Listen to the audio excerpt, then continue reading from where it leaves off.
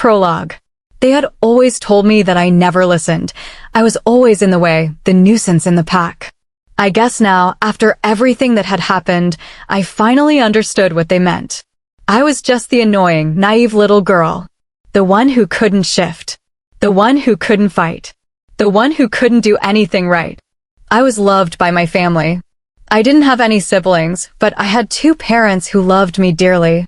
I also used to have friends and was accepted in the pack. But all that changed when they found out that I couldn't shift. When a werewolf reached the age of 16, they would go through their first change, changing into their wolf for the very first time. However, that didn't happen to me. I was shunned by everybody, the pack, my friends, and even my parents. It is amazing how quickly everything can change overnight. My name is Juno Vance, and this is my story. Chapter 1. Juno's POV. Once again, my books were knocked out of my hands, and I was slammed against the lockers. I knew exactly who my tormentors were. They were my friends, the people I used to hang out with only a week ago. Among them was the person who made my life miserable, the alpha of the pack, Caspian Vane. It was my 16th birthday, and it was the first time that I would shift into my wolf. To say I was excited was an understatement. All of my friends had already shifted, and I was the last of them. Over the past 2 weeks, my parents had been preparing me for this night, teaching me about the ritual and informing me about the shift. They told me that the transformation would be intense as I took on my wolf form. I couldn't even imagine the sensation, but I knew I would have to experience it later tonight, in front of the whole pack. My birthday fell on a school day, so my parents let me stay home. I didn't understand why, as I was feeling perfectly fine, but they refused to let me leave. They said that as the time grew closer, I would start to feel the effects of the shift. I stayed at home watching TV and getting the occasional phone call from my friends telling me good luck for tonight. The time had reached 1 in the afternoon, and I was due to meet up with the whole of the Crescent Pine pack at 6. I was extremely nervous by this point because I still hadn't started to experience the headaches, the sickness, or the physical changes. My parents didn't help to ease the nerves, as they said it was unheard of for someone not to feel anything. Mom, Dad, why haven't I started to feel anything? I mean, it's almost time for me to change, I asked my parents with unease in my voice. They looked at each other quickly, giving each other a knowing look that I didn't understand. It's going to be okay, sweet pea, my mom said, walking over to me and pulling me into her embrace. Just give it a couple more hours, then you won't be asking that question again. She chuckled. Your mother is right, Juno. You'll be wishing that it would stop, my father said, slinging his arm over us. Geez, thanks, Dad, I grumbled and pulled away from my parents. They both laughed. I'm only telling you the truth. I don't want you to be unprepared. I know, I smiled up at them. My smile dropped when I saw an emotion in their eyes, but before I could figure it out, it was gone. I shook my head, telling myself that I was seeing things. I glanced at the clock and saw that it was 5:30. My eyes widened in shock. It was half an hour before I was due to shift, and I still felt nothing. I was beginning to panic. As if sensing my distress, my parents embraced me and whispered over and over again that I was going to be fine. If only they knew what was going to happen next. I was dressed in a simple white summer dress and black pumps in front of the pack. My nerves had escalated since earlier as I stared into the eyes of everybody around me. It was essential for everyone to be here so my wolf could learn their sense and know that they meant no harm. I had reached the pack house exactly at 6. I stepped out of the family car and stared up at the massive mansion. Every time I visited the pack house, I never got over how beautiful it looked. It was surrounded by miles of forest out in the middle of nowhere. The building itself was grand and stood 3 stories high. There were dozens of rooms, all furnished, and some even had balconies. As we walked up to the front door, it opened to reveal Alpha Vane and his wife. Juno. Sweetie. Elara Vane cried as we moved closer to her. Elara had always been like a second mother to me after her own daughter sadly died a few years ago due to a rogue attack. Her daughter, Serafina, was my best friend when we were younger. We were stuck together like glue. When we all heard that Serafina had been attacked, I was devastated. I had lost my best friend, but we all got through it together. Every year on her anniversary, her family and I would gather together and tell stories about her. We would laugh, smile, and even cry. Arms being flung around me brought me out of my thoughts. "Oh, Juno, it's good to see you." Elara squeezed me tight. "It's good to see you too," I smiled kindly up at her. I pulled away from her as my parents joined me at my sides. They exchanged greetings, then the Alpha spoke. "It's time," he said, gesturing to the house.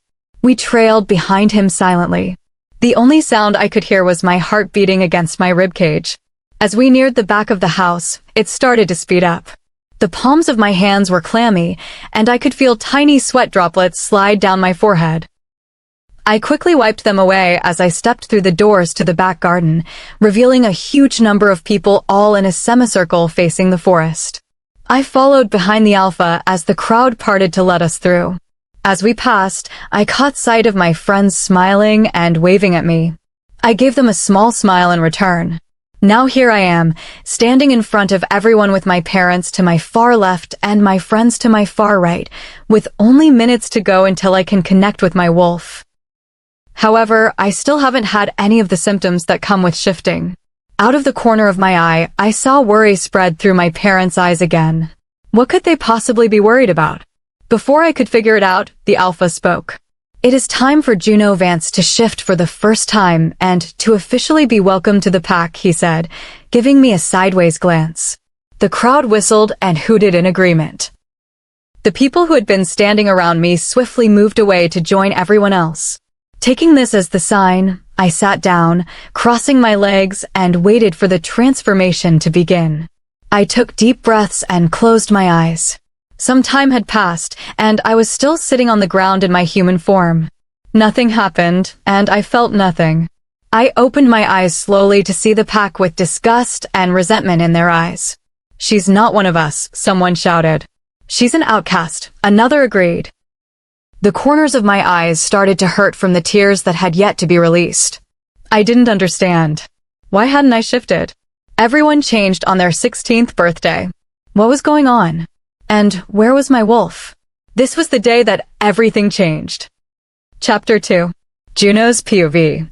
It has been almost a year now, and I still haven't changed into my wolf. I had been trying for months after my birthday to change, but I never did. Eventually, I gave up and tried to go back to life as normal, but my life changed considerably since that day. All of my friends had turned against me, calling me an outsider and a disgrace. As the months passed, they became aggressive. During school hours, they would push me into other students, slam me against lockers, and play pranks on me. Occasionally, I would even be physically targeted. However, at home, they were much more intense. At home, they didn't have to hide from the humans at our school, so they could use their full strength. No one ever tried to stop it, but then again, no one ever gave me a second glance anymore.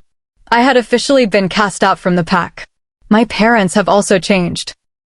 They no longer showed any affection toward me, and they can't even look me in the eyes. When it all started, I didn't understand why I was being treated this way, so I decided to do some research. I snuck into my father's library, which was connected to his office on the top floor of our house. I have always loved his library. It was very peaceful, and I loved the smell of all the books, both new and old. It was one of those typical libraries, very old-fashioned, with a dark red and brown carpet, dark brown walls, and old, tall bookshelves stacked with books. There was even a spiral staircase leading up to the second floor. I knew exactly what I was looking for, and that was the book that the elders wrote about everything to do with werewolves. I only hoped that the answers I was looking for were in that book. I climbed the spiral staircase, not bothering to be quiet, as my parents were out like they were most nights. I was starting to think that they only went out to get away from me. I stopped at the top of the staircase and observed the second floor.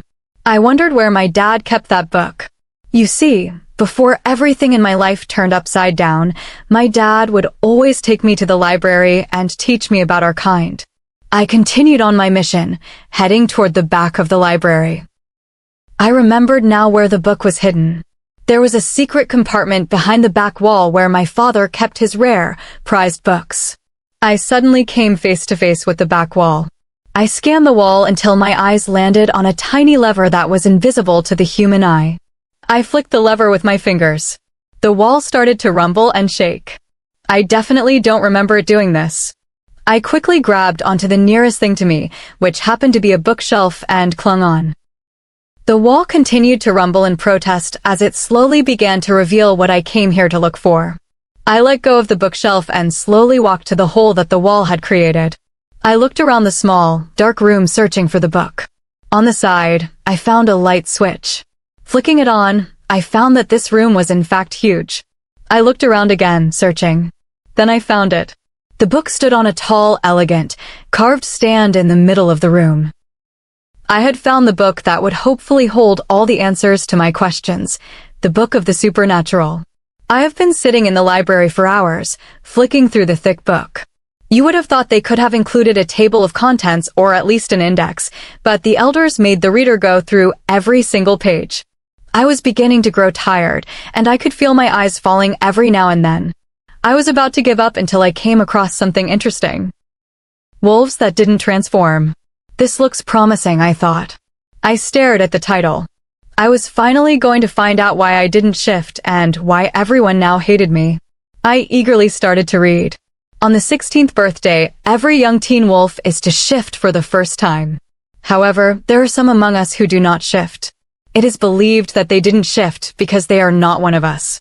They are considered outsiders and a disgrace to their pack and the werewolf population. Most alphas are bothered to find out that they have a perceived weakness in their pack and either force them out or use them for pack duties so the other members can concentrate on training. It is still unknown why these teenagers do not shift, but the most likely reason the elders can think of is that the moon goddess has not blessed them with a wolf's soul. I stopped reading, unable to continue as the tears fell from my eyes and soaked the page. What could I have possibly done in my life that the moon goddess didn't give me her blessing? I did everything that my parents asked of me. I was kind to my friends and others in my pack, I was a straight-A student, and I never got into trouble. I was even more confused than I was before I started reading this book. I willed the tears away so I could skim the page again. I reached the point where I had finished reading last time, but I noticed another paragraph written in smaller type than the rest of the text. The non-shifters, whom we consider outsiders, usually stick around the pack for a few months after their birthday. The elders discovered that once they reached their 17th or sometimes 18th birthday, they disappeared. We have yet to discover why they disappear. It could be due to the fact that they could no longer take it in the pack, so they ran away, or the alphas of the pack had decided they were no longer welcome. It remains a mystery to this day. I was shocked. They disappeared? I was hoping they had simply run away. I couldn't imagine any alpha getting rid of their own pack members. It was just unheard of, but I guess if my kind was really a bother to the pack, I doubt they would question their actions. I placed the book back on the stand and left the room, closing the wall behind me. I had come here looking for answers, but I have left with more questions. I guess the only question that was really answered was why everyone looked at me with disgust. The elders had told them that my kind were not normal and simply human. No wonder everyone changed so suddenly. You can never go against an elder. They were like the council of our kind and were thought to be the wisest of them all. I couldn't get the last passage out of my thoughts. 17th and 18th birthdays disappear, run away, or are removed. I was hoping that none of this was true as it was nearing my 17th birthday. I didn't want to be removed, and I had no desire to run away from my family. I guess I was still hoping that one day they would all come to accept me and welcome me back into the pack with open arms, and everything would go back to normal. I trudged all the way back to my room, which was located under the house. I don't think you can really call my room a room. It was more like a basement. In my room, I have an old, worn-down bed with an uncomfortable, thin mattress and thin blankets. In one corner, I have a small wardrobe that contains all of my clothes. I was no longer allowed my designer clothes, as the pack deemed me unworthy, so I had to wear worn jeans, plain t-shirts, and trainers that were starting to feel too small on my feet. On the other side of my room, I have a desk where all my school books are stacked. For lighting, there was a bulb hanging from the ceiling that would occasionally flicker, leaving me in complete darkness. The wiring was starting to fall out of the ceiling, dangling dangerously low. Other than that, I had a few possessions. My parents had given away most of my things to the younger members of the pack, and they threw away all my memories, including photos, videos, and anything that reminded me of my old life. Before they could throw it all away, I managed to grab a photo of my parents and me taken on holiday. That was the summer before my 16th birthday, when everything was normal and we were all happy when I was happy. I flopped onto my bed and stared at the ceiling. I tend to do that a lot now. I would stare at nothing for hours, alone with my thoughts, until sleep took over me. I was brought out of my thoughts by the creaking of the front door as it opened, telling me that my parents had returned home. I heard my father's heavy footsteps along with my mother's light steps. They walked up the stairs, and then a door slammed. They didn't even bother to say goodnight to me anymore or check on how I was.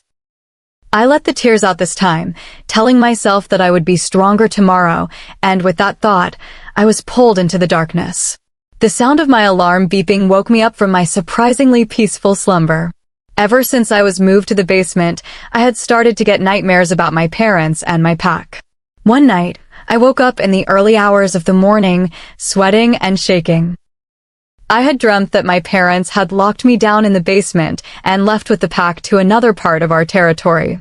I had lasted a month without food or water before I slowly passed away, thinking about all the happy times in my life. My body was aching as I slowly got myself out of bed and to the bathroom. I stripped off my pajamas and jumped into the hot shower. Once my body was used to the temperature, I began to wash myself and my hair. The steaming droplets helped ease my aching body. I stood in the shower for a bit longer, just enjoying the water raining down on me.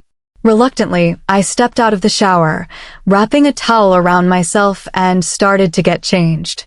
I was now wearing my faded blue jeans, a plain white top, and a black jumper over it, and on my feet I wore my black trainers. I went back into the bathroom to brush my teeth and to try to tame my hair. Now I wouldn't say that I was pretty, but I wasn't ugly either. I guess you could call me average. I am 5'7" with fairly tan skin, which I inherited from my father's side of the family, and from my mother's side, I inherited my blonde hair and ice blue eyes. My body, on the other hand, didn't know what it was doing. I wasn't curvy, and I wasn't fat. I was just me. I combed out all the tangles in my hair and tied it up into a high ponytail before glancing at myself in the mirror one last time. I made my bed, which didn't take long, then climbed the stairs from the basement to the kitchen. I stopped at the door to listen to see if there was anyone awake yet. When I didn't hear anything, I turned the doorknob slowly. As quickly as I could, I rummaged through the cupboard searching for something to eat. Finally, I settled on a bowl of cereal and an apple for later. Once I finished my breakfast, I cleaned up the mess I had made and put everything back where I found it. Not even 5 minutes later, I was leaving the house and starting my journey to school. My walk to school was peaceful. All that surrounded me were the trees, the birds singing their morning melodies, and the rustling of animals on the ground. The wind swirled around me and hit my face, making me smile. I have always been at one with the outdoors. I didn't like to be cooped up inside all day. I would rather be out exploring new places or just simply listening to the sound of nature. Unfortunately, peace always has to end. My school was nearing. I could see the top of the roof, and I knew my torment was still to come. I walked through the gates of Alpine Lake High School and instantly stiffened. I used to always love coming to school, but then things changed. I hung my head low, staring at the ground. I quickened my pace so I would reach the school entrance sooner and before anyone noticed me. Luck didn't seem to be on my side today as I heard someone scream, "Hey!" It is the outcast. Caspian's POV. Today is my 17th birthday and I couldn't be any more excited.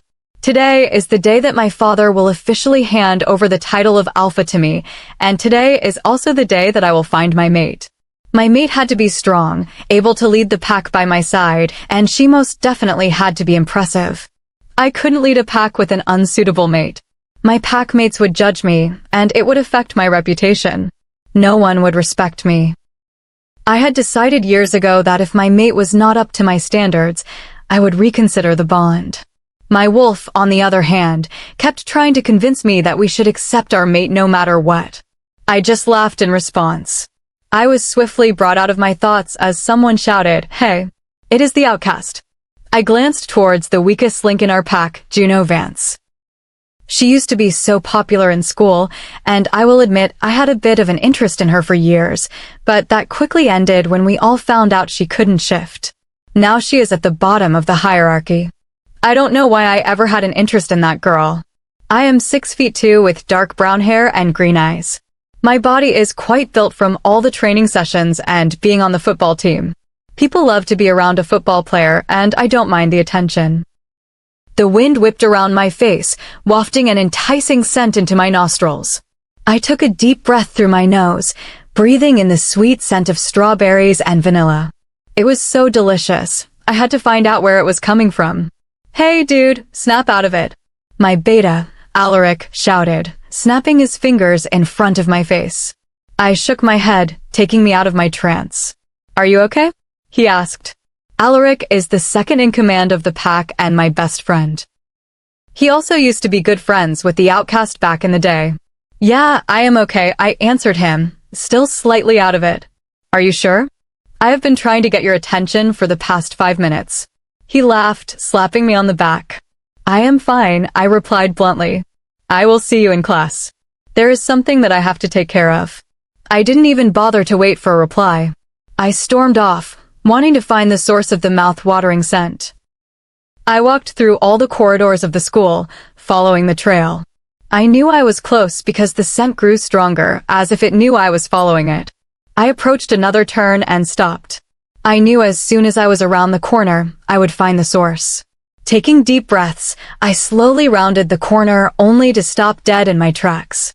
There stood Juno, emptying the contents of her bag into her locker. My gaze stayed glued to her. As if feeling my gaze on her, she lifted her head to face me. Our eyes locked onto each other, and it was like we were the only people left in the world. I saw the sides of her cheeks twitch as she smiled at me. "Mate," my wolf shouted to me in my head. Chapter 3. I stared at the soon-to-be alpha, shocked. Was he my mate? Was Caspian my mate? I couldn't believe it. My mate was an alpha. The corners of my mouth started to twitch as I tried to fight a smile, but I couldn't resist. Soon I was smiling, a full smile, teeth and all. I stared into his forest green eyes, getting completely lost as he kept our gazes locked. When I looked into his eyes, I couldn't help but feel complete, like we were the only two in the room. We continued to stare at each other, but then his face turned sour, his eyes turning darker with rage. I winced at the sudden change in the air. It was now full of tension and a mixture of my anticipation. Caspian stormed over to me. His body was shaking, his fingernails digging into his palms, and his jaw clenched. He looked like he was about to hurt someone. We stood only inches apart, and I could feel his hot breath across my face. My body shivered on its own accord, which made him smirk. My mouth had gone dry from being so nervous. What was he going to do to me? Would he accept me or reject me? A throat being cleared interrupted my internal battle. I looked up and saw that smirk. This was not a good sign. I had seen it many times before. So had the whole school. This smirk was Caspian's most famous weapon. When you saw it, you knew you were in for trouble. I broke eye contact and glanced around me. What I saw made me jump. It looked like the whole student body was staring at Caspian and me. They all had puzzled faces, no doubt wondering what was going on. I faced Caspian again. He still had rage burning in his eyes. I wondered why he was looking at me like that. I only knew a little about mates, and I was positive that he should not be looking at me with such anger. "Why are you looking at me like that?" I asked quietly. "You are unworthy of me," he replied, blunt and to the point. I winced inwardly as my heart began to break. "But we are mates," I whispered. Gasps and murmurs erupted from the crowd surrounding us. Listen to my words carefully. We are not mates. There is no way that the moon goddess would pair me, the future alpha, with a non-shifter like you. Look at you. You are weak and unfit for this pack. I can't run a pack with someone who can't shift. If I were your mate, I would feel sorry for him. I would say the words, "I reject you, Juno Vance." As soon as those words left his mouth, my heart broke into a million pieces. I held back the tears that were threatening to escape. I would not show them that I was hurting. Caspian's smirk was still plastered on his face. I searched his eyes for some kind of sign that he was joking, but all I found was satisfaction and happiness. I was clearly not wanted here. I thought they would change and grow to accept me, but I was wrong. Without looking, I whispered so only he could hear me, "I accept your rejection." With that said, I swiftly pushed my way through the crowd, trying to ignore their insults. I walked out of the front doors that I had only just entered and made my way to the forest. It was here that I let the tears fall and allowed myself to wallow. I aimlessly wandered around the forest, not worrying about where I was going or what time it was. I looked up at the sky and noticed the sun was setting. The sky was a deep blue with little lights glistening, and the night air sent a chill through me. I knew I should have started to head back home, if I could even call it that, but I didn't feel like it, so I continued deeper into the forest. My feet began to ache, and my throat was burning from thirst. I surveyed my surroundings and found a small lake, surrounded by colorful flowers and pink-blossomed trees. This place was breathtaking. I walked closer to the lake, my eyes looking around in awe. I sat down near the edge of the lake, scooped up some water, and brought it to my lips. I drank greedily, and immediately my throat felt better. I lay down and stared up at the stars, wishing I could feel this calm and at ease every minute of every day. This small area made me forget about my troubles, even him. I was lost in thought, dreaming about what my life would have been like if I had shifted. Would Caspian have accepted me as his mate? Would my family love me? I was brought out of my daydream by the snap of a stick. I sat up and looked around. I couldn't see anything because it was too dark. I wished I had better sight in the dark. There was another snap that came from behind me, making me spin around. As soon as I steadied myself, I came face to face with a woman with bright red hair and green eyes. "Hello, my dear," she said with a smile. "What do you want?" I asked, slowly backing away. My body was shaking from fear. I scolded myself for being so nervous, but I couldn't stop trembling. "We want you, my dear," she said, taking slow steps toward me. "We? Yes, we. Who are we? Why do you want me?" "I cannot tell you that yet. You are special, my dear. You have great potential. We want to help you." I laughed so hard that tears started to roll down my face. "Special? You are joking, right? Have you even looked at me?" "I am weak and a disappointment to my pack." "That is where you are wrong. You are going to be a very powerful wolf." "I can't even shift," I shouted. "Not yet. But you will, and when you do, it is going to be magnificent." I was utterly and completely confused. This woman standing before me was a part of something that I didn't know about, and they wanted me, of all people, to join them. What did she mean by when I shift? I thought I lost my chance to shift over a year ago. I stared at the woman, puzzled, then I remembered the small print in the book. People disappear, and no one knows where or why. Everything seemed to click into place. These people were here to take me away, and the irony was that I had turned 17 only 2 weeks ago. The book was right. I was now sitting in the back of a van with the woman, Phaedra, and 3 other men. They were all quite striking to look at. They all looked alike, and I started to think they were brothers. They all had dark brown hair, blue eyes, and were well built. I had to stop myself from staring. I knew I had a mate, but there was nothing wrong with noticing others. It turned out they were all hiding in the forest, so even if I ran, one of them would have caught me and brought me back to Phaedra. I still hadn't gotten any answers from these people, but they seemed nice enough. They were taking me away from the difficult life I called my home and pack. "Phaedra, can I ask you a question?" "What's wrong, Juno? How did you find me?" "Honestly?" I nodded. "We have been keeping tabs on you since you were born." She smiled at me sheepishly. "You worried us when you found the book. I thought we were going to have to change our plan."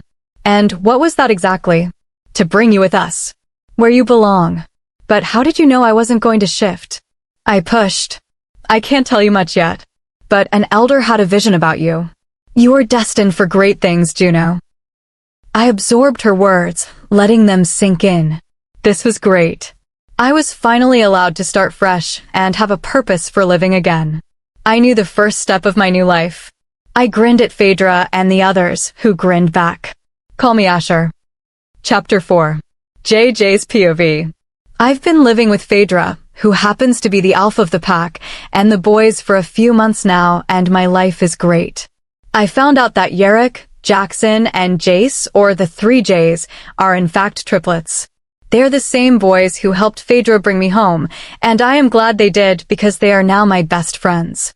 The rest of the Obsidian Knight pack calls us the Hellhounds. We like to play pranks on our fellow packmates, and when there is a rogue attack, we are relentless. I may not be able to shift, but we use that to our advantage. Besides, I can throw a mean punch. No one messes with me.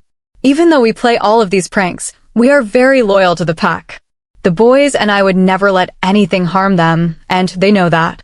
I remember when I first arrived at the pack house, it was in complete chaos. The ride had been silent and awkward. I tried to make conversation with the boys, but they shot me down with one-word answers. In the end, I just stopped trying. For the majority of the ride, I gazed out of the van, not really thinking about anything. My eyelids felt heavy, and my eyes were starting to itch. It was only then that I realized how tired I actually was. I must have fallen asleep because I was awoken by a loud crash. My eyes flashed open as the van rocked from the impact. I gripped the sides of my seat as the van came to a standstill. I heard Phaedra mutter that we should invest in seat belts, and I couldn't help but agree. The doors at the back of the van had come off, and the scene before us was devastating. Wolves were in a fierce confrontation, and several figures lay still on the ground. I stared at the scene, terrified. I had never had to deal with attacks like this. First, my old pack was feared by all rogues. Second, the pack wouldn't let me help. And finally, I couldn't shift. I stayed seated, watching the wolves fight. The sounds of the struggle filled the air as the wolves fought for their territory. I was brought out of my shock when I heard a high-pitched scream. I instantly recognized that the scream had come from a child. Anger boiled inside of me. How could they attack an innocent child? Without knowing what I was doing, I exited the van and made my way toward the sound. All around me, I noticed that the wolves had stopped fighting and were looking at a tall, muscular man. He radiated power, and just by looking at him, I wanted to hide. But the sight of him made me push past those thoughts. The man had a sneer on his face as he held a weapon threateningly toward a defenseless little girl. I also noticed that the rogues had the pack pinned down. They desperately tried to get the rogues off them, but when the man made the girl cry out in pain, their bodies immediately stiffened. "If any of you make another move, I won't hesitate," he threatened. The girl whimpered softly at his words, and the sound only increased my anger. No one had noticed me yet, so I used this to my advantage. I looked around, and my eyes fell on a discarded weapon on the ground. Without thinking, I quickly snatched it up and crept up behind the man. I glanced at the wolves behind me. Their eyes betrayed their confusion about who I was and what I was doing, but to be honest, I had no clue myself. The rogues had focused entirely on the man's hostage, knowing the pack wouldn't make a move and risk her life. The man had still not noticed my presence as I lifted the weapon and aimed it at his shoulder. "Let the girl go," I said in a confident, demanding tone. The man spun around, still holding the little girl. His eyes held surprise and fear, but he quickly masked his emotions. He was tall, with short black hair and dark eyes. He might have been considered attractive if not for the fact that he was willing to harm a child. "What did you say?" His voice was menacing. "You heard me," I said, maintaining my strong appearance. I kept my aim steady. "Let the girl go." "I don't think I will," he sneered. The girl let out another whimper as he tightened his grip. "I won't say it again." "Let the girl go." He didn't react. I stared deep into his eyes and saw something pass through them. I instantly knew what he was about to do. Without hesitating, I pulled the trigger. The shot echoed around the clearing. I watched as the hit landed, and I sprang into action. Even though I didn't have the benefits of being a werewolf, I had adrenaline flowing through me. He fell to the floor, clutching his injury while still holding onto the girl. When I reached them, I pulled his arm away from her and placed her behind me. I stared down at the man as he looked back at me in shock. "You should have listened to me," I said. I took the final shot to ensure the threat was over. Everything went quiet. No one dared to breathe. I looked around and saw the remaining rogues fleeing into the forest with a few pack members closely on their tails. The adrenaline rush instantly vanished, and I let the weapon drop to the floor. A presence behind me brought me out of my dazed state. I turned around and faced the little girl I had just saved. I crouched down to her level and examined her for any wounds. Thankfully, there weren't any. "Are you okay?" I asked her in a soothing voice. "Yeah, I'm okay. Thank you." Her voice was quiet as she spoke. She surprised me by pulling me into a hug and squeezing tightly. I hugged her back and whispered soothing words as she started to cry. I pulled away and wiped her tears. I smiled at her. "There's no need to cry. You're safe now." She nodded. "What's your name?" "Juno, but you can call me JJ. "That's a pretty name." "My name is Abby." "It's nice to meet you, Abby, but I think your parents are worried about you. You should go see them." She gave me another hug before she sprinted away into her mother's outstretched arms. Her mother sobbed as she clutched her little girl, and her father pulled them both into his chest. I was still standing there, watching the family, when a hand clamped down on my shoulder. I looked around and saw a smiling Phaedra. "You were extremely brave, JJ." "I thank you, my dear." From that moment on, I was accepted into the pack with open arms and respected by all. Chapter 5. Flashback, Caspian's POV. I watched Juno's features shift from pure happiness to a devastating mixture of confusion, anger, and sadness. Her eyes, wide with shock, glistened with unshed tears. A wave of guilt washed over me as I stared into those depths, but then she was gone, pushing her way through the crowd and disappearing. "You rejected our mate." My wolf, Kieran, roared in my mind, making me flinch. "It was for the best. The best for the pack."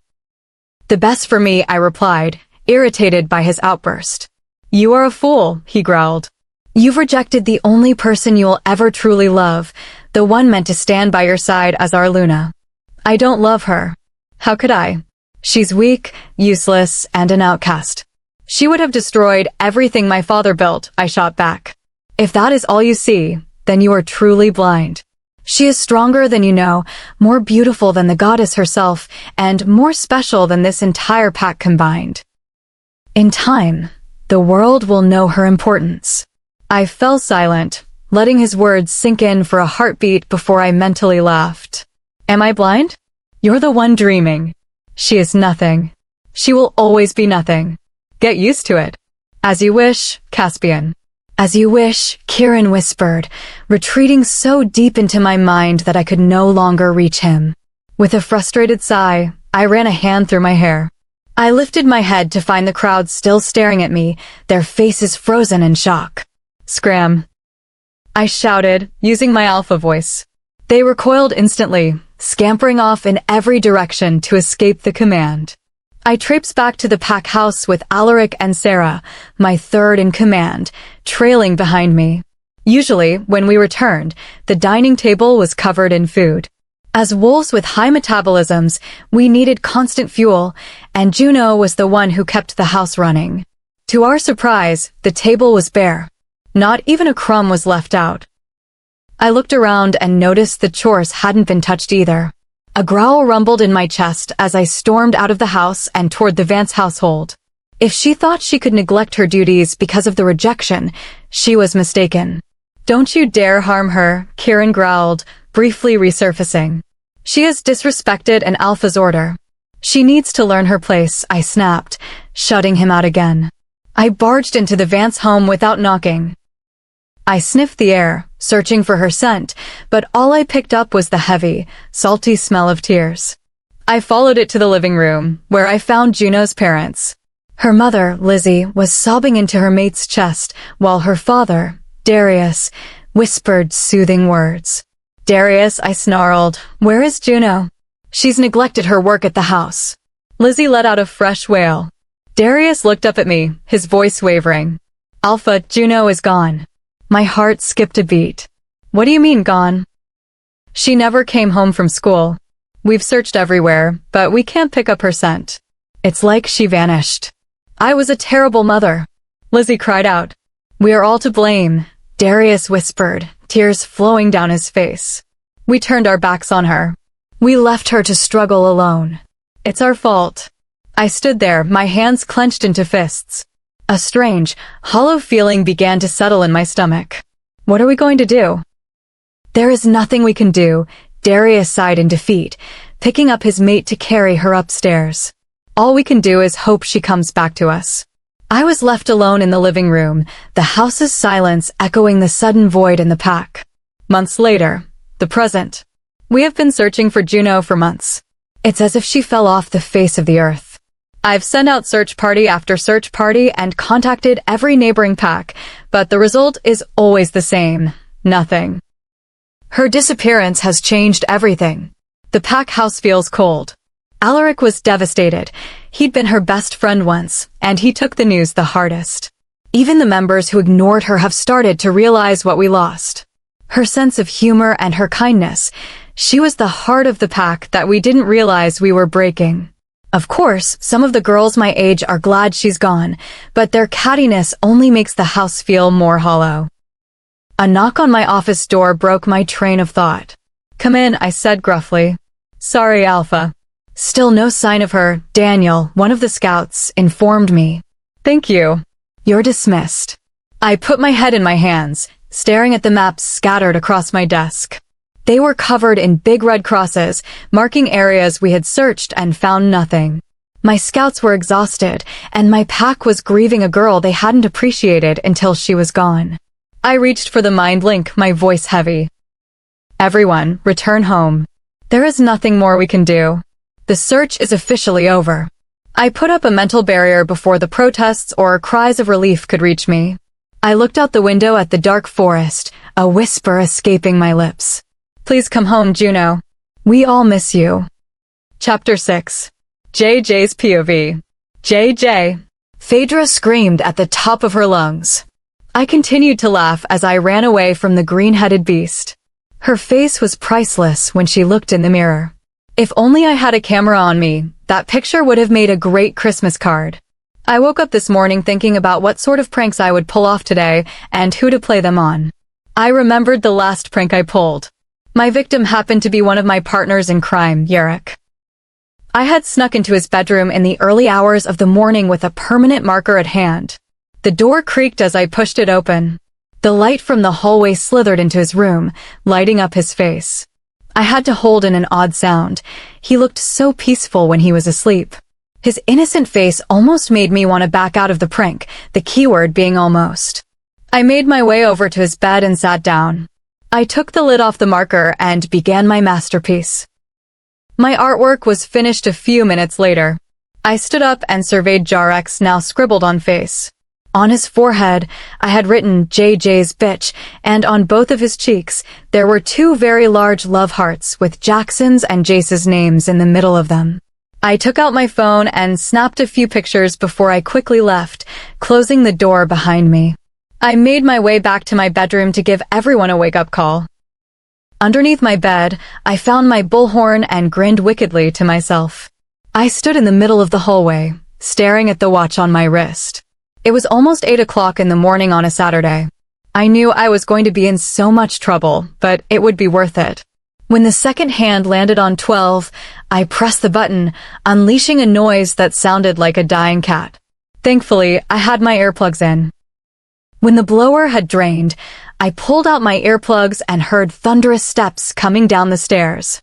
I stayed put at the bottom and watched most of the pack charging down the stairs. If eyes could kill, I would probably be dead by now. Good morning, I smiled innocently at them, with the blowhorn still in my hand. Don't good morning us, JJ. Do you have any idea what time it is? Phaedra demanded. I glanced down at my watch. I believe it is 8:05. Do you know what day it is? Saturday. Yes.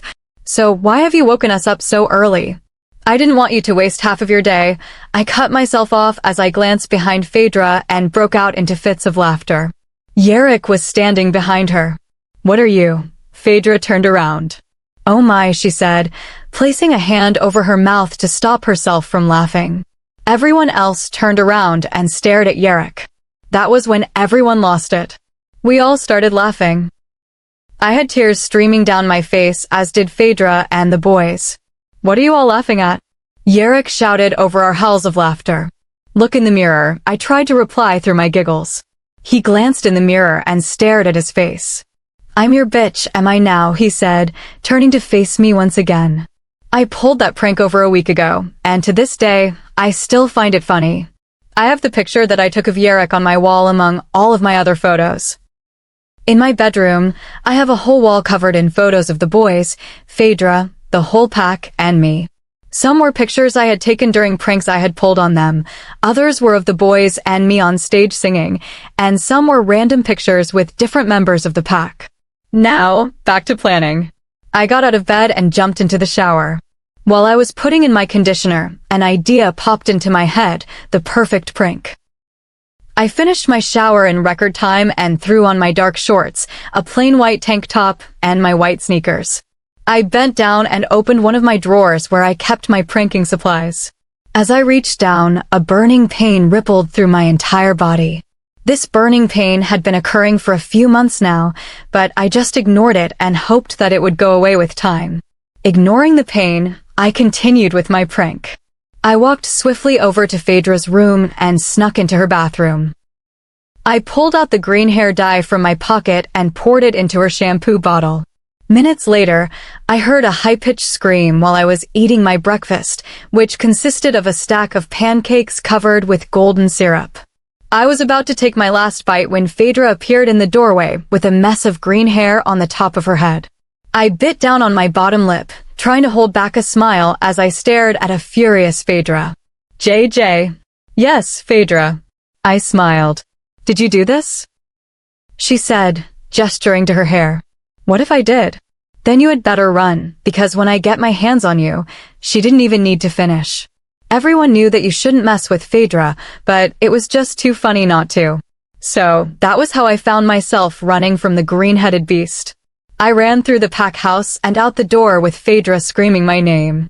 As we ran past pack members, they stopped and stared, giving me strange looks. Once they saw their green-haired alpha running after me, they started laughing. I had almost made it out of the pack town when the burning pain shot through my body again. However, this time it was 10 times more painful than it had been this morning. I stopped running and crumpled to the floor, screaming. I heard several pairs of footsteps approaching. I opened my eyes and saw Phaedra, Jackson, Jace, Yerrick, and a few other pack members looking at me with concern in their eyes. Make it stop, I whimpered. There is nothing we can do, Phaedra said, sounding defeated. Please. I let out another scream as the burning increased. It felt like the inside of my body was on fire. We will stay with you, Jay said, taking hold of my right hand. Through all of it, Jackson said, taking my other hand. Out of the corner of my eye, I saw Yerrick and Phaedra sitting at my sides with wet flannels, dabbing my stomach and my legs. More pack members arrived with buckets of water and additional flannels, and they helped cool my body down. Another wave of pain shot through my body, and I closed my eyes. This pain was becoming unbearable. My grip on Jackson's and Jace's hands loosened as I passed out, hoping that the darkness would help take away the pain. Chapter 7. JJ's POV. I was surrounded by nothing but darkness. There wasn't even a sliver of light anywhere. I screamed out my packmates' names, but I got no reply. I wondered what was going on. I walked around searching for a way out or any sign of life. I screamed in frustration and sat down, placing my head in my hands. I told myself I needed to calm down. After taking several deep breaths, I eventually relaxed and forced myself to think. Everything that had happened flashed before my eyes, running from a green-haired Phaedra, the burning pain, collapsing, my brothers cooling me down, and then finally falling into the darkness. I wondered if I could be dead. When I thought about it, it seemed like a real possibility. There was no way someone could survive that kind of pain. I was so deep in my thoughts that I didn't notice I was no longer sitting in the dark. I was in the light. I lifted my head from my hands and looked at where the glow was coming from. It was like someone had just opened a door to heaven. I squinted to see if I could make anything out, but the light was too bright. The light began to fade slightly, and I could make out a black silhouette approaching me. Juno, the figure said. Judging by the voice, I could tell it was a woman. I don't go by that name anymore. It's JJ, I replied. Why am I here? Am I dead? The woman laughed before answering me. I can tell you that you are not dead. As to why you are here, I will get to that in a moment. The woman stepped out of the light, and I was finally able to see her clearly.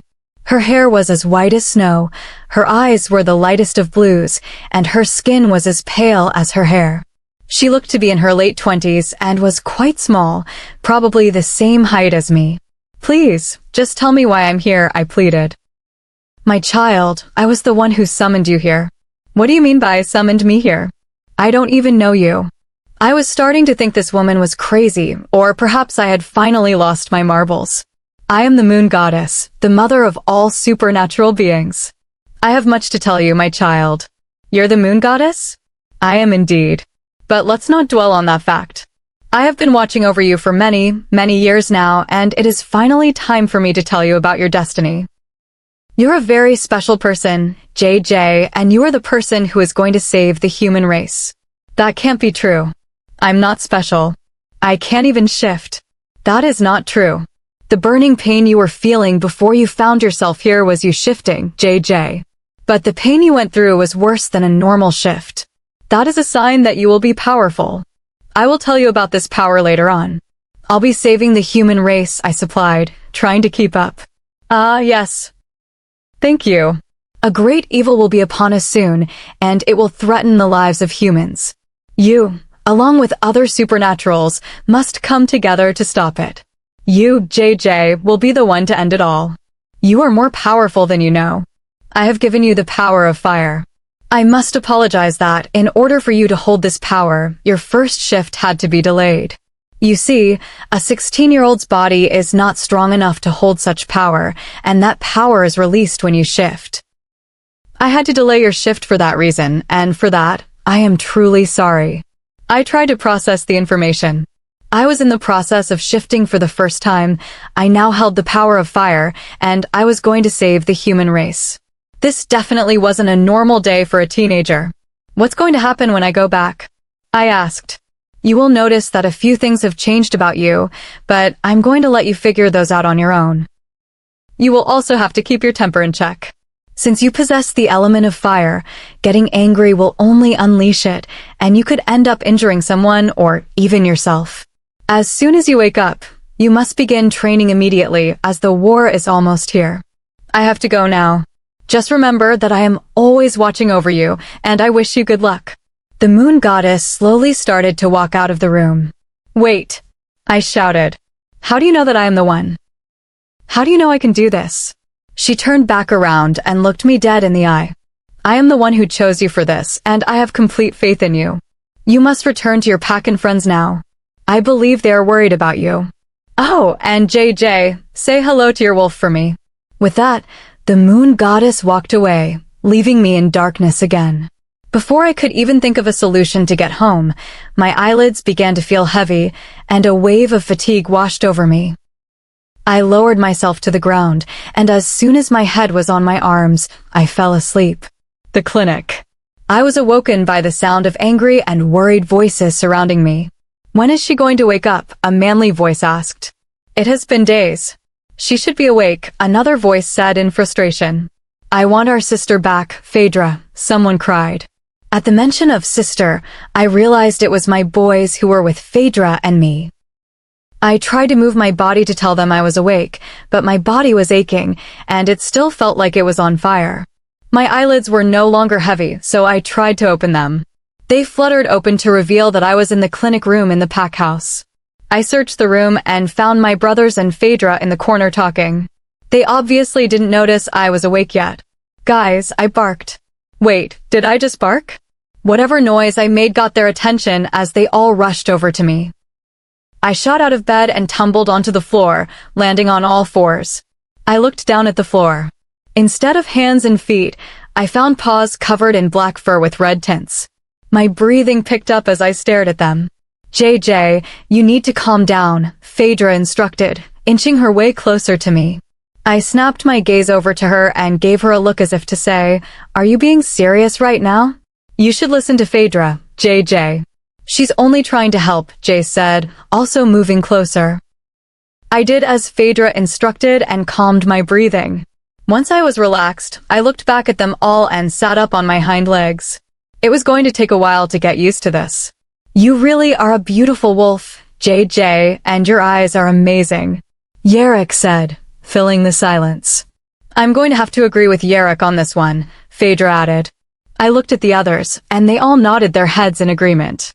I wondered what I looked like in this form. "Do you want to see yourself?" Phaedra asked.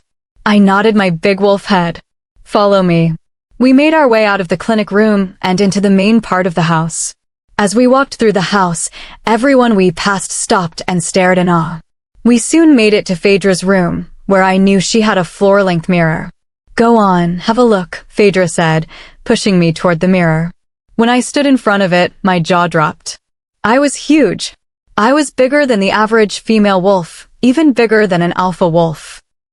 My fur was jet black with red tints in some places, and my eyes were still the same light blue, but they now had specks of yellow and orange. I was definitely an unusual wolf. I looked away from the mirror and whined. "What's wrong, JJ?" Jace asked. I stood up on my hind legs to show them that I wanted to be human again. "Do you want to shift back?" I nodded. "Think of yourself in human form and then relax, so your body can take over the transformation." I did as Phaedra said, and soon my bones were cracking. Ugh, I groaned once I was back in human form. That was more painful than I thought it would be. Everyone chuckled. "It's good to have you back," JJ Jackson said, engulfing me in a hug. Soon, I was in the middle of a bear hug with Jackson, Yerrick, Jace, and Phaedra all squishing me at once. "So, how long was I out for?" I asked when they had all let me go. "You were out for 3 days, Phaedra answered.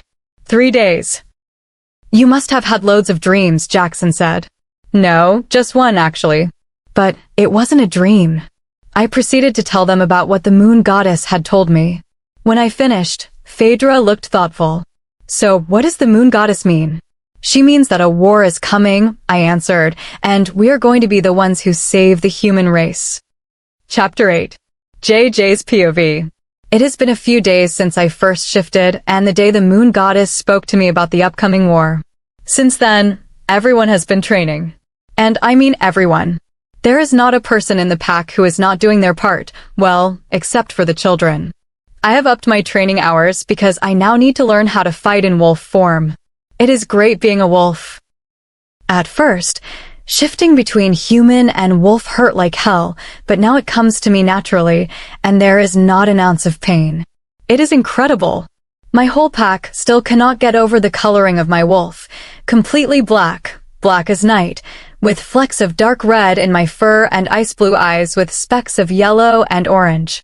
In my training, I have been learning how to fight in my wolf form. Phaedra makes me run obstacle courses and commands random members of the pack to fight me when I least expect it. One time, I was asleep in my room like everyone else, and the next thing I knew, I was being tackled out of my bed and landing on the hard wooden floor. To say I was angry would be putting it lightly. I was furious.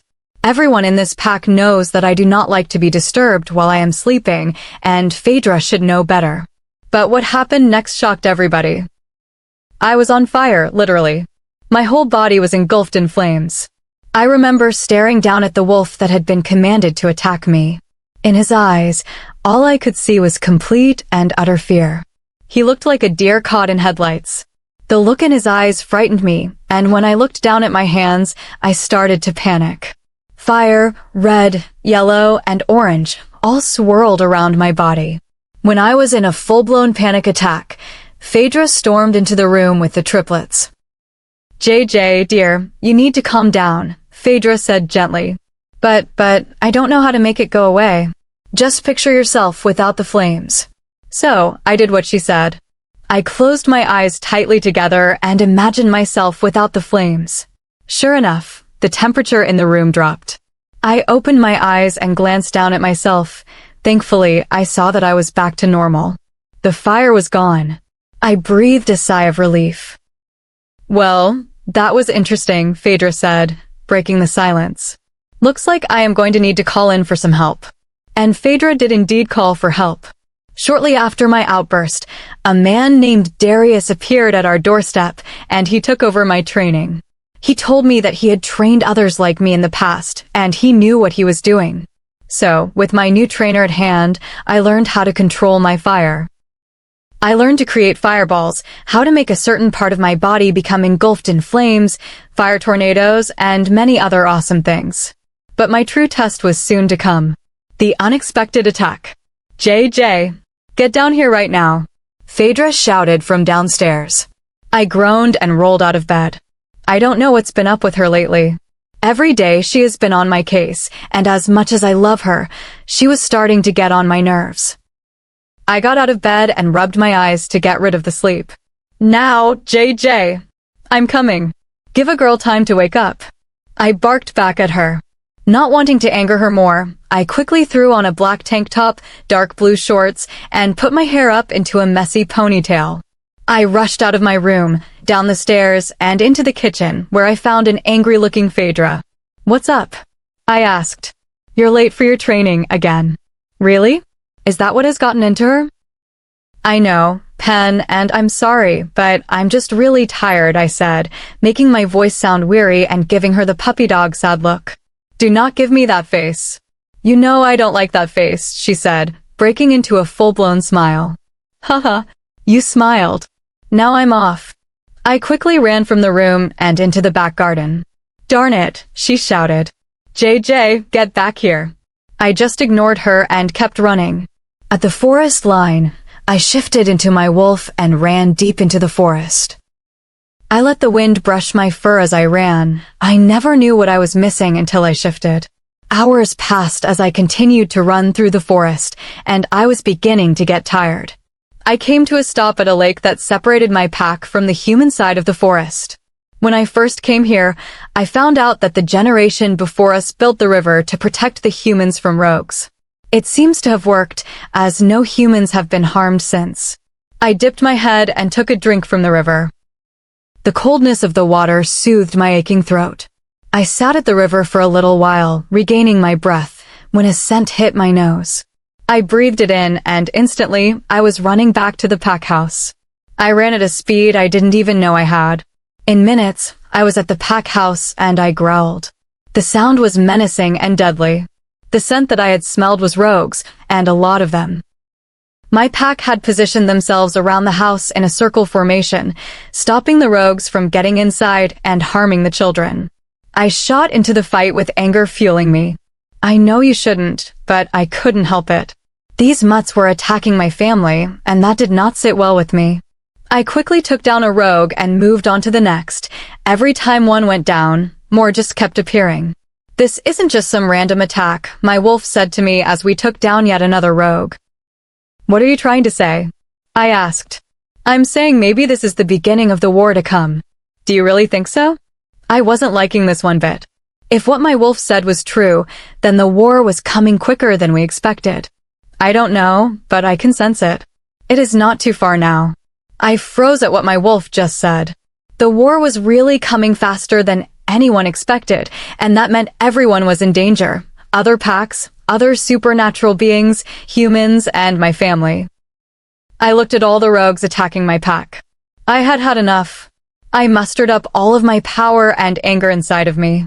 Anger for my old pack, anger for the way I was treated, anger for my weakness, and finally, the anger I felt toward these rogues. With an almighty roar, I unleashed my flames. They hit their target every time.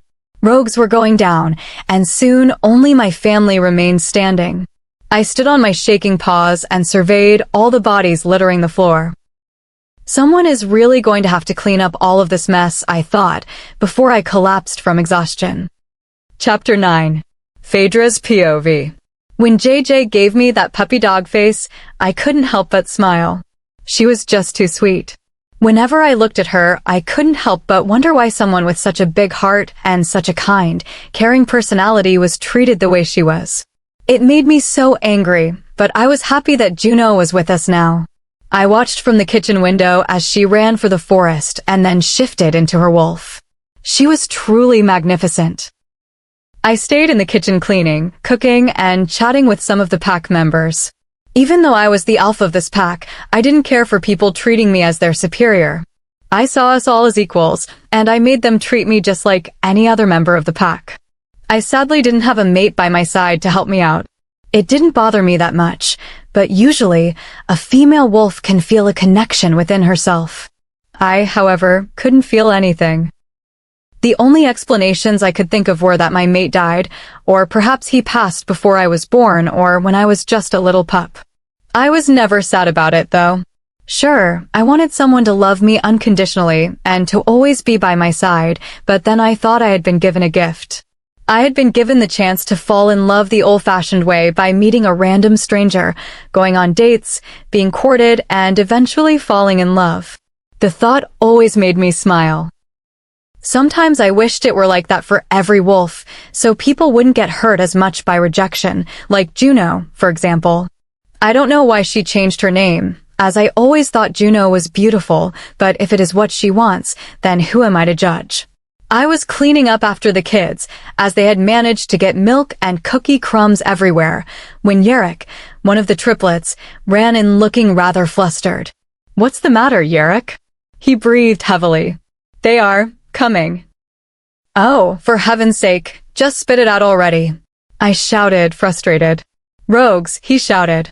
I sprang into alpha mode, ordering some of the women to take the kids to the basement to look after them, and then ordering everyone else to form a protective barrier around the pack house. "Has anyone seen JJ?" I asked. I received shakes of the head and people murmuring no. On the outside, I looked calm, but on the inside, I was panicking. Where was she? I didn't have long to ponder that thought as streams of wolves burst out of the forest, immediately attacking. I shifted into my red wolf and led the charge to battle.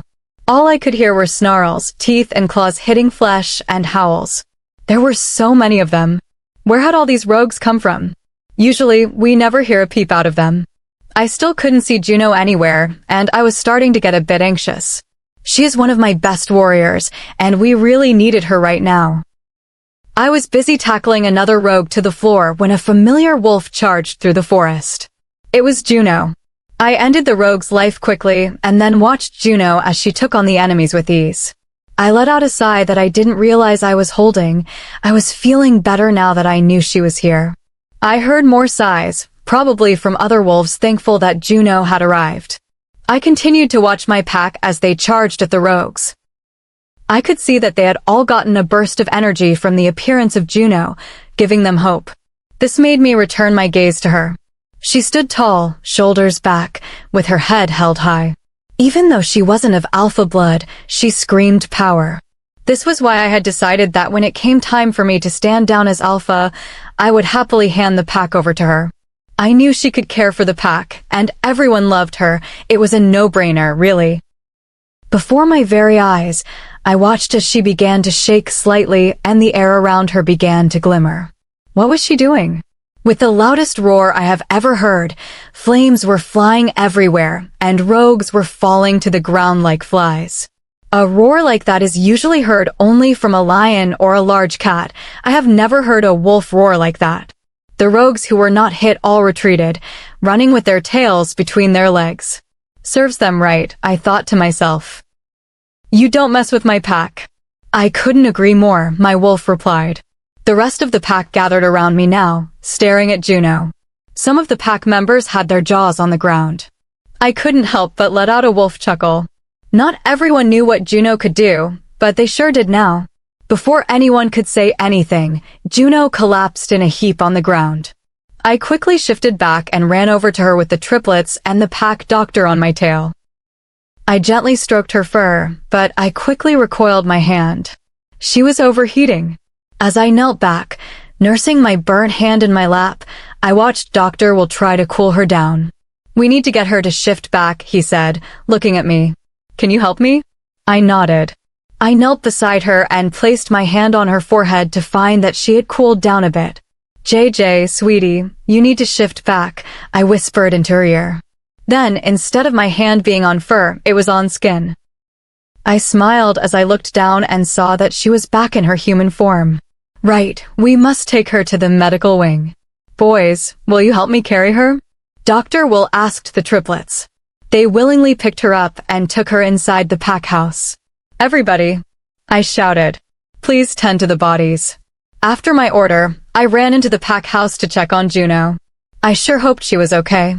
JJ's POV. My eyes fluttered open, but quickly shut when they started to burn from the light streaming into the room. Where was I? The last thing I remember is attacking the rogues with my fire, then collapsing to the ground, but I was outside. I opened my eyes again and surveyed the room.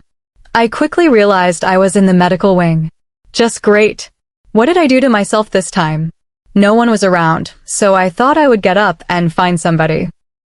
However, my plan failed as soon as my muscles protested, and I let out a cry of pain. I didn't get time to settle myself back down before I felt hands helping me. What do you think you were doing? Dr. Will asked. I gave him a sheepish smile. I wanted to get out of bed. You have to rest. You exhausted yourself when you unleashed hell on the rogues. He smirked. I must say that was quite impressive. I knew there was something special about you. I couldn't help but blush at his comment. When can I get out of here? You can leave in a couple of hours, but for now, just rest, he said, walking to the door. Besides, you have some visitors. He smiled and then left. Shortly after he was gone, the door burst open, nearly coming off its hinges. Standing in my room were the triplets and Phaedra. I smiled at them. Hey guys. Oh my god. You're awake. Phaedra screamed, running over to give me a hug. I laughed. Phaedra, I was only exhausted. It was nothing major. I don't care, she pulled away and beamed at me. You've just been asleep for a while, and the boys were starting to get on my nerves. She laughed, and I joined in. Hey, we were not that bad. Jace piped up. Yeah, Yerrick and Jackson chorused. Oh really? Why don't we tell JJ everything, shall we? Phaedra smiled playfully while the boys looked at me sheepishly. Phaedra, when is JJ going to wake up? I miss her. I'm bored. I'm so lonely. Shall I go on? No. They all shouted together. Phaedra looked at me, and we cracked up laughing until we both had tears streaming down our faces. All right, guys, it's not that funny, Jackson pouted. Instead of calming down, that just set us off again. After Phaedra and our laughing fit, they all left me so I could rest. For that, I was thankful as I was still exhausted. I woke up a few hours later and saw Dr. Will standing at the foot of the bed. How are you feeling? He asked me with a kind smile. I'm feeling refreshed and ready to go. I replied with a grin. He chuckled. Well, my dear, you're free to go. Just take it easy, okay? I will do, Will. I got up and walked to the door, then turned to face him again. Thank you. You are very welcome, he smiled. I shot out of the medical wing and up toward Phaedra's office. I was so full of energy, it was amazing, and I wanted to see if there was anything I could do so I could put it to good use. I reached her office in seconds and burst through the door without knocking, as usual. I have arrived. I shouted with my arms out wide and a grin on my face. JJ, she hissed. Can't you see I'm on the phone? I looked at her and then saw the phone in her hands. I made an O shape with my mouth. Sorry, I apologized, but I didn't leave. I just sat down in a chair opposite her, making myself comfortable. Phaedra gave me a funny look, but I just waved my hand, signaling for her to carry on with her conversation. She shook her head. I'm sorry for the interruption. That was my beta, JJ. At the mention of my name, I smiled. I tried to listen in on the conversation, but I couldn't hear what the person on the other end of the line was saying. It was very frustrating. I looked at my nails and examined the ends of my hair, waiting for Phaedra to finish her call. When she was done, I heard her sigh. Stressful phone call? I asked, concerned.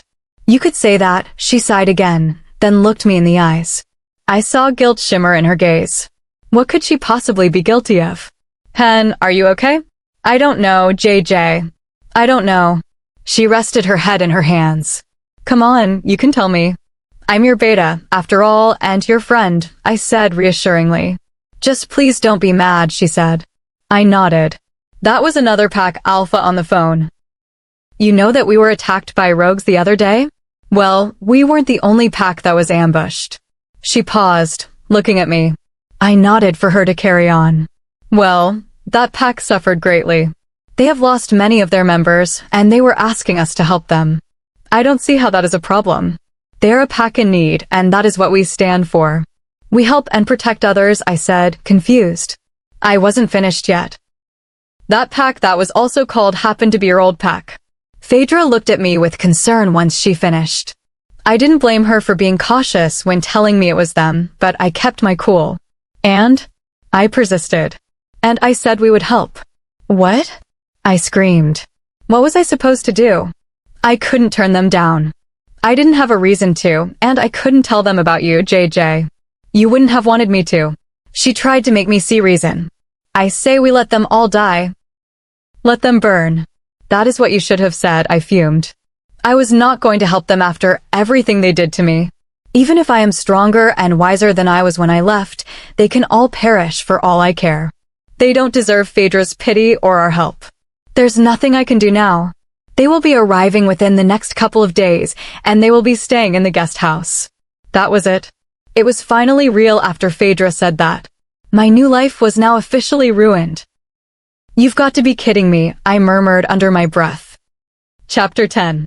JJ's POV. If I told you that the next couple of days were easy, one look into my eyes, and you could tell I was lying. In fact, these past couple of days have been a nightmare. As the seconds, minutes, and hours passed ever so slowly until my old rotten pack arrived, my temper was getting the better of me. I snapped at everybody, especially Phaedra. I know I shouldn't be acting like this, but I couldn't help it. My pack knows what I was put through, and now they are willingly accepting my tormentors with open arms. You can see where my frustration is coming from. I didn't do much of anything anymore. I just kept myself locked away in my room with music playing as loud as it could go. There is nothing like listening to the Midnight Beast. I've got to say those guys are hilarious. Every couple of hours or so, the triplets would try to get me to do something other than sulk around my room, but I refused. I was preparing myself for their arrival. I needed to be strong. I needed to hold my head up high and show them that I am not a scared little girl anymore. I am a strong wolf. Outside, the moon was now high in the sky, giving light to all those still out in the night. I stared at the moon, captivated by its beauty. It was so free in the sky, watching over everyone while they slept, without a care in the world. If only I could live a life like that, not having to worry about war or the safety of my pack or myself. Wouldn't life be great? I reluctantly changed into some pajama shorts and a tank top, then climbed into bed. I cleared my mind, forgetting everything. My last thought before I fell asleep was that I would be seeing Caspian, my mate, tomorrow. JJ. JJ. Wake up, someone shouted. I sprang out of bed ready to face my attackers, only to find Jackson bending over and laughing his head off. Seriously, Jackson? Was that really necessary? I asked. Yes, it was, he smirked. Hurry up and get ready. Our guests will be arriving soon. He sneered as he said the word guests. Ugh, do not remind me, I groaned. Jackson stayed with me as I got ready. I rummaged through my closet until I found my dark blue jeans, a black tank top, and a pair of white all-stars. Once I was dressed, I brushed through my hair and applied mascara and a bit of eyeliner to make my eyes stand out more. So, what do you think? I asked Jackson once I was finished. You look beautiful as always, JJ, he said with a smile. I blushed. Thank you. The roar of vehicles and the crunch of tires on stones could be heard in the distance. Well, I guess it is showtime, I muttered. Come on, let's go, Jackson said, ushering me out of my room. I followed him out the door and down the stairs with a scowl on my face. When I stepped off the last stair, the rest of my pack mates looked at me warily. I smiled, and this seemed to make them more relaxed. JJ, sweetie, Phaedra called. I am terribly sorry for what I have done. The look on her face made me feel so guilty. Her eyes held nothing but sadness, and she had bags under her eyes. It is not your fault, Pen. I am the one who should be apologizing. I know there was nothing you could do. After all, we have sworn that we would protect other packs, and let's not forget about what the moon goddess told me. We should be trying harder than ever to keep other packs and the humans safe, I said, looking pointedly at Phaedra. From now on, I will be the best beta and pack protector. I will not let my problems get in the way of anything or other people's safety. I finished my little speech by looking at my pack, which had been gathered at the front entrance of the house. Phaedra pulled me into a bone-crushing hug. Oh, JJ, it is quite all right. I was never mad with you. How could I be? You are like a daughter to me. No, scratch that. You are my daughter. I smiled with tears in my eyes. I have always thought of Phaedra as a mother. She is always there for me, helps me through my problems, and most importantly, she loves me for me. What more could a girl ask for in a mother? Phaedra released me from her embrace when silence fell outside. The vehicles had come to a stop. It is time, dear, Phaedra said, taking my hand in hers. Let's do this as a family. As if on cue, Jackson gripped my other hand and Yarrick and Jace stood behind us. As a family, we exited out the door with the rest of the pack trailing behind us, waiting to welcome my old pack, the Crescent Pine pack. A variety of sports cars were now parked outside the pack house containing the remaining members of my old pack. Judging by the number of cars, I would say there were roughly only 20 or so of them left. Wow. Phaedra was not kidding when she said there were not very many of them left. I spoke to my wolf. That must have been quite a fight, she replied. I couldn't help but agree. I had never witnessed anything quite like this. These rogues certainly mean business, or there must be a really powerful creature out there somewhere. I shook my head, pushing those thoughts out of my mind. I had more important things to think about at the moment, like getting through meeting my old pack again. I wonder if they even remember me or recognize me for that matter. The pack members started to get out of their cars. Well, I guess I am about to find out. The pack was now fully out of their cars and lingering in the drive, clearly waiting for something or someone. I was immediately on high alert, searching for any threat, but when I heard more car doors open, I relaxed. They were waiting for their alpha.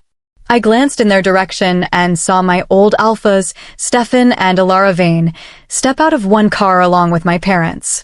I moved so I was now behind Jackson, hoping his scent would hide mine.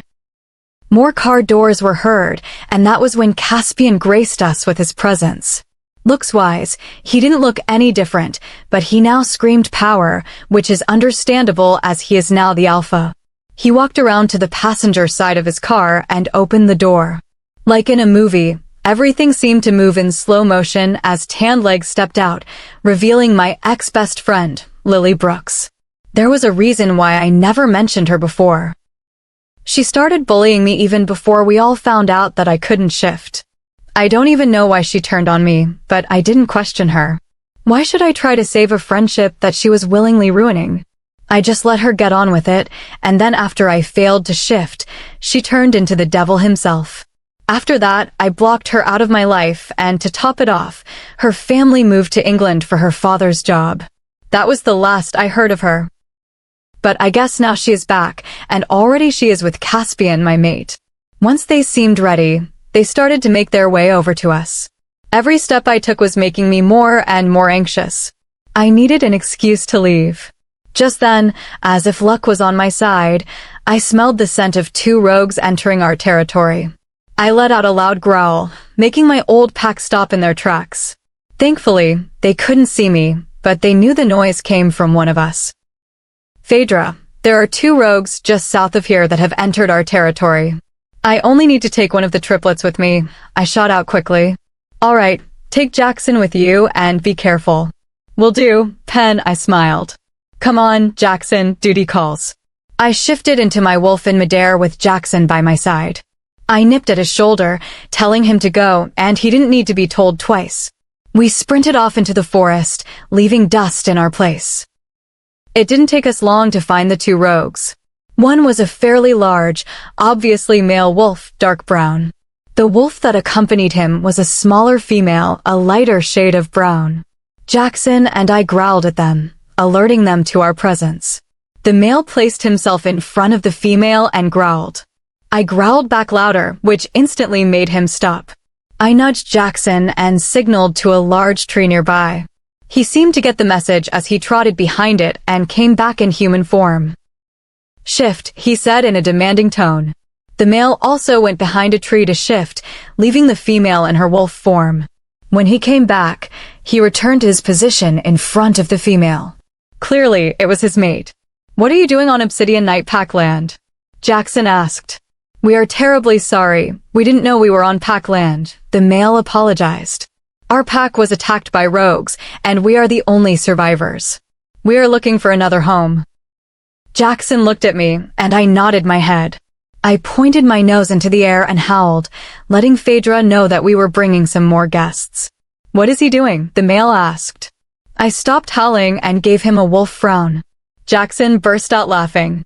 Firstly, he is a she, and she was telling our alpha that we are bringing you to the pack house, Jackson answered. The male blushed when he found out I was a female. I didn't blame him, really. I was huge for a female. In fact, I was bigger than a male. My name is Edward, and this is my wife, Lyra, he said, reaching his hand out to Jackson. Jackson took his hand in his own. Nice to meet you. I am Jackson, and Wolfie over there is JJ. At the mention of my name, Edward's eyes grew large. You are the famous pack protector that people talk about, he said, clearly excited. I nodded my big wolf head and gave him a wolf smile. It is an honor to meet you. Lyra nodded her head in agreement. Well, as much fun as it is talking, I think we should start to head back, Jackson piped up. Oh, of course, lead the way, he replied, shifting back into his wolf at the same time as Jackson did. I ran ahead, leading the way, while Jackson stayed at the back in case of more arrivals. In no time, we arrived back at the pack house, and I was surprised to find that everyone was in the back garden. Jackson, I mind-linked him. This isn't going to go down well. Join me up front. As predicted, as soon as we came out of the forest, snarls were heard. But they weren't from my pack, they were from my old pack. Who do they think they are, acting as if they actually have a say? I asked Jackson. They are not very smart people, he replied, and I laughed. I nudged both Edward and Lyra into positions between Jackson and me, still leading the way to Phaedra. A member of my old pack decided to attack Ed and Lyra. I quickly shifted to the front and took the full impact. I fell onto my back, but in a split second, I had the guy pinned to the ground.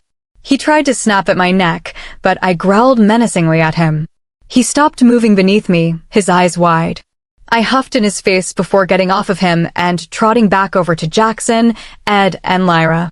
From the look on their faces, they were grateful that I was protecting them. They also seemed quite shocked. They needed to get used to it. After all, they would be family soon. Once we reached Phaedra, I left Ed and Lyra in her capable hands and headed into the house to get some clothes. I wouldn't want to be naked in front of everybody, now would I? I was soon dressed the same as before, but instead of my black tank top, I wore a cream jumper. I was now back in the garden, standing next to Phaedra, watching the two separate packs. Everyone seemed to be getting along nicely. However, you could see the tension between everyone. The little children seemed okay. They were all running around and laughing. I continued to survey everyone while Phaedra spoke with Ed and Lyra, who were now in human form and fully clothed. During my observation, I caught two sets of eyes staring at me. I tried not to look at them, but my curiosity got the better of me. When my eyes locked with theirs, I instantly regretted it. The eyes belonged to my parents. We stared at each other for a few more minutes. My stare held no emotion. I shouldn't have held their gaze for too long. I should have known that they would be able to tell it was me, even with all the changes that I had been through. A mother never forgets her baby, even if my mother put me through a nightmare. Their eyes began to glisten with tears, and right then, I knew they recognized that it was me, their daughter, Juno Brown. Juno? My mother asked, walking slowly closer to me, my dad by her side. I felt Phaedra stiffen next to me. I remained motionless and showed no emotion, knowing my pack was watching with concern and my old pack with puzzlement and curiosity. My mother still searched my face before a full-blown smile appeared. "Juno, it is you," she screamed before throwing her arms around me and sobbing on my shoulder. I stayed completely still, just looking at Phaedra and thinking, well, they definitely recognized me. Oh no. Chapter 11. JJ's POV. I was in shock. My mother was hugging me. I awkwardly patted her on her back and looked over to my dad. He stood there with a watery smile on his face. I was starting to feel uneasy and let my arms drop to my side. I looked over to Phaedra with pleading eyes. "A little help here, please?" Phaedra's eyes widened. She cleared her throat, gaining the attention of everyone. My mother released me. I breathed a sigh of relief and positioned myself to the right of Phaedra, as always. Now that everyone has gotten acquainted with one another, how about we move into the meeting room where we can discuss what is going to happen? I heard the sliver of alpha command slipping into her words. Without hesitation, my pack led the way to the meeting room with Phaedra and me in front. "Thank you for saving me, Phaedra," I said to her through our private mind link and gave her a genuine smile. "No problem, JJ. Remember what I told you? You are my daughter," she replied, slinging her arm around my shoulders and giving me a sideways hug. I am so happy that I have had Phaedra these last few years. I don't know what I would have done without her. She has shown me how to be tough, but also how to love and trust. We entered the meeting room where Phaedra sat at the head of the table, with me standing to her right. The triplets entered the room and made their way over to us, standing to Phaedra's left. We waited patiently for everyone to enter and take their places. Alphas, betas, third-in-commands, and the pack warriors sat around the table while the rest of the packs lingered around the room. "Right, let's get to business then, shall we?" Phaedra clapped her hands together and then eyed everyone around the room, daring them to challenge her. "Firstly, you are here because you need help," she said, addressing the other pack. "And because you are under my roof and we are willing to help, you all will go by my rules. Rule number 1. There will be absolutely no bullying toward each other. If I so much as hear that a hair has been touched on someone's body, myself and JJ here," she gestured to me, "will personally find a punishment worthy of you. Rule number 2. Everyone will do their bit with the chores around the house and the grounds of the pack house. And finally, rule number 3. You are all to attend training and any other pack functions on time." Phaedra finished her little speech. "Are there any questions?" The pack murmured with no's and, of course, said nothing else. Out of the corner of my eye, I looked over to my parents to find them huddled together. Next to them, I saw Caspian's parents staring directly in Phaedra's and my direction. Finally, next to them was Caspian himself, and he was looking directly at me. Years ago, I would have melted to the floor just by looking into his eyes, but now I don't feel a thing. I have grown stronger, and so has my wolf. The rejection no longer affects us the way it did. Second order of business is training. Phaedra gave me a pointed look. I guess it was my time to talk. Training will be on Monday, Tuesday, Wednesday, and Thursday afternoons from 5 until 9, and Saturdays from 10 in the morning until I say so. You will have Fridays and Sundays off to give you a break and to rest up. There will be no questioning this arrangement. I expect everyone to show up on time and to be ready to push their bodies to the limit. The rest I shall explain at our first training session. I finished, keeping my voice and facial expression emotionless. The room was silent while I let them absorb the information. After a while, a hand went up. That hand belonged to a faked hand, dyed blonde, blue-eyed, skinny girl who appeared to be around my age. I didn't recognize her from when I was in their pack. Perhaps she was new. "Yes?" I asked, trying not to sound too annoyed. I don't know what it was, but there was something about her that I just didn't like. "Are you training us?" she asked. Her voice was incredibly high-pitched and scratchy. She burst out into laughter, which made members of her pack join in. Once they were finished, I spoke up. "Is there something wrong with that?" I tried so hard not to sneer and march over there to punch her. The girl eyed me with amusement. "What could you possibly teach us?" "From what I heard, you are nothing but a weak, little outcast," she sneered. I stood still, showing no emotion. JJ dear, are you okay? Do you want me to handle this? Phaedra asked me, worried. No, but thank you. I think I can handle this. A smile appeared on my face as I stalked my way over to her, like I was stalking prey. I was now face to face with this snob. You don't know anything about me. You don't know what I am capable of. You don't know anything. So I suggest you shut your mouth and mind your own business, I said in a deadly voice, not once moving my gaze from hers. I saw fear flicker in her eyes. With a satisfying smile, I turned my back on her and got back into my position. Any more questions? This time, I wasn't open to debate. My eyes said it all. Do not mess with me. I nodded my head and gestured for Phaedra to continue. Right, well, I think that is about everything. All that is left to do is show you guys to your rooms. If my pack wouldn't mind, they will show each of you the way. Meeting dismissed, Phaedra smiled. Once again, everyone filed out without hesitating, and soon it was just Phaedra and me in the room. Are you alright? She asked, pulling me into a hug. I buried my head into her neck, enjoying the embrace. I pulled away. Yeah, I am okay, Phaedra. I am stronger now. I can handle them, and you know it. I smiled. I honestly felt fine. Okay, so maybe it hurt a little bit that even though I was gone, they had told a complete stranger about the failure of their pack, but I was fine. It was nothing I couldn't handle. Right? Phaedra exclaimed. No more sadness. Let's go make cakes. And with that, she ran out of the room. I remained behind, laughing at how childish she could be sometimes. I ran after her and found that she already had everything we needed out and ready. There you are, she smiled. Let's get cracking, I said, cracking an egg. Phaedra laughed. JJ, that was an awful pun. Phaedra and I spent hours in the kitchen, and once we were finished, the children of the pack walked in. Let's just say their faces said it all. They lit up like a Christmas tree. I was now lying in bed staring at the ceiling. Tomorrow was the first day of training, and I would be facing everyone from my old pack.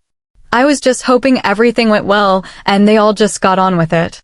I shot out of bed when cold water splashed all over me, and I heard laughing.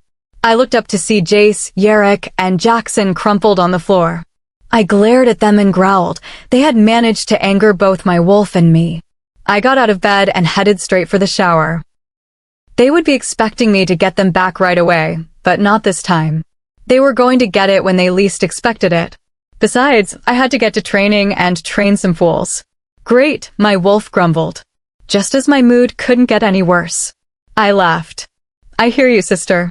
I took a quick hot shower, making sure to wash my hair as well. Then I jumped out, wrapping a fluffy black towel around myself. When I got back into my room, I noticed that the triplets were gone and had also changed my sheets for me. They thought that changing my sheets would make me go soft on them. Think again. I changed into a black tank top, black shorts, and black trainers. I know, all black, but those are my workout clothes. I brushed through my hair before tying it up into a ponytail. I skipped down the stairs, starting to get excited about training. I reached the kitchen to find that Phaedra was up and drinking her morning coffee. Morning, Phaedra dearest, I smiled sweetly, grabbing an apple and taking a big bite. Someone is in a good mood this morning, Phaedra said, arching a brow. I am. It is the first day of training. I might be able to beat someone up, I smiled. Phaedra just rolled her eyes and continued drinking her coffee and reading the newspaper that I hadn't noticed before. I glanced at the clock and saw that it was almost time for training. I quickly finished off my apple and threw it in the bin. See you later, Phaedra. I marched out of the kitchen and into the back garden to see that only a handful of people were waiting. I scowled at the sight before me. Where is everyone else? I asked. We don't know, miss, a big guy replied. I liked him already. He had manners. Please call me JJ. None of this miss business. As you wish, miss, I mean, JJ. I smiled at him.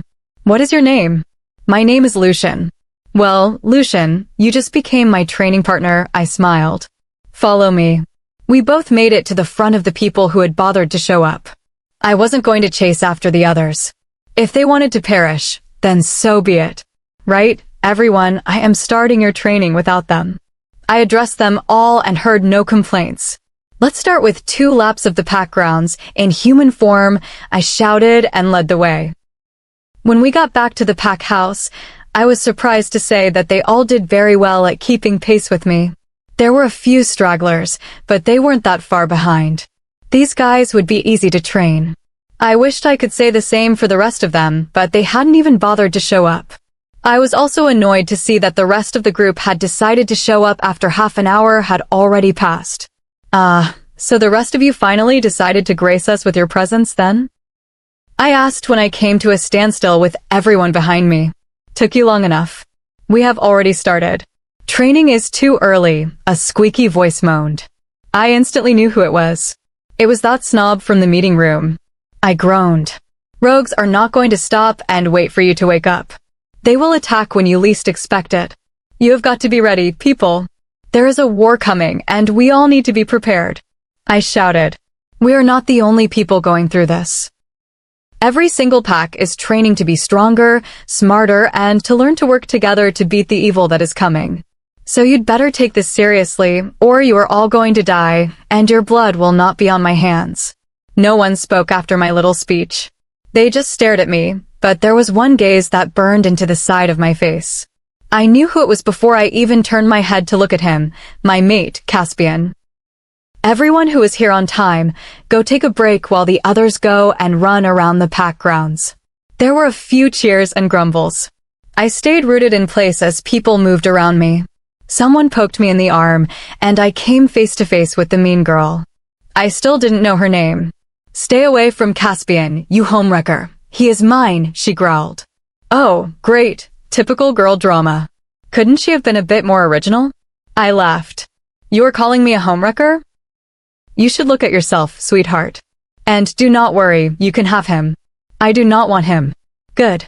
Back off, she growled a final time before running after the others. Isn't my life just great? I have the world's safety on my shoulders, both supernatural and non-supernatural. I have to deal with my mate. I now have a snob to deal with, and I still have to get the triplets back for this morning. Someone cleared their throat behind me, taking me out of my thoughts. Caspian was behind me. What do you want, Caspian? I questioned. I wanted to talk to you, Juno. I growled. Do not call me that. That isn't even my name. It is JJ. Fine. JJ, I just wanted to say that I am sorry for what happened in the past, and for rejecting you. I know what I did was childish, and it wasn't right for the pack and me to treat you that way. I was hoping you could forgive me and we could be mates, he asked with hope in his voice. You must be joking, I said in between laughs. I will never forgive you for what you did to me. You ruined my life. Why would I forgive such a monster? We will never be mates again. I hope you rot in hell. I shouted at him and stormed off over to the pack that got back from their run and continued on with the training. As promised, Lucian helped me demonstrate different stances and fighting combinations. I made them do sit-ups, push-ups, squats, and spar with each other. All the while, I could feel a pair of sorrowful eyes burning into the side of my head. Chapter 12. JJ's POV. That's all for today, everybody. Dismissed, I shouted. The crowd dispersed quickly, leaving Lucian and me standing in the back garden. You did a great job, Lucian. Thank you for helping me out. Not a problem, JJ. It's an honor to be working with you, he smiled. It was only then that I got the chance to have a real good look at him. He is black, messy hair, blue eyes, a light stubble on his face, and he stood at around 6 feet 2 inches. Phaedra would definitely like him, I thought. A light bulb suddenly went off in my head. It is time to get matchmaking. Hey Lucian, there's someone that I want you to meet. Come with me.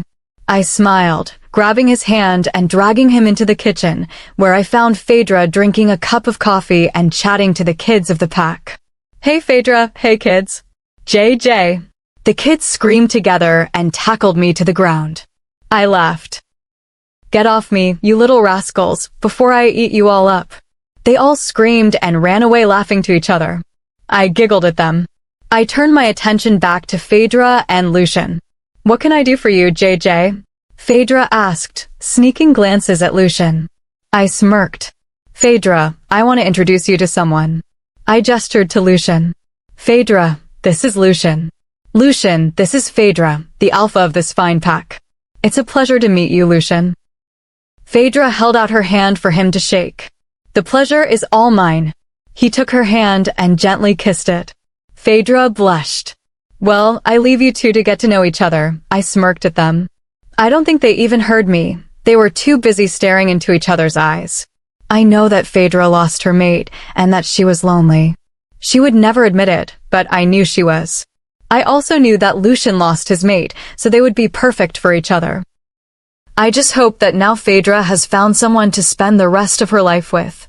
I left the kitchen so the two lovebirds could be alone and get to know each other better. What to do, I repeated in my head, walking around the pack house. After my little walk, I found myself in the game room where the triplets, Caspian, and Alaric were all sitting playing the new Call of Duty, Ghosts. I leaned up against the door frame and watched in amusement as they all shouted and screamed, not only at the TV but at each other. Yarrick, would you stop killing me? We're on the same team. Jace shouted, his face turning a tomato color. Yarrick laughed and killed him again. Right, that's it. Before you could say marshmallows, Jace launched himself at Yarrick with an angry growl. I think it's time to make my presence known. I stood up straight, crossed my arms, and cleared my throat. Jackson, Caspian, and Alaric all looked up from what they were doing and looked at me with sheepish smiles. I cleared my throat louder to gain Yarrick and Jace's attention. When they realized that everyone was quiet, they looked up. That's when they noticed me. They quickly scurried up from the floor and stood with their heads bent like the floor was the most interesting thing in the world. I couldn't keep a straight face anymore. I cracked a smile, then in an instant, I was laughing. Tears were streaming down my face, and my stomach began to hurt. When I finished, I wiped my eyes and looked to see 5 pairs of questioning eyes. You guys are so weird, I said, answering their unasked question. Yeah, we're the weird ones, Jackson snickered. I'm not weird, I'm just limited edition. You are indeed, Jace said with a smile, putting his arm around my shoulders. Caspian growled. Oh, hush up, I growled. Don't growl at my brother. He shouldn't have his arm around you. You're mine. He growled again, his wolf getting angry now. I am not yours. You lost that right when you rejected me, I sneered. Come on, boys, let's go. The triplets and I left, leaving Alaric to try to calm down an extremely angry alpha. He needs to learn that I am not an object. I don't belong to anyone, certainly not to him. Are you alright, JJ? Yarrick asked in concern. Yeah, I'm alright. I just have a lot on my mind right now. I sighed. It is true. With the upcoming war that could end all humanity, the safety of not only my pack, but every pack in the world and the safety of humans all rests on my shoulders. To top it all off, I had to deal with my mate. Why couldn't my life just be easier? Sometimes I wonder what my life would be like if Caspian had accepted me as his mate. Would there still be a war? Would I be the person I am today? Would I have met the triplets, Phaedra, and this whole pack? There are so many what-ifs and only one path to choose. I'm going to go for a run for a bit. Do you want us to come with you? Jace asked. No, I want to be alone for a bit. I smiled. I shouldn't be too long. I bounded down the stairs and ran out the door. When I reached the first line of trees, I didn't even bother to take off my clothes. I shifted and let my clothes shred. I set off into the forest like a bullet. To anyone looking, all they would see is a black blur. I ran, dodging trees and leaping over logs. The sun had faded by now and the moon was out, shining its light over the lands. I came to a stop in a clearing of tall grass and wildflowers and looked up at the moon while panting. I took a deep breath and howled. I howled to the moon goddess, asking why me. What was I supposed to do? And what path do I take? My questions were asked, and I waited patiently for any sign of an answer. I waited and waited, but still, an answer never showed itself. I sighed and shook my head.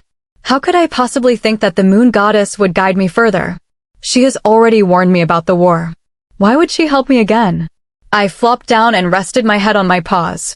Hopefully, I will find the answers before everything starts.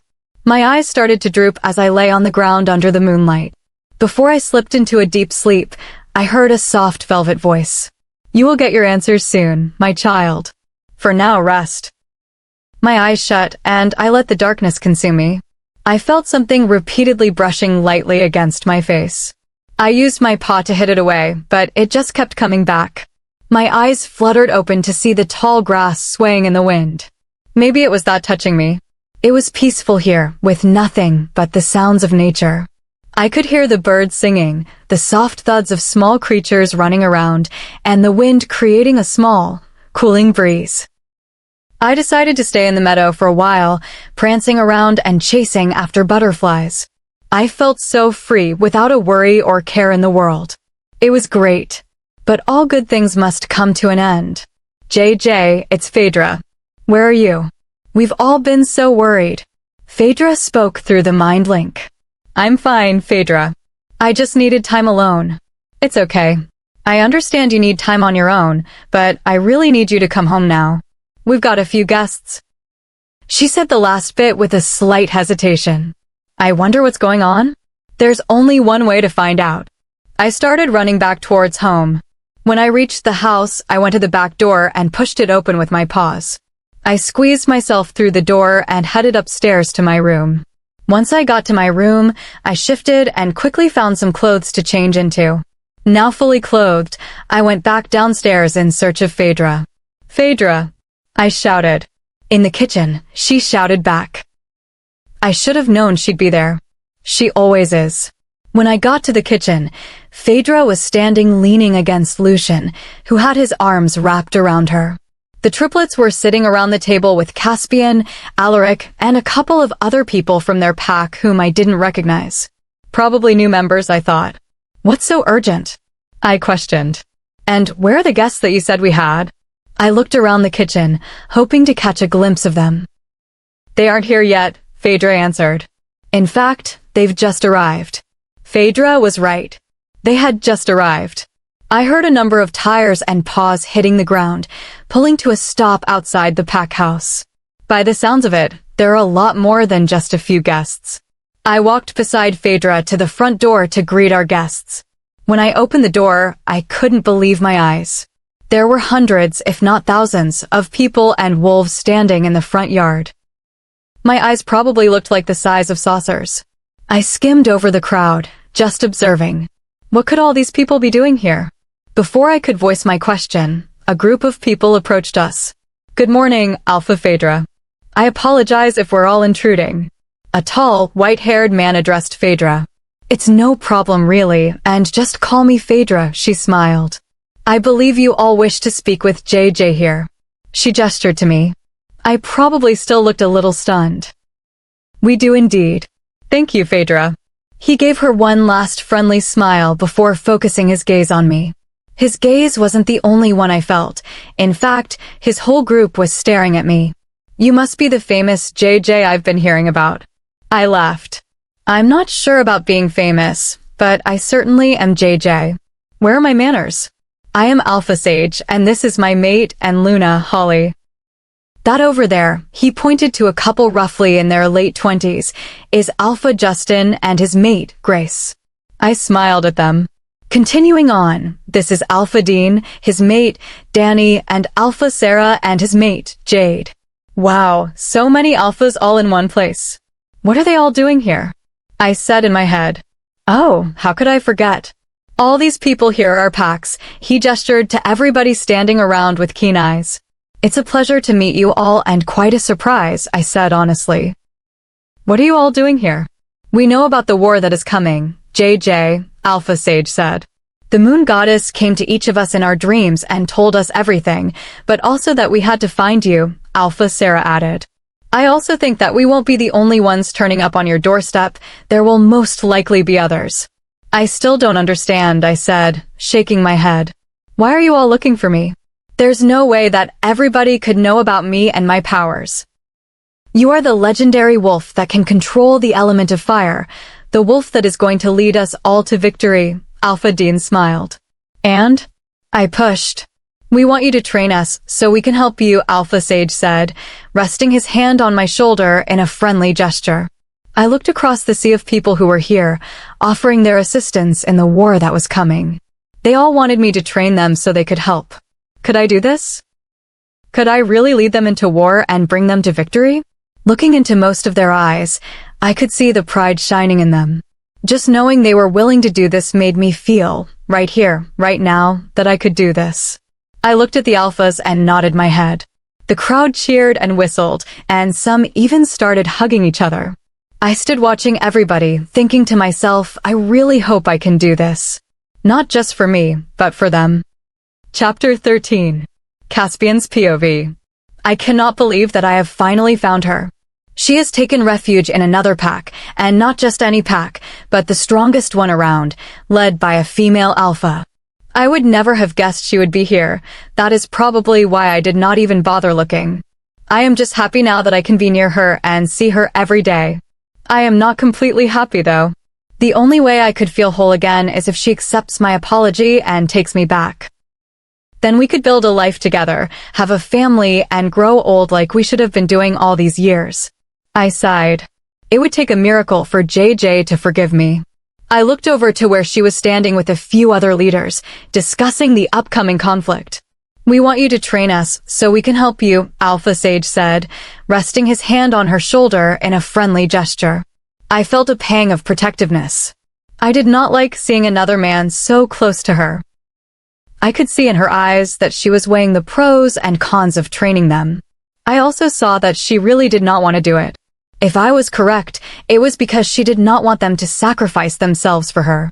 She would have made a great leader, but I ruined her chances by pushing her away. I was snapped out of my thoughts when everyone started cheering and whistling. I looked back over to JJ and the others to see what was happening. Judging by her expression, she had agreed to their request. I could see the pain and regret in her eyes. I watched as she walked off into the woods, leaving everyone behind. I decided to follow her. I kept my distance, being careful not to make any noise. Then I stepped on a stick. I inwardly cursed as the sound echoed. JJ turned to face me, her eyes full of anger. "What are you doing here?" she asked, clearly upset. "I just came to see if you were okay," I said with a genuine smile. "Yeah, well, you can go now. I am fine." She turned her back on me and started to walk away again. I ran after her. "JJ, wait. What do you want, Caspian?" she snapped. "Can you not see that I do not want to be around anyone right now, especially you?" That hurt, but I was expecting it. "JJ, look at me."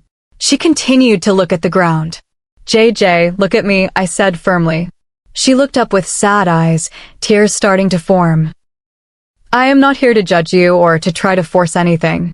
I am here to listen as a friend or even a stranger, whichever feels better for you. I am not going to tell everyone that the strong JJ is struggling." She was still fighting to hold back the tears. "It is okay to let it out, JJ. Everybody needs to cry sometimes." It was like a dam had broken. Tears streamed down her face as she collapsed to the ground, clutching her knees to her chest. I did not know what to do.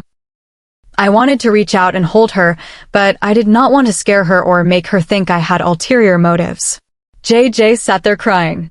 I could not stand it anymore. I knelt beside her and pulled her into my lap, wrapping my arms around her as if I were protecting her from the world. I ignored the spark of connection from our touch. She needed a friend right now. JJ did not fight me when I pulled her close, so I tightened my hold, bringing her nearer so there was no space between us. I was surprised when she leaned her face against my chest, seeking comfort. I stayed in the forest for hours with JJ curled up in my lap. The tears had long since dried, and instead of the occasional hiccup, she let out a soft snore. I did not want to disturb her peaceful sleep, so I slowly stood up. Carrying her carefully in my arms, I started to make my way back to the house. When I got there, I found Yerrick, one of the triplets, sitting on the front porch. "What are you?" Yerrick started to shout, but I silenced him with a glare. "She is asleep," I whispered. Yerrick looked down at her and smiled. "I haven't seen her so peaceful in a long time," he said, then looked back at me. "Thank you." I was puzzled. What for? For looking after her, staying with her, and for helping her sleep peacefully. He smiled again. I knew why she was peaceful, but I did not say anything. I did not want to start an argument. It is not a problem. I am just trying to be a good friend. I sighed, looking down at her longingly. I looked back up when I felt a pat on my shoulder. "You're an alright guy, Caspian," he said before walking back inside. I wonder what he meant by that, but I did not dwell on it. I still had her in my arms. I quickly and quietly made my way inside and up 2 flights of stairs to her room. I opened the door carefully and placed her down on her bed. I took her shoes and jacket off, placed them neatly on a nearby chair, and tucked her into bed. I stood back and watched her for a moment. I knew I was deeply in love with her, and I needed to prove that. I kissed her forehead before backing away from the bed. I stood in the doorway for a few more seconds, memorizing her sleeping form. "I will prove my love for you, JJ. When you are ready to accept my apology, I will never let you go again. You are everything to me." With those parting words, I softly closed her door and headed off to my room. Chapter 14. JJ's POV. I stretched my limbs to loosen my sore, aching muscles. My fingertips brushed against something soft. I slowly opened my eyes and found myself in my bedroom. How did I get here? I raised my guard and looked around my room, searching for something or someone that shouldn't be there. I found nothing. Relaxing once again, I got out of bed and glanced down at myself. My feet were bare and I wasn't wearing my jacket. I thought back to last night, trying to remember if I took them off myself, but I couldn't.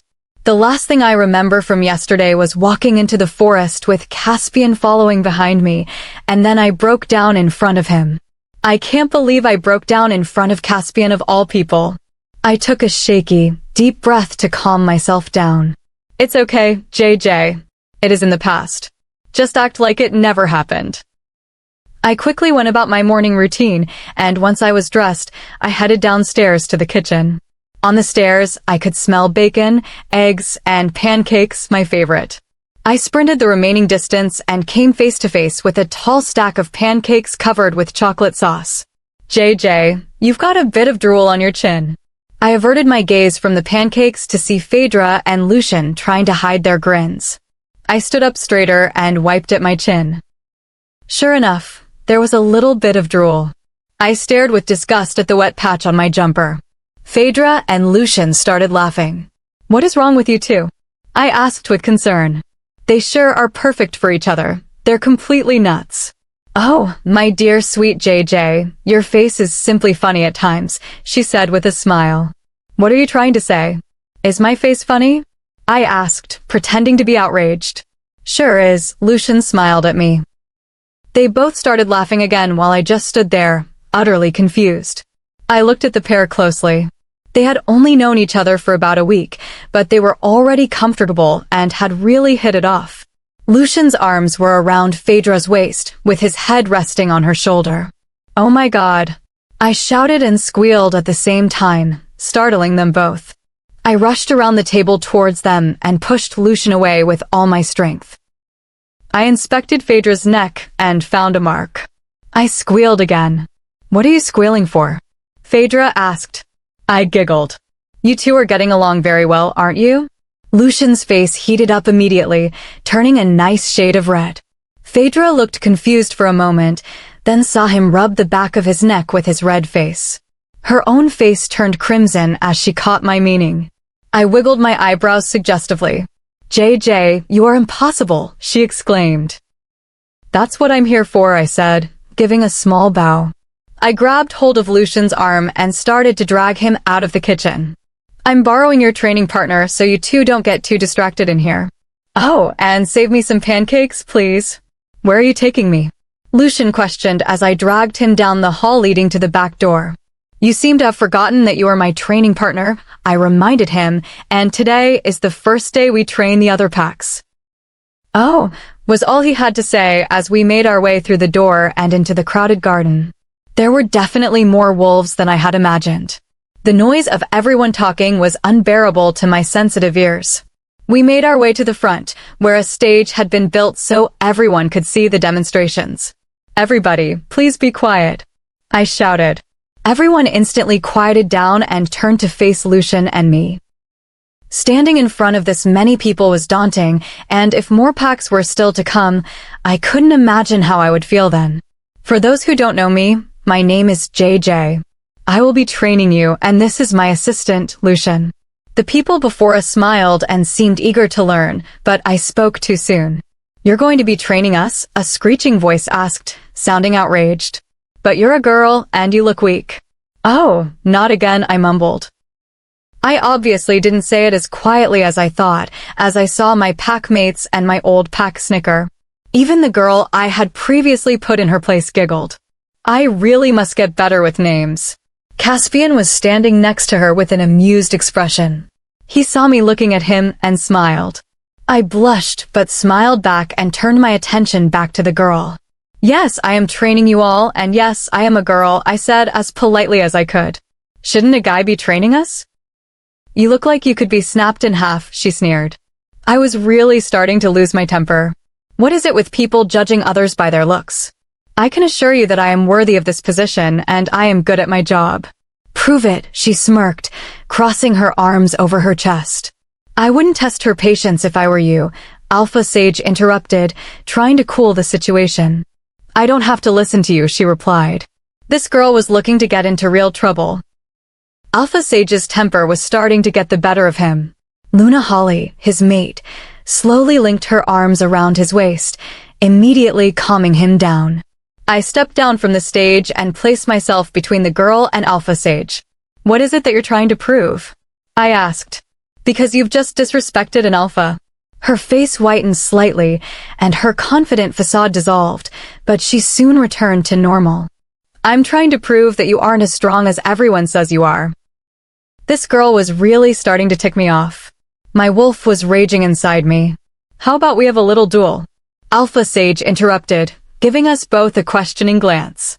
Brilliant, the girl shouted, shooting me a sly grin. What do you say, JJ? He asked with a glint in his eyes. I don't think I have a choice, I mumbled.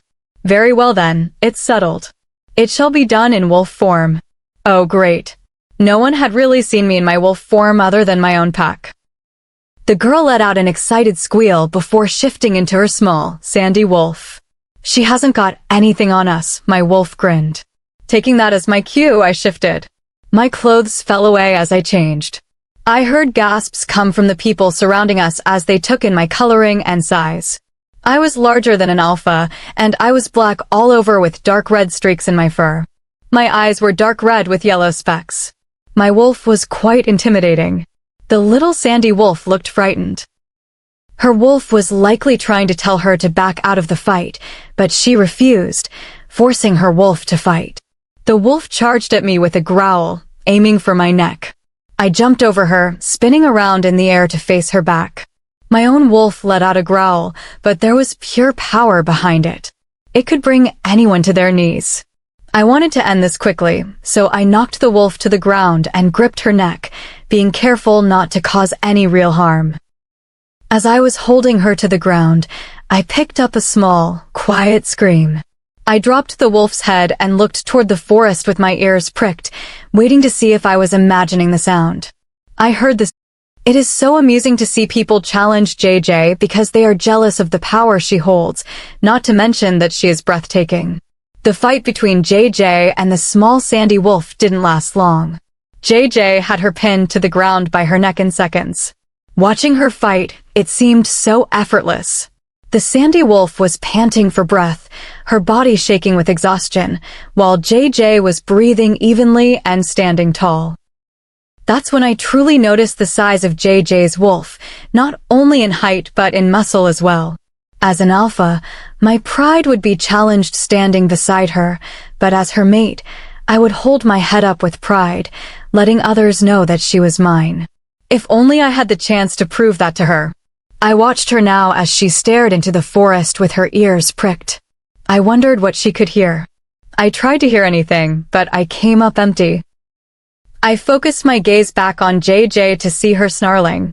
With a mighty growl, she was off into the forest. What's up with JJ? I asked the triplets. We don't know, dude, Jackson replied as they all shrugged. Out of the corner of my eye, I could see that all the alphas had gathered, so I went over and joined them.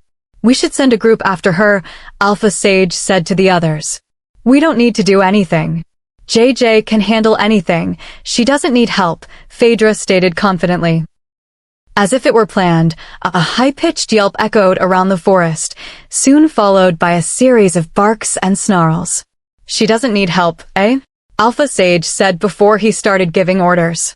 Alpha Caspian, I want you to come with the group.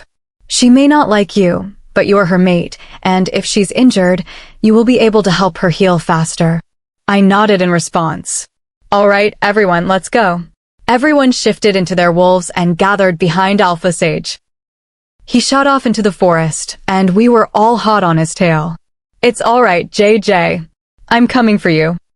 Chapter 15. JJ's POV. I dodged trees, leaped over logs, and snapped at branches that got in my way. My wolf and I were on an urgent mission, and we were not going to let anyone or anything get in our way. I was pushing my wolf to the limits, and she was not protesting. The wind ran through my fur as I shot through the forest at new speeds, leaving a trail of dust behind me. I came to a stop beside a magnificent oak tree to listen to the sounds of the forest. The tree branches danced in the wind, swaying from side to side. Bird wings flapped as they flew above me, chirping as they went, and I heard the pitter-patter of tiny paws running around. The screams that I had heard before had recently stopped, leaving me blind to the whereabouts of the enemies. I tuned out the forest and tried to catch a sound or a scent from the rogues that I was tracking down. Not too far from my current location, I heard muffled sounds and heavy paws hitting the ground. Accompanying the paws were also the light, soft falls of human feet. My wolf informed me that they were close by. Choosing not to alert the intruders to my presence, I leisurely trotted to their location. I crouched behind a large bush and poked my muzzle through, so I could see what was going on. Standing before me were a group of rogues in both human and wolf form, surrounding two young children. I immediately recognized the young ones as members of my pack. My wolf asked with a slight growl when they even had the time to take them, and how we did not notice. I thought with frustration that it must have been when that girl challenged us. A gruff voice shouted, interrupting my thoughts. He demanded to know where she was. The little boy replied that they did not know who he was talking about. The leader shouted back that they knew exactly who they were after and demanded to know JJ's whereabouts. They both answered that they did not know, shrinking away from the man. I realized in awe that they were protecting us. My wolf noted that it would not be long until they were harmed. I held back a growl. I could not understand how anyone could threaten innocent children. I watched the scene before me with narrowed eyes and ears pricked, waiting for the right moment to strike. The leader of the group walked around the children in a circle, running his hands through his hair with frustration. Stopping in his tracks, he let out a deep sigh. He walked back over and stood in front of the children, who were clinging to each other as if they were each other's lifelines. He stared at them for a while before grabbing them by their arms and throwing them toward the bush I was hiding behind. He ordered his men to take them out. I did not need to think twice. I leaped out from behind the bush and stood protectively over the children, growling and showing my teeth. The rogues in wolf form made a semicircle around us, growling back at me. The children whispered my name so only I could hear them. I responded with a snort, keeping my focus on the danger in front of us. If they attacked, I would not be able to fight back effectively with the children around. I needed to get them away from here. I mind-linked the children, telling them I would distract the rogues so they could get away. I told them I could handle the situation and instructed them to run as fast as they could back to the pack house to get help. I turned my head slightly so I could see them out of the corner of my eye as well as the rogues. They nodded. I slowly backed up so the children were closer to the bush for their escape. Hopefully, that would stop the rogues from going after them and create a distraction. I instructed them to move through the bush and to run when I signaled. They nodded again with worried eyes. I turned my full attention back to the rogues and found the leader standing just in front of the others. He gave a wicked grin and noted that I must be the famous JJ. I snorted with disgust. He took a step closer, and I snapped and growled at him, telling him to keep his distance. He smiled and said he would appreciate it if I shifted so he could talk to me, claiming he was talking to a living legend. I replied bluntly that I could still talk to him in this form. He accepted that, saying it was better than nothing. I snarled, asking what he wanted. He grinned and started to pace, explaining that I would be a very valuable asset in the upcoming war and that they would like me to fight on their side. He claimed they would be invincible. I stated clearly that it was not going to happen. He said he knew I would not fight for them, so he was going to do the next best thing. He told me I would come with them willingly or by force, and they would take me far away so I could not participate in the war. He mentioned that I was in their way, and they did not like that, but they did not want to harm me because of the power I held. He asked if I was going to come with them. I replied that it would never happen and signaled the children to run. I positioned myself with my hackles raised and my body lowered, ready for an attack. I held the rogues' attention so they did not notice the children had escaped and that their little footfalls were fading into the distance. The leader smiled as the rogues began to close in, asking if I was sure I did not want to reconsider. I sneered that I would never go with them. He told me I really did not have a choice and ordered his men to proceed. One by one, the rogues advanced with their lips curled back. I had been up against large groups before, but I had a feeling these were not ordinary rogues. From my right, the first one attacked. He went for my back, but I easily dodged him, and he landed face first in the dirt. I let out a low sound of amusement. The muddy brown wolf stood up and shook himself. I examined him and saw that he was favoring his front leg, likely due to an old injury. He came at me again, and I managed to take him down. The next few wolves attacked individually, and I was able to locate their weaknesses. I did not finish all of them, as I could tell some did not want to be there. I had just dealt with the last wolf when I heard the sound of running paws coming from the direction of the pack house. The children had managed to get help. A breeze ran through my fur, carrying a familiar scent. Caspian. I was distracted for only a few seconds, but that was enough for the remaining wolves to attack all at once. I felt their weight and strength as they pulled me to the ground. Caspian's POV. The group of wolves that Alpha Sage had assembled followed him through the forest with the triplets and me close behind. Alpha Sage came to an abrupt stop, and we saw a little boy and a little girl standing there, shaking and crying. I shifted so I could talk to them. I asked with concern what they were doing out there. The little girl explained that they were taken by rogues during training. The little boy added that they had been brought into the forest to lure JJ, and that she was still with them after saving the children. I asked frantically how many rogues there were. He was not sure but said there were a lot. I started to worry about JJ's safety. She might think I am heartless, but she is wrong. I care for my pack and I care deeply for her. In fact, after seeing her so much lately, I realize how much she means to me. I shifted quickly and ran toward the location the children had described. I did not look back, focusing only on getting to JJ. I covered the distance with great speed. Her scent was strong now, telling me I was close. I slowed my pace as I reached the area where her scent was strongest. What I saw made me incredibly angry. JJ was on the floor with rogues surrounding her. I shot out and tackled the rogue that was threatening her. Once I dealt with him, I turned back to where JJ was lying and found the other rogues were now looking at me. I positioned myself over her unconscious body and snarled. An evil laugh filled the forest, and a man stepped out from behind the trees. JJ's voice sounded in my mind, identifying him as the leader. He grinned and noted that I must be her mate. I lowered my body further over JJ to protect her and growled. He exclaimed that it was a treat to find both JJ and her mate, whom he called the source of her powers. I was confused by his words.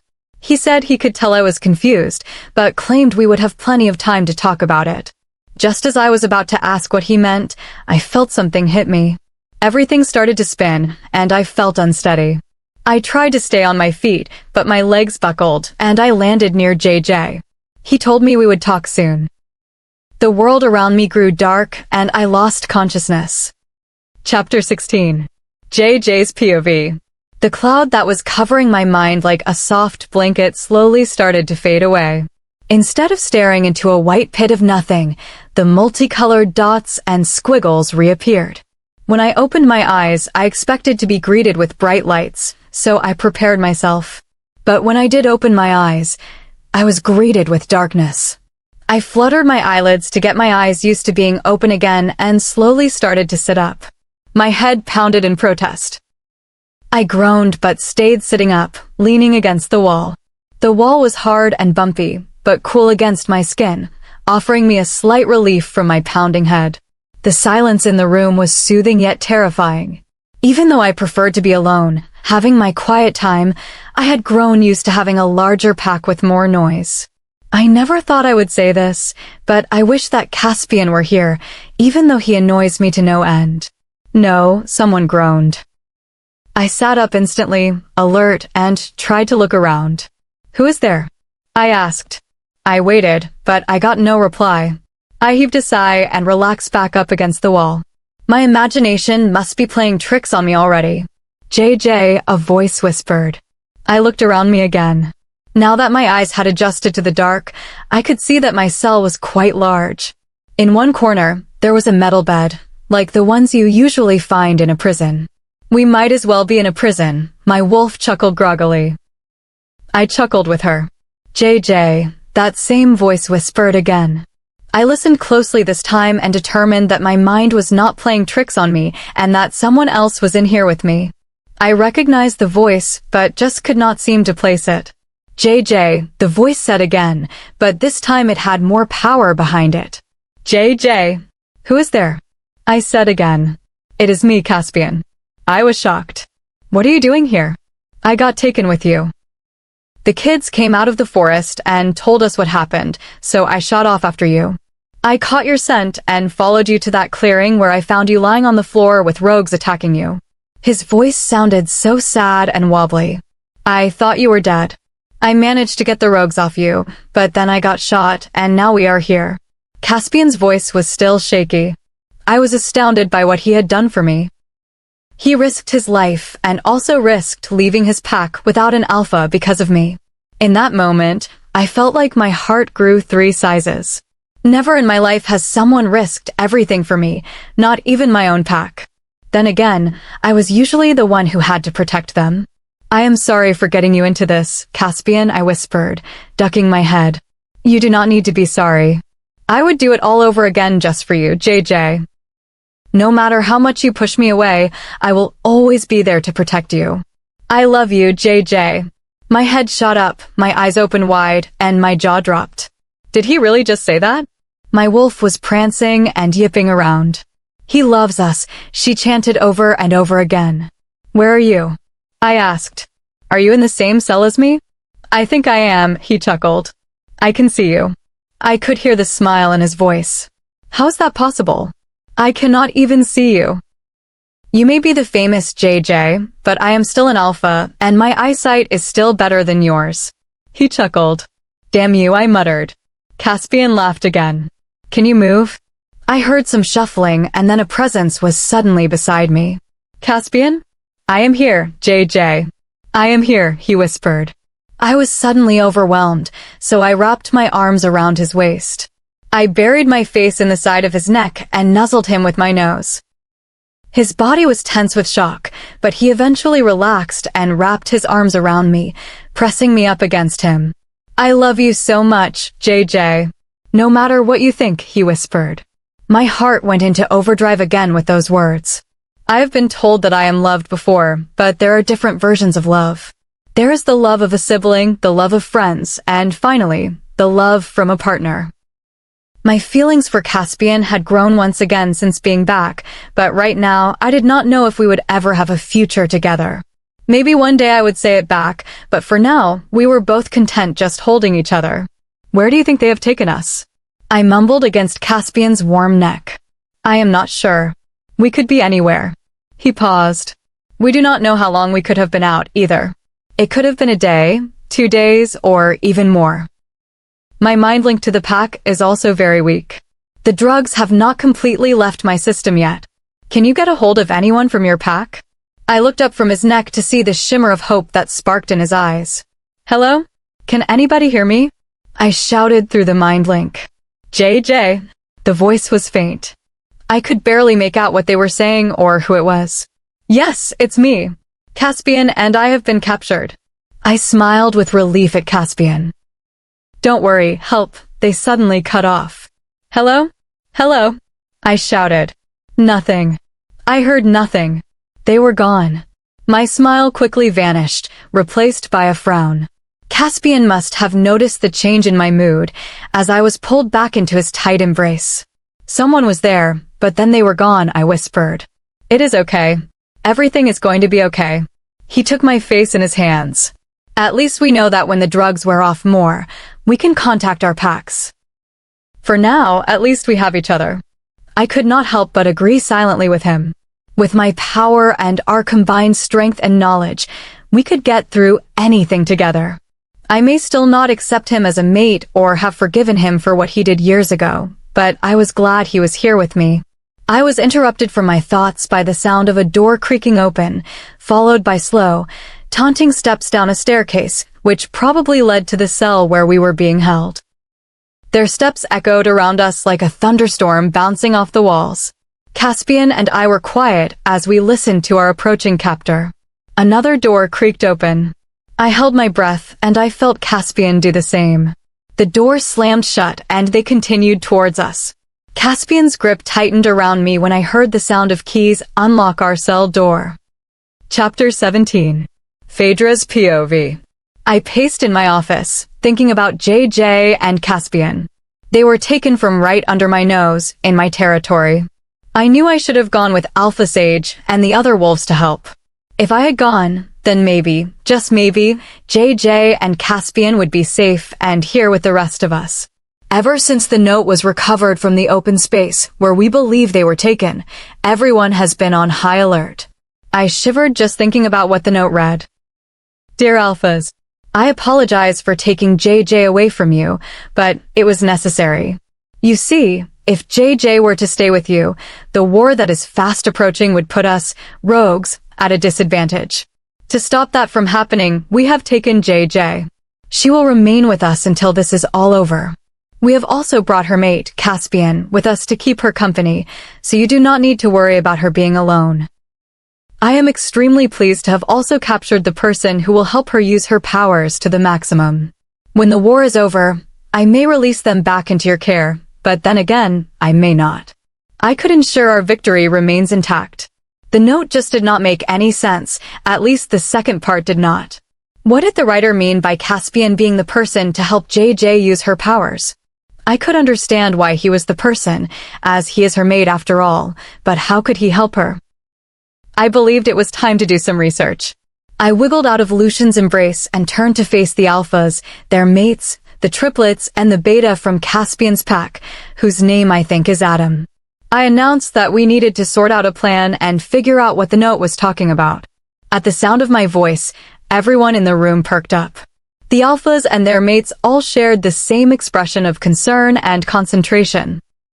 The triplets looked devastated, missing their friend and sister, and Alaric just looked stressed out. He had to take over temporary command of the pack while his alpha was missing, and he seemed to be barely coping. I did not think he was used to so much responsibility. I suggested we have two different teams.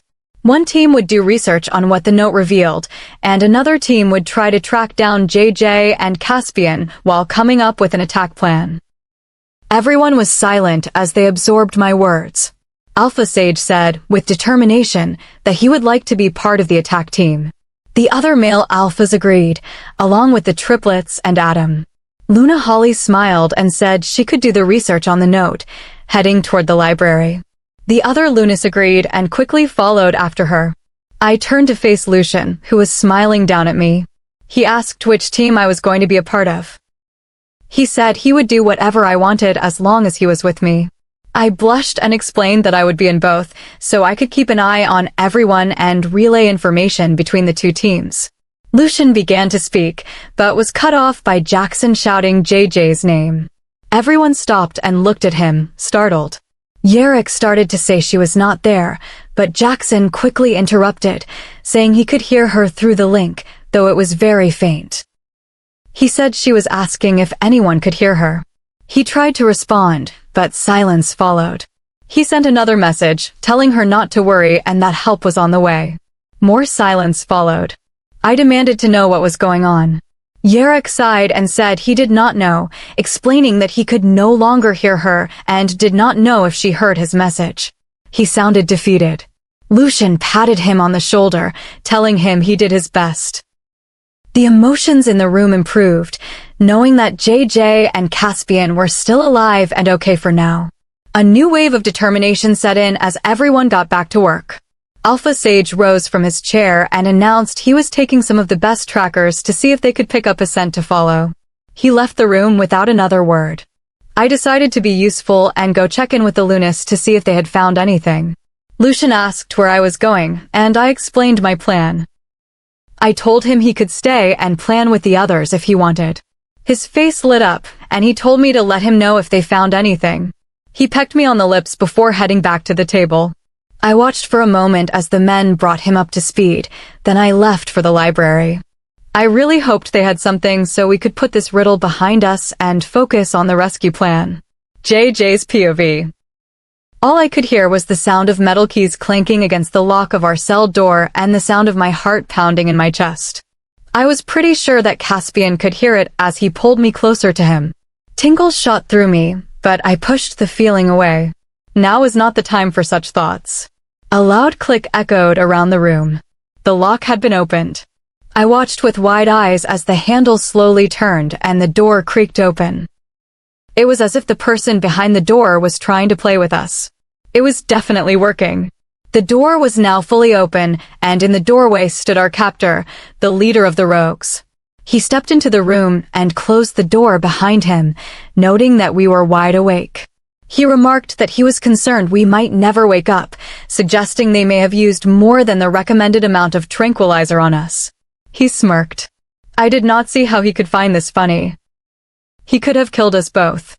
As if sensing my thoughts, Caspian growled that they could have killed us. The man did not respond, he just stood before us. As the conversation ceased, I took the time to study this man. He was fairly tall, probably only an inch or two taller than Caspian. Beneath his plain white t-shirt, it was clear he was muscular. His black hair was cut close to his head, and his eyes were the darkest brown, almost black.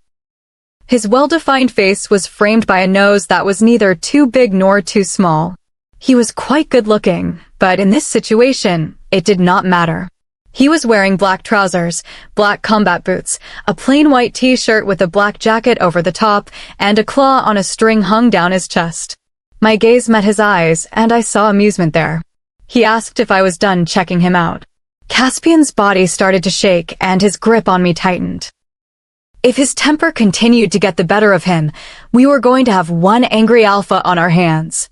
I used my free hand to calm him down by making small circular patterns on his chest. The gesture seemed to work, as his shaking lessened and the growl in his throat became quiet. A cough brought me out of our little world. Our captor asked if we could not do that in his presence. My cheeks started to burn, and I removed my hand from Caspian's chest, leaning away slightly. The man smirked and said that was much better. I asked what happens now. He replied that we simply had to stay here. Caspian noted that we didn't have a choice. The man agreed. After a moment of silence, he introduced himself as Soren, though he said we could call him Ren. I sneered that I would say it was nice to meet him, but that would be a lie. Ren laughed and said I amused him. He remarked that it was a shame we met under these circumstances, as he was sure we would have been great friends. I did not know if he was being serious or sarcastic. I told him that was not likely. He sounded almost disappointed, saying it was a shame I thought that way. He suggested that, even if we were not friends, we could have been great allies. I asked what he meant by that. He asked if I had noticed that his pack of rogues was stronger than average. I could not argue with him. When I was fighting them in the clearing, I could tell they were not average rogues. They were smarter, tactical, and less animalistic. Usually, when wolves are banished, the animal starts to take over. Wolves are pack animals and need others of their kind. Without that, you usually get an out-of-control animal, but these rogues were different.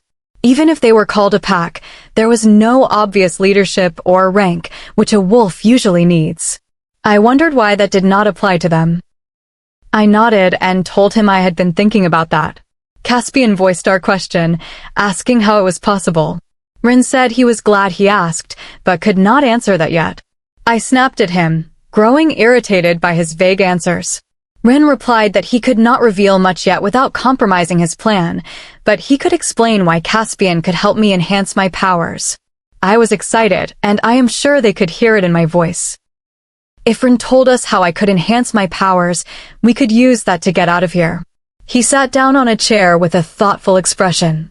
He quickly snapped out of his trance and returned his gaze to us. He explained that he believed if they trained me to use my powers to their full potential, I could help them win the coming war. Caspian looked unconvinced and asked why he thought we would help him. Rin replied that we needed him and that our friends and family would be in danger if we did not cooperate. He was not joking. I was stunned into silence. I sighed and told him to tell us everything. Caspian started to protest, but I stopped him, saying there was nothing else we could do. Phaedra's POV. I opened the thick oak doors and walked into our grand library. It was a large room with bookshelves lining every wall, creating aisles throughout. In the middle of the room, there was a space with computers on a round table. I found the Lunas spread around the room. Luna Holly was at a table with books scattered all over it. She looked up and smiled at me. I asked if she had found anything yet. She said she thought she might have. She explained that while many of the books had little detail, one particular book had more information. She shared that werewolves like JJ only appear when great danger or a war is imminent. This has not happened often. Including JJ, there have only been 8 such beings. She explained that in some of the books, these beings were called primes and each had different powers based on natural elements. JJ's control over fire was part of a cycle. I asked what a prime was. Holly explained that a prime was a powerful being like JJ. She continued, saying that the power would only reveal itself once the prime found their mate. Usually, the mates accepted each other, and their full powers were accessed or enhanced. She then explained what happens if a mate rejects a prime. She revealed that all primes are from the same family. Because Caspian rejected JJ, she would not be able to produce offspring, meaning there would be no more primes to protect the future. She then got to the next point, saying the only way for JJ to enhance her powers is to fully complete the bond with her mate. I was never told any of this by the elders. They told me she was the key to the war, but not how. When she first used fire, I looked at the books, but I had no idea what I was looking for. Holly agreed that the elders should have provided more background information. I thanked her and noted that JJ would not be happy to hear this. Holly laughed, and I joined her. JJ's POV. I screeched in disbelief, asking if I had to fully bond with him. Ren had his hands over his ears, and Caspian was wearing a signature smirk. I told him he could wipe that smirk off his face. Chapter 18. JJ's POV. I couldn't believe what I was hearing. Did everyone think that I was just going to let Caspian bond with me because it's what everyone else wants? I don't think so. He won't be bonding with anyone until he can show me that he wants me for me, nothing more or nothing less, and that's even if I forgive him. I'm not doing it, I blurted out, interrupting the thick silence. JJ, Rin said in all seriousness. If you don't do this, then you won't be able to enhance your powers and win this war. I looked at him, puzzled. Wasn't he supposed to be discouraging me? I'll repeat what I said. I'm not doing it. Caspian and I haven't even accepted each other as mates. Heck, he rejected me. Whose side are you on anyway? I am on my own side. I'm trying to get you to use your powers for my side, to help the rogues win this war. That's not going to happen, I scoffed. As we have already discussed, you don't really have a choice. If you refuse to help me, your friends and family will be killed. I scowled as he continued. Look, I'm not telling you that you have to do it now. You have plenty of time before it all starts, but I suggest that you do it sooner rather than later. Without another word, Ren got up and exited the room, leaving Caspian and me in an awkward silence. Why did this have to be my life? Why couldn't I just be a normal wolf with a normal family, a normal pack, and a normal mate? A mate who would have accepted me without a second thought and did it because he wanted to. Why couldn't I have all of those things? Don't get me wrong, I love my life now. I have an amazing pack, amazing friends, and I've managed to have a relatively normal life apart from being who I am.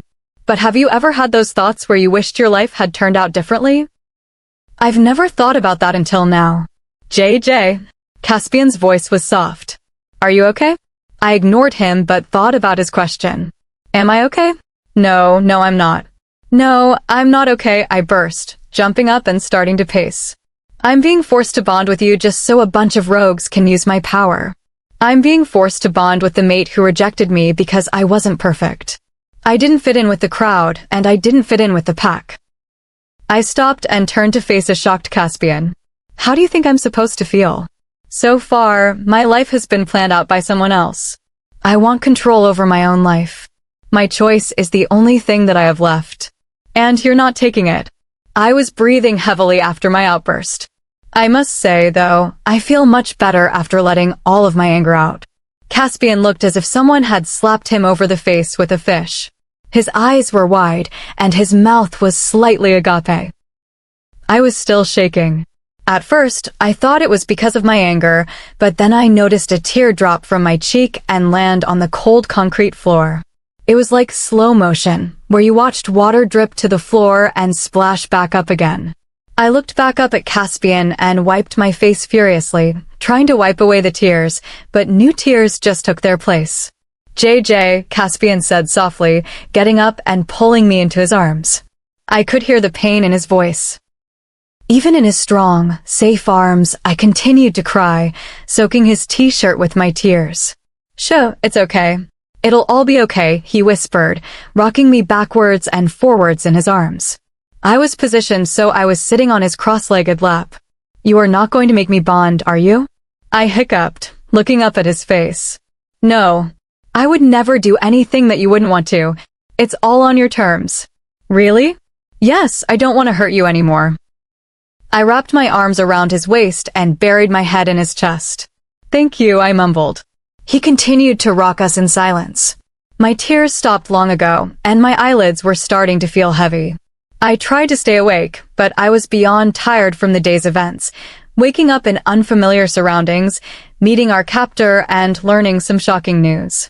My surroundings were blurring, and I was only vaguely aware of the circles Caspian was drawing on my back.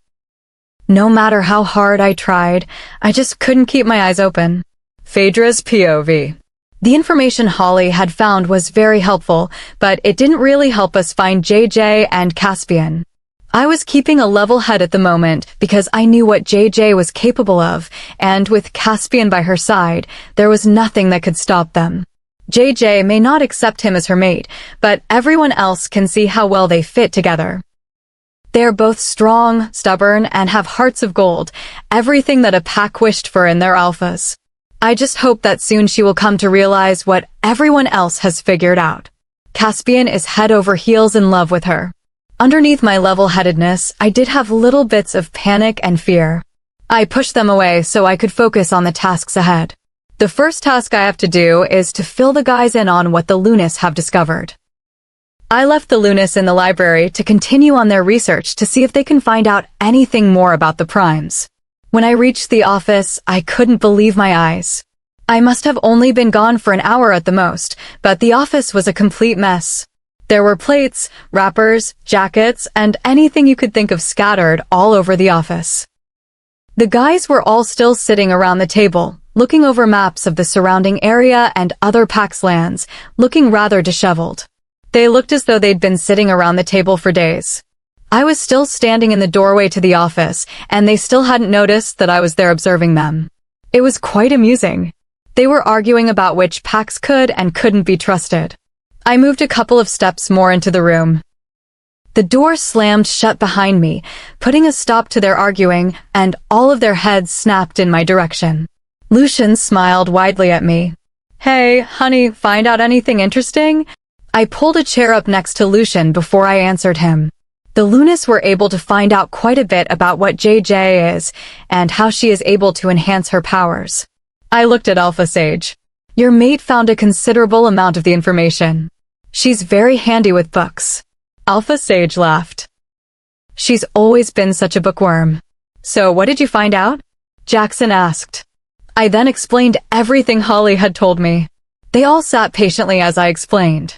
Every now and then, one of them would ask me a question, and I would answer it if I could. But once I got to the part about how JJ had to complete the bond with Caspian, their faces seemed to drop. My little sister has to bond with that jerk? The triplets all yelled at the same time. When I said that everyone can see that they are made for each other, I didn't say that everyone was happy about it.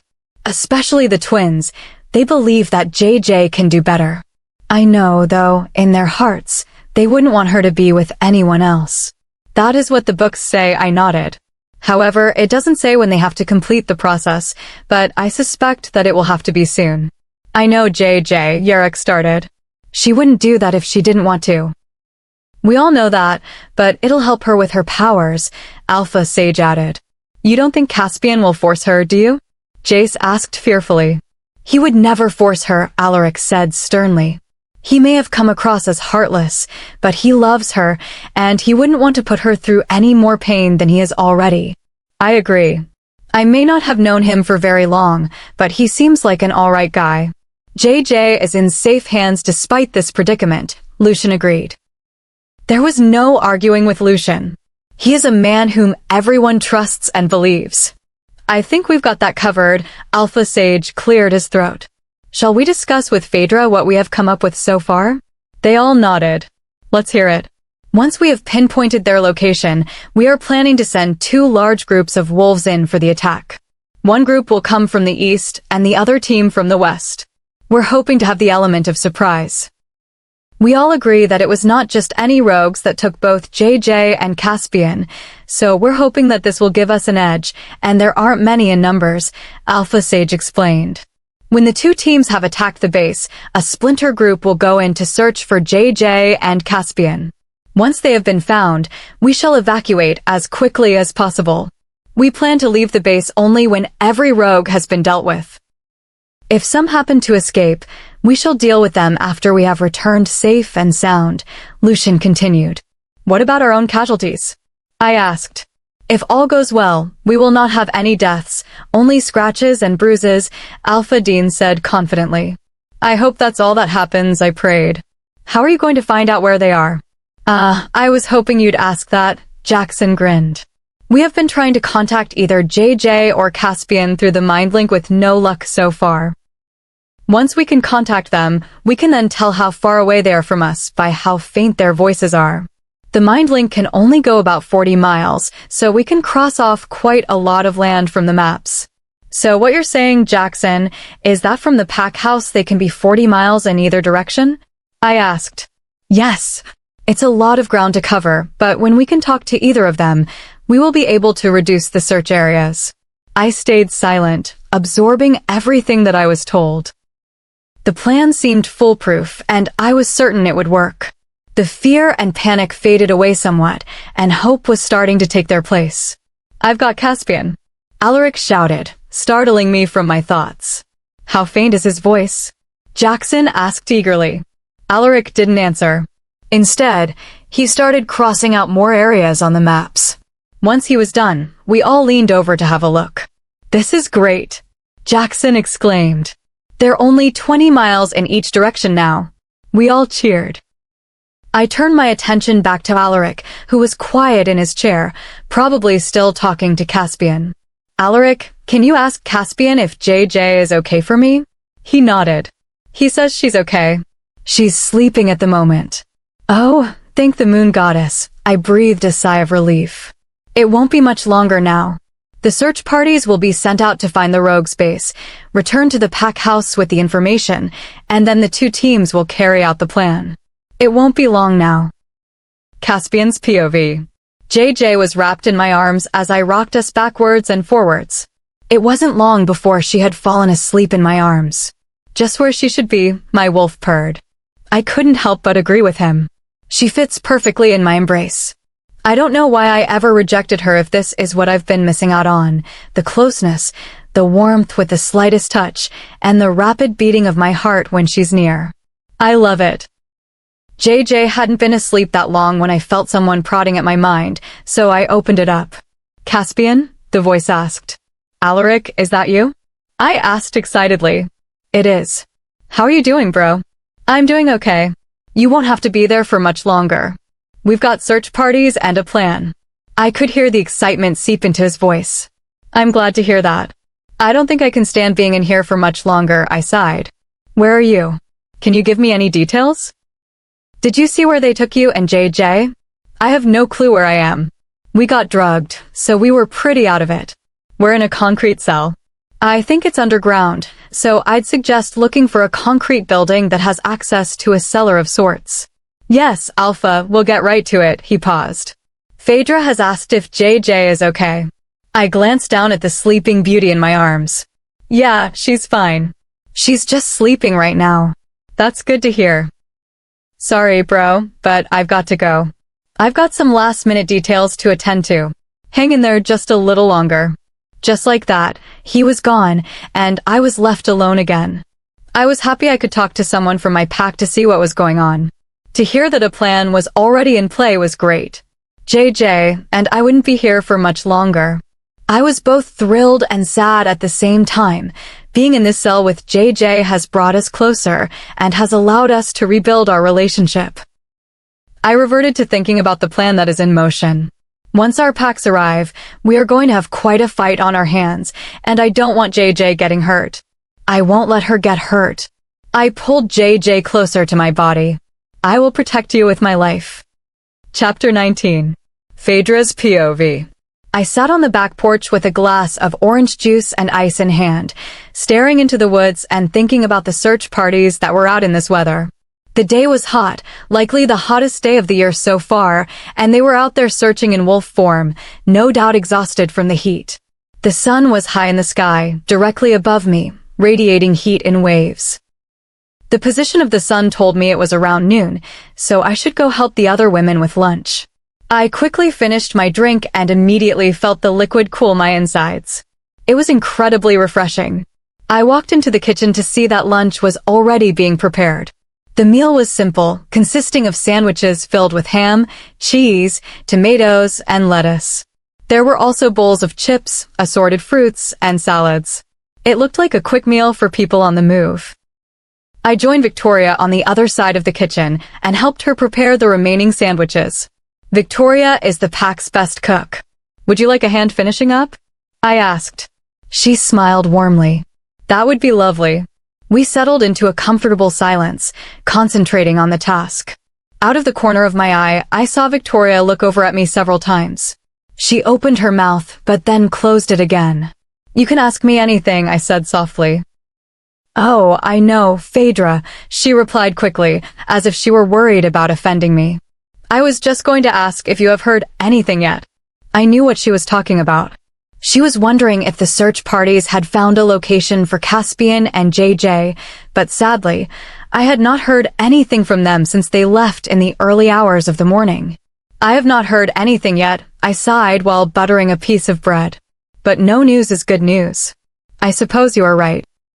Although it has been a rather long time, I am starting to worry.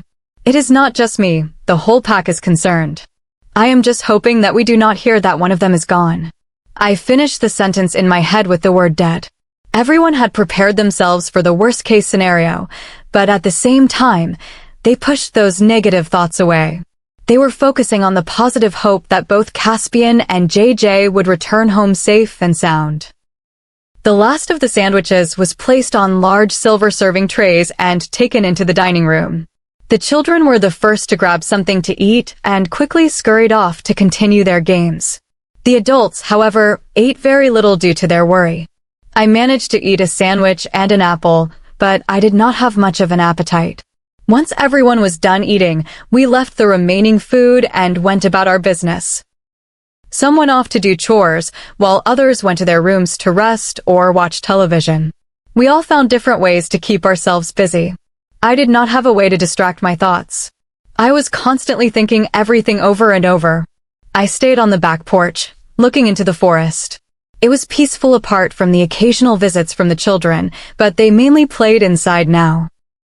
Almost the entire pack had left at around 6 this morning to search our territory, but there was still no news, and it was now 1 in the afternoon. They are taking a long time, I spoke to my wolf.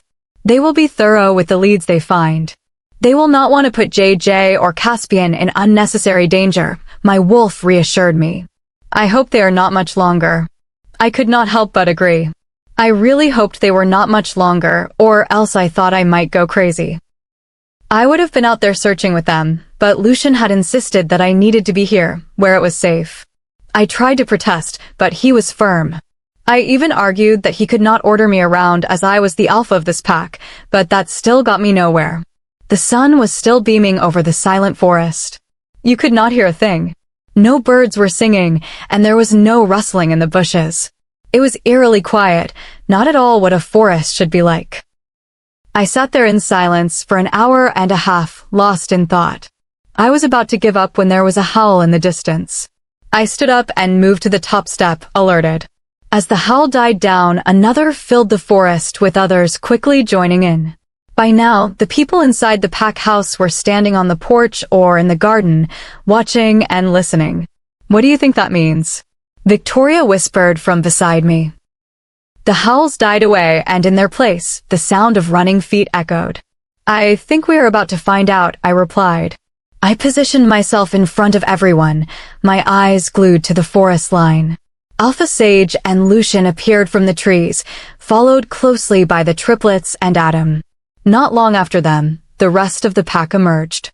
They slowed their run to a trot and made their way toward us. Alpha Sage shifted back while everyone else stayed in wolf form. They were scattered around the garden, lying down and breathing hard. I returned my gaze to Alpha Sage and waited.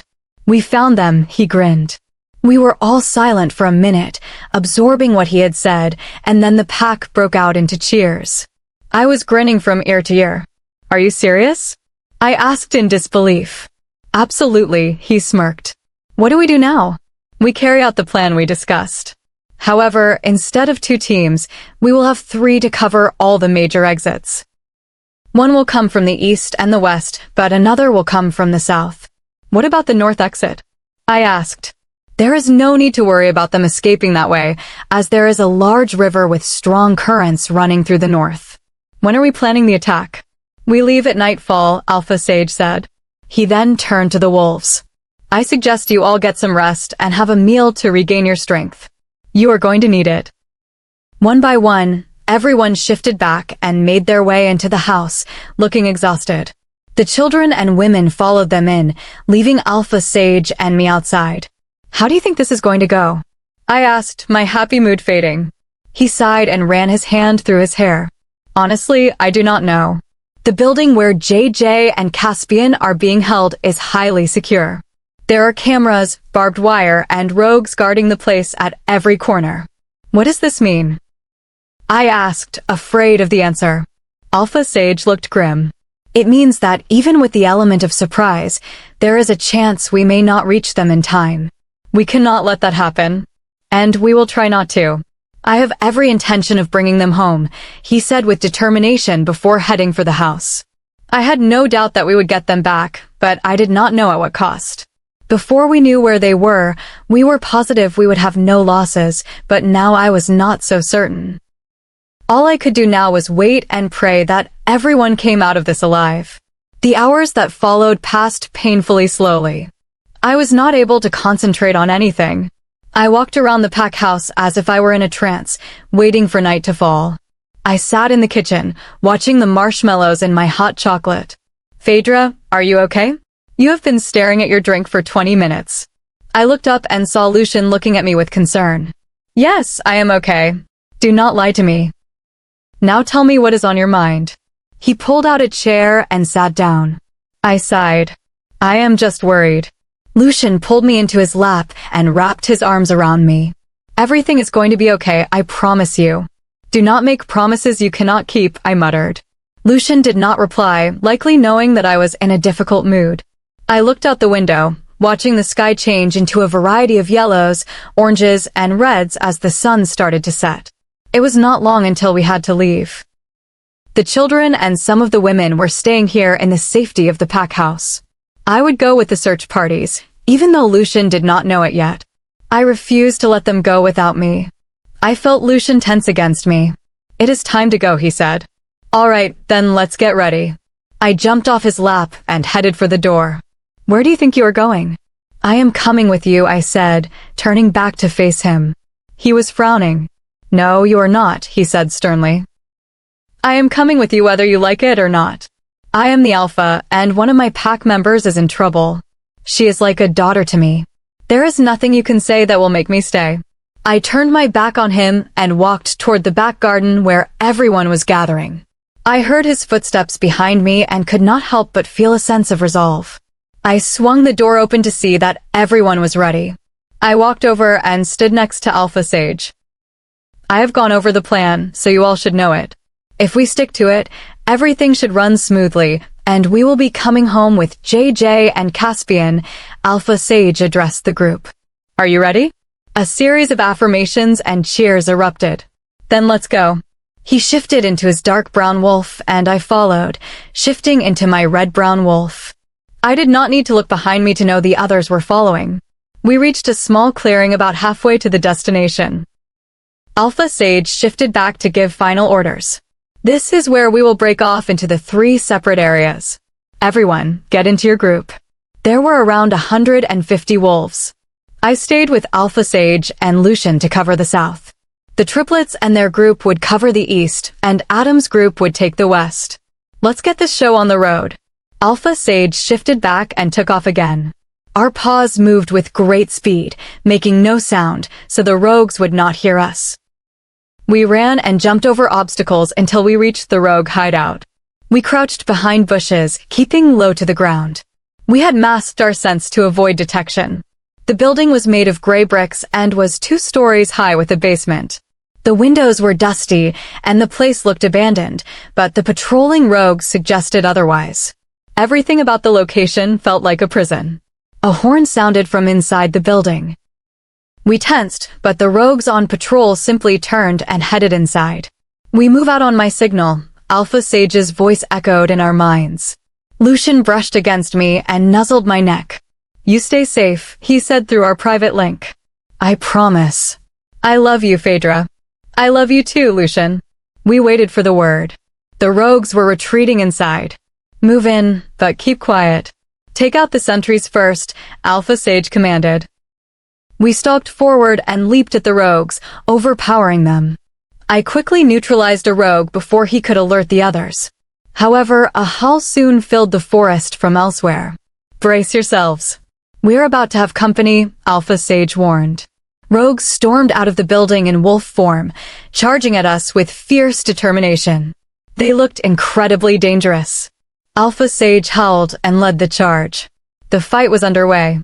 There were many more rogues than I anticipated.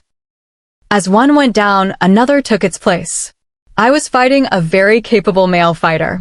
We circled each other, our gazes locked. He lunged, but I dodged and struck his front leg, effectively ending his ability to fight. I finished the encounter and moved on. I was starting to feel the effects of the lack of sleep, but thinking of JJ kept me going. I had to save her. "Stay strong, Phaedra," my wolf said. I regained my focus. On the other side of the clearing, Lucian was fighting off 3 rogues. He looked injured. I charged over just as one of them leaped at him. I tackled the wolf in midair, neutralizing him. I spun around but felt a sharp pain as another rogue struck my muzzle, leaving a severe injury. I was in yet another fight with a rogue bigger than me. I stayed focused. The rogue that had injured me was soon incapacitated. Lucian limped over to me. "Are you okay, Phaedra?" "Yes, I am fine." "But I should be asking you that." I looked at the wounds on his body. He had a bite on his leg and marks on his chest. "I am okay. I am just glad you're safe." The fight continued, but then a sudden explosion rocked the area. JJ's POV. I did not know how long I slept, but I felt revived. My body was warm, and I knew I was in Caspian's arms. I opened my eyes and then squinted against the light coming from a window in the cell opposite ours. My back was pressed against Caspian, and his arms were tight around my waist. I squirmed until I was facing him. I was lucky I did not wake him. I snuggled into his chest and sighed. Caspian's arms tightened around me.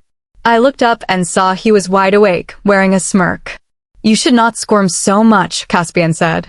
His voice sounded strained. My cheeks burned at our close proximity. "Shut up," I replied. "I have some good news. I was able to speak to Alaric last night," he whispered. "Why didn't you wake me? You looked so peaceful." He asked if I knew where we were, and I explained the situation. I told him we were in a cellar, so they should look for a building with that description. "I know they will find us. I hope it is soon." "What do we do now?" "What do you mean? How do we pass the time?" He smirked, but I just nudged him. "Not going to happen, Cass." "All right. How about we see if your powers are working?" I thought about it. I had assumed the drugs in my system would stop me, but maybe they were wearing off. I moved to the middle of the room. I closed my eyes and pictured the heat. I felt my eyes change color and the warmth spread. I imagined a fireball. A small swirling flame appeared in my palm. "That is incredible," Caspian said. I closed my hand. "It is taking too long and it is too small. It is like I am a beginner again. It will be okay. Just wait for the drugs to wear off more and keep a clear head." I took a few breaths and tried again. This time, the flame was larger. I practiced until nightfall, eventually getting my fireballs back to their normal size. Caspian watched from the bed, impressed. "I am amazed," he said. We were interrupted by the sound of a horn, then by the sounds of fighting from above. "They found us," Caspian whispered. I could not just wait. My family was up there, and I had to help. I shot fire at the wall, but nothing happened. I tried again and again, growing more agitated. "JJ, you need to calm down," Caspian said, walking toward me. "Your eyes are glowing." "Step back, Caspian," I said through gritted teeth. I felt the power surging. "Step back now." I decided to put my anger to use. I imagined the fire surrounding me. It swirled around without harming me. I pointed my arms at the wall, and with a burst of energy, the fire hit the bricks. The wall gave way, and the path was cleared. I pushed through the dust and climbed out. "It is good to be above ground," I said. I recognized this territory. We were not far from home. I turned to see the pack and the rogues fighting. When I looked at them, many flinched. My eyes must still have been glowing red. I saw Phaedra and Lucian near the forest line, and then the triplets and Alpha Sage ran toward them. I smiled at my allies and then turned to the rogues. My smile vanished. I shifted into my large wolf form, and fear filled the air. I swept through the rogues like a hurricane, neutralizing any in my path. I was on a mission to find Rin. The rogues were clearly losing now. I spotted Rin near the hole in the wall. Our eyes locked. I stalked toward him, feeling my strength. He did not shift. He stood there in human form. "I have been waiting for you, JJ," he said calmly. "I have been looking for you," I projected to his mind. I leaped at him and bit into his leg. He screamed but recovered quickly, striking me. He was strong and landed several hits. "We are stronger than him," my wolf encouraged. Ren took a defensive stance, but I circled him, looking for a weakness. I noticed him subconsciously touching his right hip. It was an old injury. I waited for my moment. Ren tripped on a piece of debris, and I seized the chance. I targeted his weakened hip, dealing a final, decisive blow. He collapsed, unable to continue. All around us, the battle was ending. The remaining rogues were falling. Phaedra, Lucian, and the others gathered around. "It is not over yet," Ren gasped with his last breath. "It has only just begun." His eyes glazed over, and he was gone. Chapter 20. JJ's POV. When we all returned home, I ran upstairs and hopped into the shower, letting the hot water relax my tense muscles. I hadn't spoken a word to anyone after Rin died, and everyone was looking at me with concern. While everyone else was smiling and cheerful, I was frowning. My eyes felt like stone, and I was showing no emotion. I couldn't really blame them for being concerned. We had beaten the rogues, and I was the only one who wasn't celebrating, but then none of them had been there when Rin died. They didn't hear his last words. They all thought that it was over. They were in for a surprise when I told them the news. I knew I should have probably told Phaedra or Alpha Sage straight away, but I desperately wanted some time to myself to think. I was in a somber mood and angry at myself. I had let myself be taken, put the packs in danger, and I felt responsible for the lives we lost. Pack members searched the field for any wolves on our side. In total, we lost 24 wolves. From my pack, we only lost 4 members, which is fortunate considering it could have been more, but it was still heartbreaking to lose family members. I stayed in the shower for a few more minutes before getting out and changing into some comfortable clothes. Black yoga pants, a thick white jumper, and white fluffy socks to match. I wasn't going anywhere anytime soon, so I thought I'd try to relax. Once I was dressed, I looked at the clock on my bedside table. It was 7:30 in the morning. The fight had gone on into the early hours. I debated whether or not I should go and find Phaedra or Alpha Sage to tell them what I found out, but I didn't want to disturb them if they were resting. Only one way to find out, I thought. I crept out of my room and started making my way toward Phaedra's office. I was thankful for my fluffy socks, as they muffled the sound of my feet on the wooden flooring. It didn't take me long to reach the office, and I was relieved to see that Phaedra was still up. I could also see that she wasn't alone. Phaedra was sitting at her desk with Lucian, while Caspian and Alpha Sage sat before them. They were all in loose-fitting clothes, just like I was. They obviously had the same idea. None of them noticed me as I stood near the door, and I was in a position to hear their conversation. I would say that last night was a big success, Alpha Sage said triumphantly. I agree, although we did lose a larger number of wolves than I imagined, Lucian added. There wasn't anything we could do, Alpha Sage replied. We knew that we were going to lose some, but it was better than I expected. Lucian only nodded in response. Have any of you checked on JJ? Caspian asked. They all shook their heads before Phaedra spoke. I think she just needs some time to herself. You saw her when it was over. She looked completely exhausted. I suppose you're right, Caspian muttered. I'm just worried about her. Was Caspian worried about me?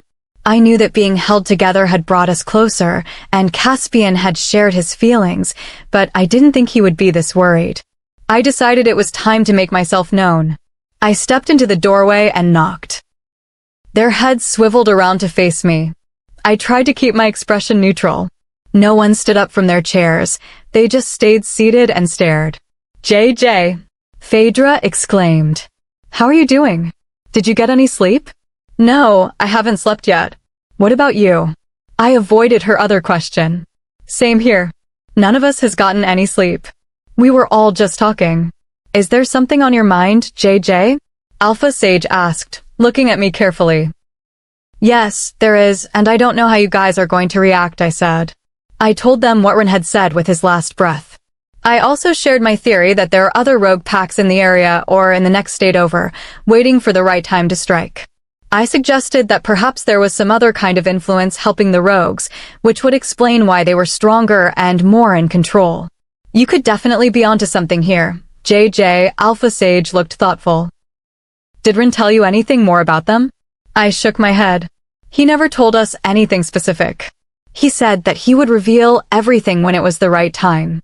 The only thing we did get out of him was how JJ could focus her abilities, but that was about it, Caspian added. Everyone was quiet, lost in their own thoughts. We have quite a problem on our hands, Lucian broke the silence. I wouldn't say that exactly. I would think of this in the way we did with the search, Alpha Sage said. Phaedra looked concerned. It is a completely different situation. It isn't that different. The only change is that it won't be a rescue mission. However, we won't know what these rogues are like. If they have extra help, we are going to have to be extremely careful, Alpha Sage tried to reassure her. So, what do you suggest we do? We go back to what we were doing before. We train. I went quiet again.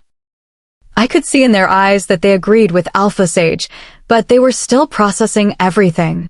All right then, we go back to what we were doing. We don't know when they are going to attack, so we need to be prepared for anything, Phaedra reluctantly agreed.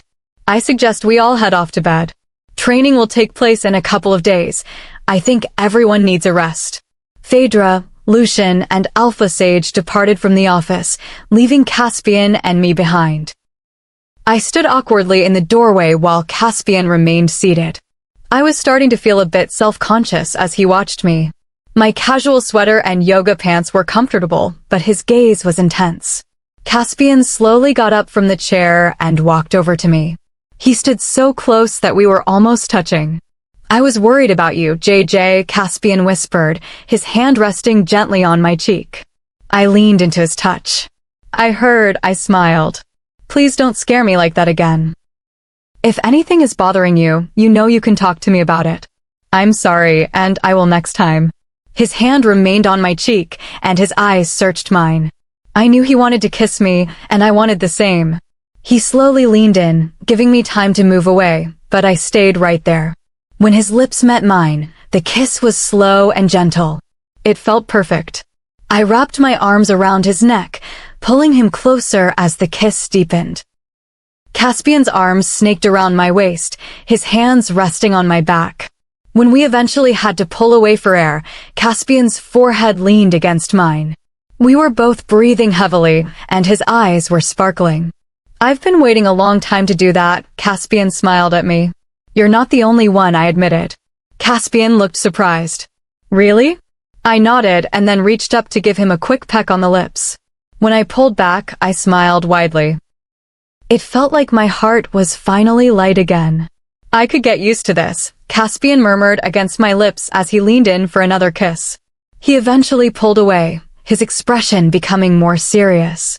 "I know we haven't really been able to talk about us, considering everything that has happened. I want to talk about it. I know saying sorry won't fix the past, but I meant everything I said in that cellar. I care for you deeply, JJ. I have for a long time, even before I knew we were connected. I was careless back then. I was too worried about my reputation to act on my feelings. I thought I needed something else, but I only needed you." He looked at me with such sincerity that it felt like a dream. "We have a couple of days before training starts, and I was wondering if you'd like to spend that time together. We can get to know each other and start fresh." I didn't reply immediately because I was in shock. I never would have guessed that he felt this way for so long. Before he could think, I was rejecting him. I took hold of his shirt and pulled him into a passionate kiss. When I pulled away, our breathing was shallow. "Does that answer your question?" "Definitely," Caspian grinned. "We should get to bed. We both need to rest." He took my hand, and we quietly made our way to the bedrooms. We stood outside my door, and he lingered, playing with my fingers. "I'll see you later." He leaned in and kissed my cheek, starting to turn away. My hand felt cold without his touch. "Caspian, wait." He turned back around. "Can you stay with me?" I felt my face heat up as I asked. "Are you sure?" Caspian asked, looking a bit nervous. I nodded and led him into my bedroom. He waited while I went into my closet to change into my pajamas, a simple vest top and shorts. When I returned, Caspian was already in the bed, looking comfortable. "You certainly made yourself at home," I chuckled, getting into bed. "Your bed is so comfortable, I couldn't help myself," he grinned. I rolled my eyes and settled under the covers. I faced the wall with my back to him, feeling a bit of the newness of the situation. Caspian's arm wrapped around my waist, pulling me closer to his chest. I could feel his breath on the back of my neck. He kissed the side of my neck lightly. "Thank you for giving me a chance." "I won't let you down," Caspian whispered. He stayed close, and I thought about the bond between us. We had grown much closer over the last few days, and I realized that I wanted to move forward with our future together. I thought back to the very end of the battle. It isn't over yet. Ren had gasped for his last breath. It has only just begun. His eyes had glazed over, and he was gone. But here, in the quiet of the room, I chose to focus on the hope for what was to come. Chapter 21. JJ's POV. Sunlight streamed through my bedroom window, waking me from a peaceful slumber. It was the best night of sleep I'd had in a long time. I felt refreshed and full of energy, but I also felt incredibly warm. A heavyweight, like a solid log, was pinned across me, refusing to let me up. I opened my eyes tentatively and glanced under the covers. An arm was draped around my waist, and a hand was tracing small circles on my stomach. I pressed my palm over my mouth to stifle a laugh. I was incredibly ticklish. I shifted slowly, so the hand was drawing circles on my back instead of my stomach. I sighed with relief, finally relaxed and no longer fighting the urge to giggle. I found myself facing a set of truly impressive abs. I bit my lip, trying to maintain my composure. It would be beyond embarrassing if Caspian woke up to find me ogling him.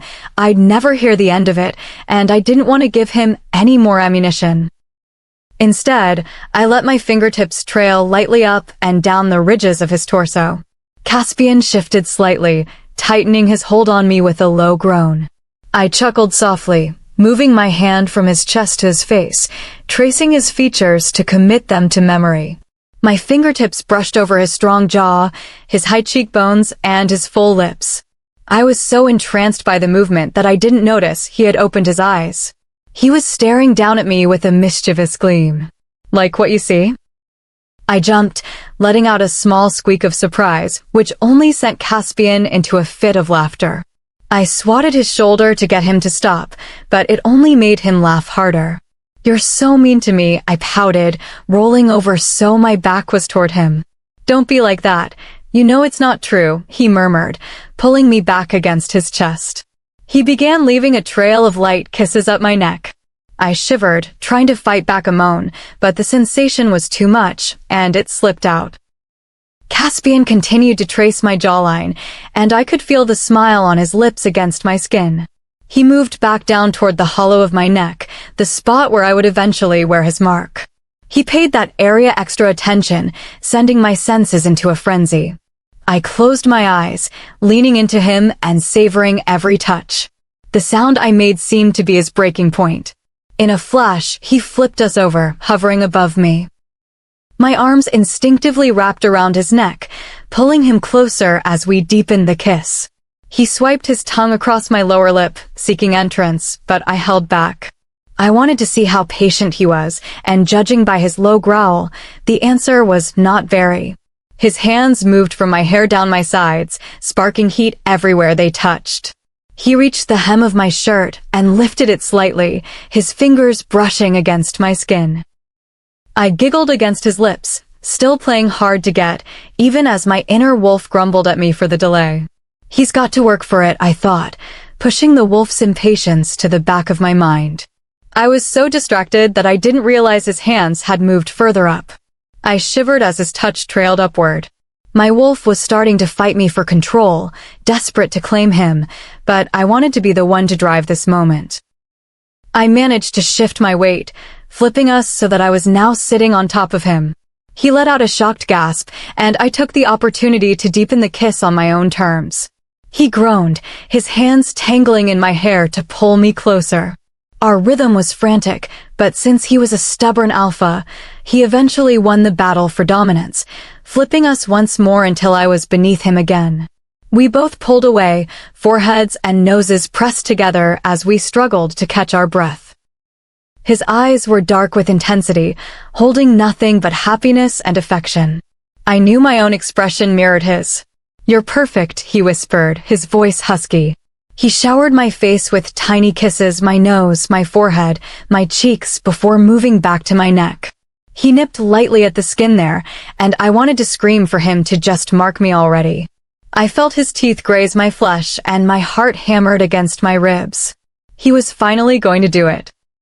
But just as he moved to claim me, a sharp knock sounded on the door. "Breakfast is ready," Jace's voice shouted from the hallway, effectively shattering the moment.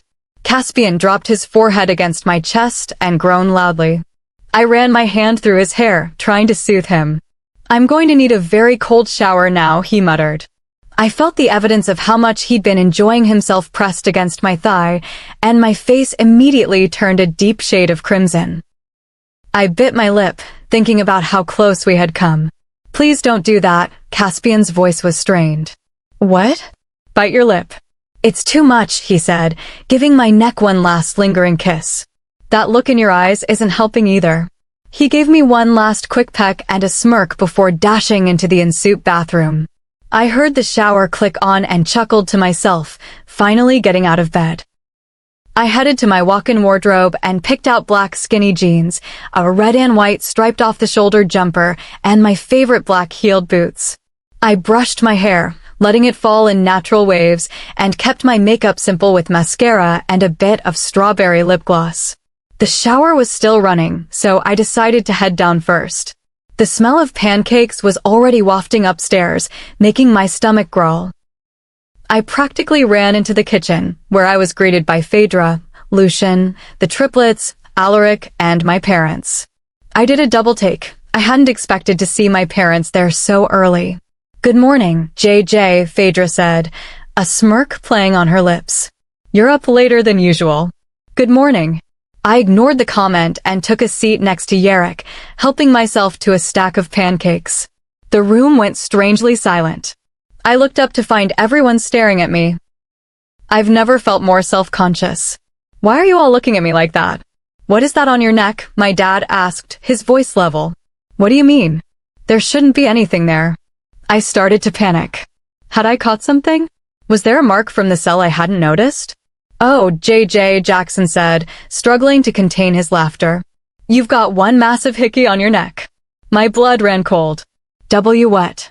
Jackson snapped a photo on his phone and turned it around. Sitting proudly on my skin was a bright red and purple mark. I stared in horror. It was huge.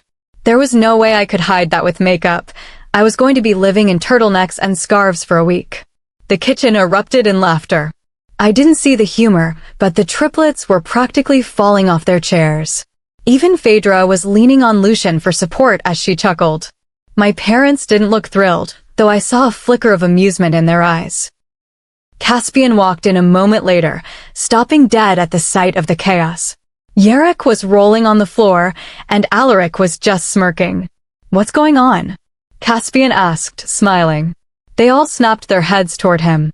Alaric was the first to speak. "Well done, man. That's quite a mark you left on her." Caspian beamed, looking entirely too proud of himself. "Thanks, man." "Now we know why she was late," Phaedra snickered. "She was getting down and dirty," Jace added, wiggling his eyebrows. I wanted the floor to open up and swallow me. I was probably redder than my jumper. "Jace, you've got your facts wrong," Caspian stated. I glared at him, silently begging him to stop. "We were going to, but you interrupted us." "I am so glad I didn't just walk in like I usually do," Jace shuddered. "I don't need to see that. Just make sure you're careful," my dad added dryly. "We're too young to be grandparents." I started choking on a piece of pancake and had to chug my orange juice while Yerrick patted my back. "You guys are embarrassing," I muttered, standing up and fleeing the kitchen. I didn't even get to finish my breakfast. I stepped out the back door, letting it slam softly behind me. The silence of nature was a welcome change. It was a beautiful summer day, with birds singing and a pack of children playing nearby. I sat on the porch swing, rocking slowly as I watched the forest. It would be nice if we could just live like this forever, without the constant threat of the rogues. The swing dipped as someone sat down beside me. I didn't have to look to know it was Caspian. "Are you okay?" he asked. "Yeah, I'm okay. Come here." I scooted into his arms, resting my head on his shoulder. His warmth was steady and comforting. This felt like home. "I'm sorry if I embarrassed you," he said softly.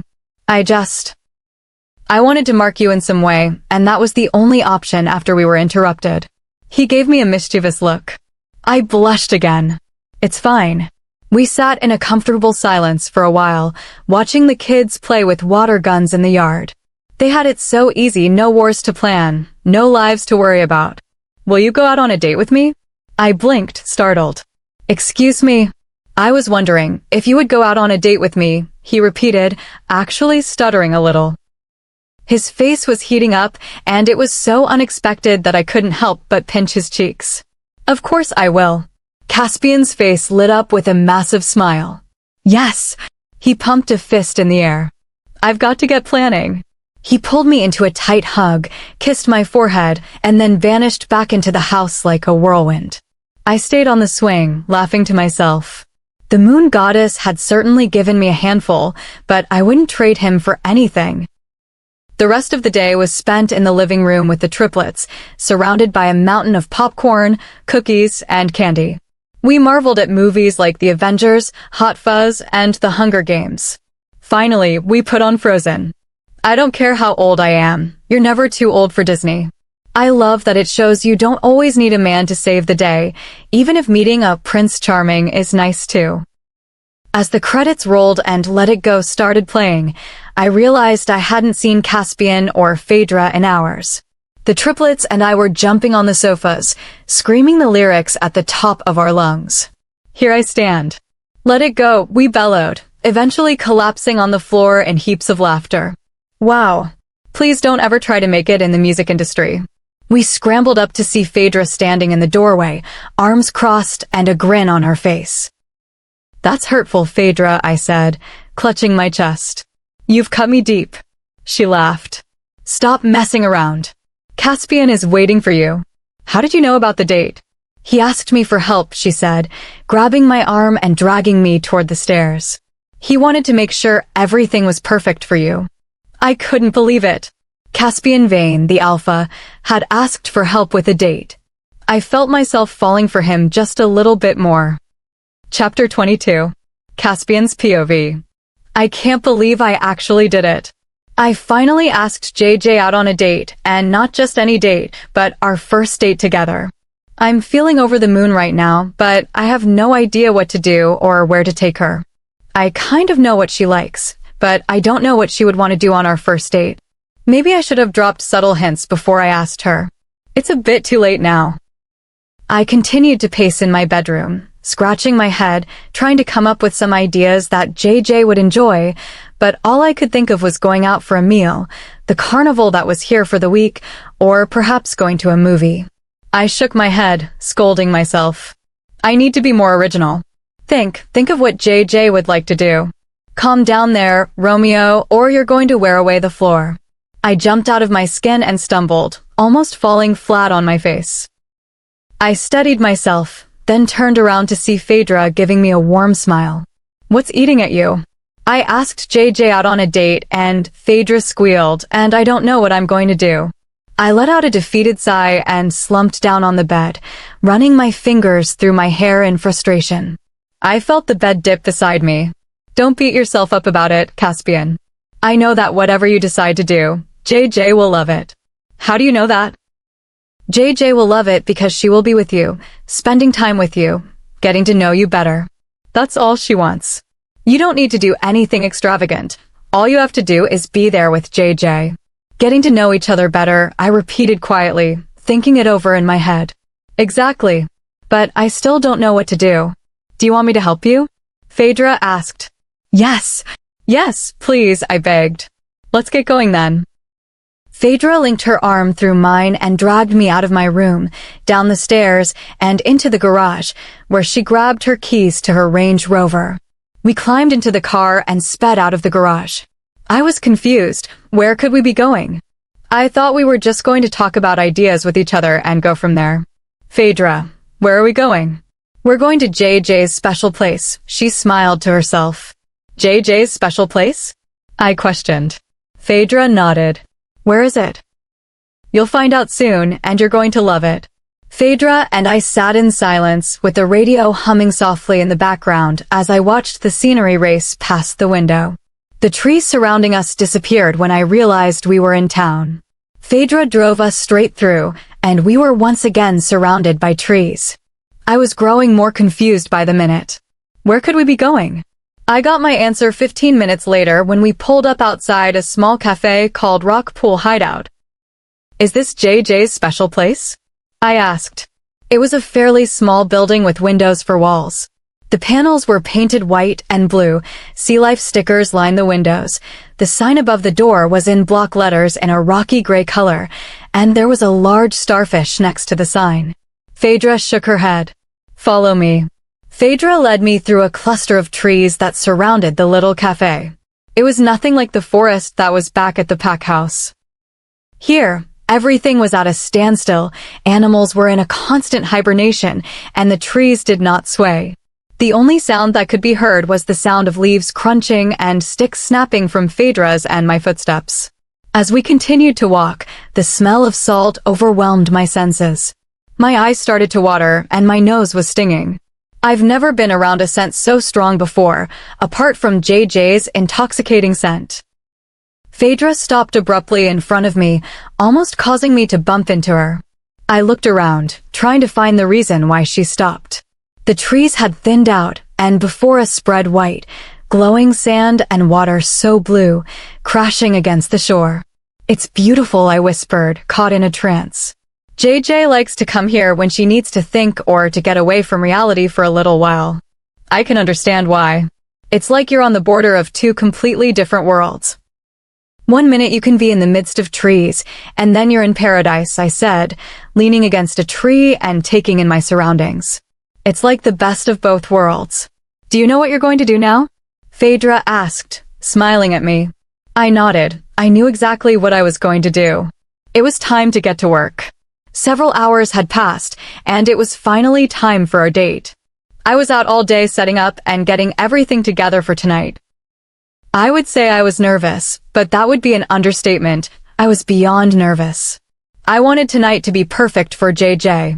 After Phaedra and I talked about what I was going to do, we walked back to the car and drove in silence to the pack house. Once we got back, we went our separate ways. I went in search of everything I needed, and Phaedra ran off into the pack house, no doubt to help JJ get ready. I just hope she doesn't say anything to her. I want everything to be a surprise. I was pacing once again in the hallway, waiting for JJ to come down the stairs. I decided to dress up smart but casual. I was wearing dark jeans that hung low on my hips, a black button shirt with a jacket, and black shoes.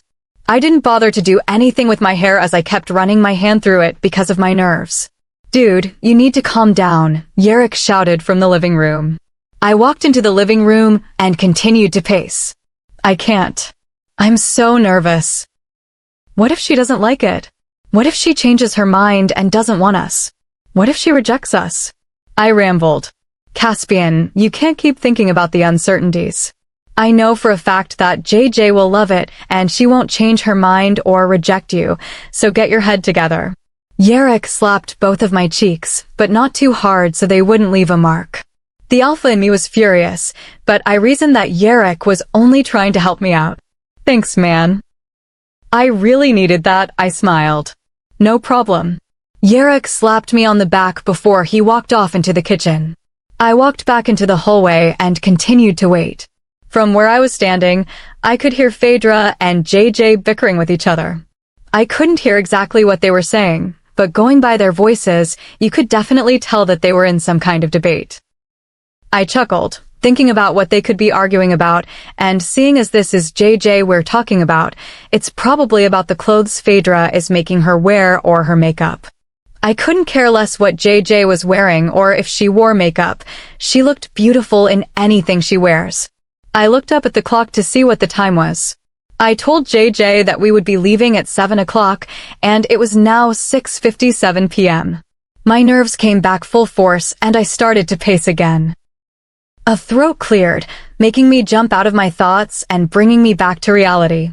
I turned around to see Phaedra coming down the stairs with a smirk on her face. She's on her way. I was in full-out panic mode when Phaedra left me standing at the bottom of the stairs waiting for my gorgeous mate.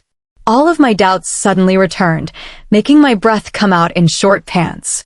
Get a grip on yourself, I scolded myself. Everything is going to be okay. I continued to chant to myself when I heard a creak coming from above me. My head snapped to where the sound was coming from, and my mouth dropped.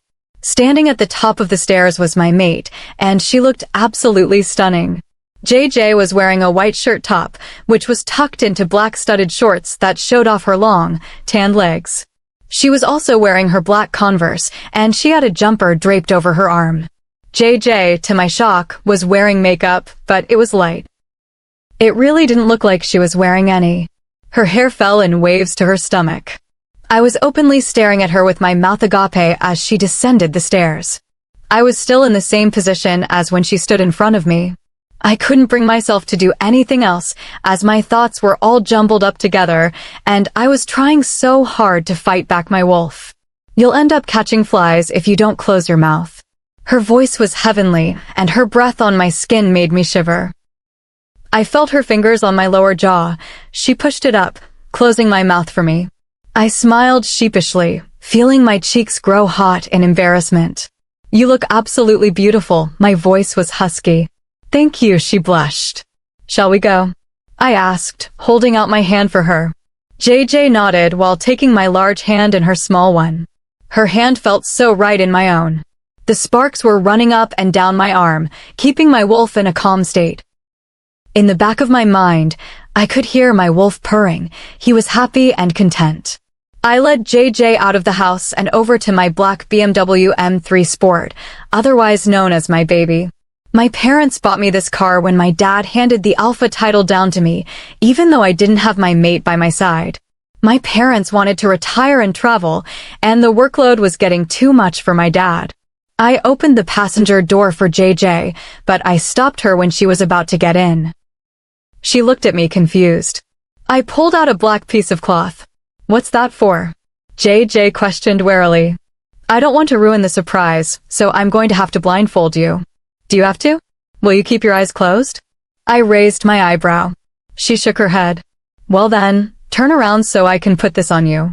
JJ turned around so I could place it over her eyes and tie it. "It's really dark," JJ said. "Good, now you won't be able to see where we're going." I beamed, although she couldn't see. JJ sighed. "Can you help me get into the car, please?" I gently took hold of her elbow and guided her into the car. Once she was safely in her seat, I buckled her in, making sure to make all of my movements slow. She shivered under my touch. I smirked, although she couldn't see it. If she had, I would have probably gotten a slap and a glare. I shut the passenger side door and jogged over to the driver's side, buckling myself in and starting the engine. It roared to life, and I could feel the power in this baby beneath my feet. "Are you ready for this?" I asked. "Once you agree, there is no going back." "I wouldn't want to go back anyway." JJ smiled happily. She rested her hand on my thigh and leaned back into her seat as I drove off. I couldn't think straight as her thumb lazily drew small circles on my thigh. It was both relaxing and distracting. My wolf was purring with the contact, but it also caused a reaction in me. I continued to drive, all too aware of my reaction. The radio was playing softly in the background while we sat in a comfortable silence. Every once in a while, I would hear JJ softly sing along to a song playing, but other than that, silence hung around us. I spotted the little cafe that Phaedra and I had visited earlier in the day, and my nerves spiked. What if JJ didn't like what I planned? What if she just left me there? I couldn't live with myself if JJ just left me. I would die without her like I nearly did over the years when I thought she was dead. Those years were the toughest years of my life, and because I was suffering, the pack started to suffer. I was not fit at the time for my alpha duties, so my beta, Alaric, took over while I got myself back together. It took me a while, but I slowly got myself back together and put all my energy into the pack, yet even then, it was too late. The rogues who had been attacking long before I recovered had tripled in number and attacked us while we were still weak. I will never forgive myself for what I put my pack through, and for the rest of my days as alpha, I am going to make it up to them. The first thing on my list is to give them a Luna. I parked up next to the cafe, killing the engine before I jumped out and ran over to JJ's side. I opened her door like a gentleman and took her elbow again, guiding her out of the car. "Where are we?" she asked, wobbling slightly as she tried to gain her balance. "It's a surprise, so stop asking." I smiled, then whisked her into my arms, carrying her bridal style. "What are you doing?" "Put me down," she demanded, struggling in my arms. I shook my head. "I can't do that. Otherwise, we'll take forever walking." JJ stopped struggling and leaned into my embrace. She put her arms around my neck, sighing and taking in my scent. My hand that was resting on her upper thigh started drawing circles, causing her to shiver and moan softly. The whole walk was agonizing for me after she moaned like that. I was trying so hard to hold my wolf back, but he was being persistent, and he kept chanting for me to claim my mate there and then. "We can't do it now. She would never forgive us, plus we need to make it special when we do eventually mate." I argued with my wolf. He huffed out a breath and retreated to the back of my mind, but not so far that he couldn't see or hear what was going on. I removed my arm from supporting JJ's knees and gently placed her on the ground. Her arms were still wrapped around my neck, and her breath was fanning over my chest. "We're here already?" I nodded against her shoulder. "Can you take this blindfold off me now?" My hands skimmed across her back lightly and untied the blindfold, letting it fall down to the ground.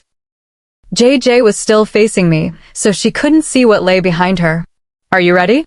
I asked hesitantly. JJ nodded her head enthusiastically and spun around with a gasp. JJ's POV. I gasped at the beautiful scene before me.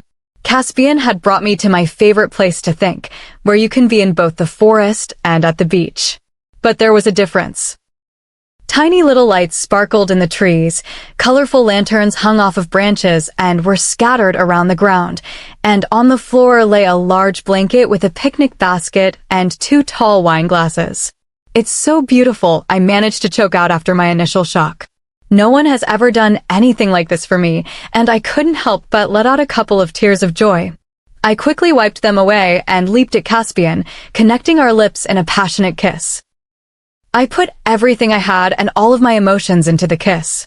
My hands were in his hair, messing it up, and my body was flush against his. Caspian groaned before he pulled away, leaving a small space between our lips.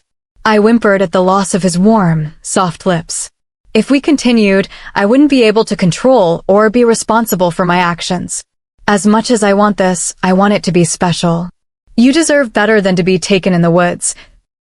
You deserve to be shown so much love and pleasure in the comfort of our bedroom, Caspian whispered, looking deep into my eyes.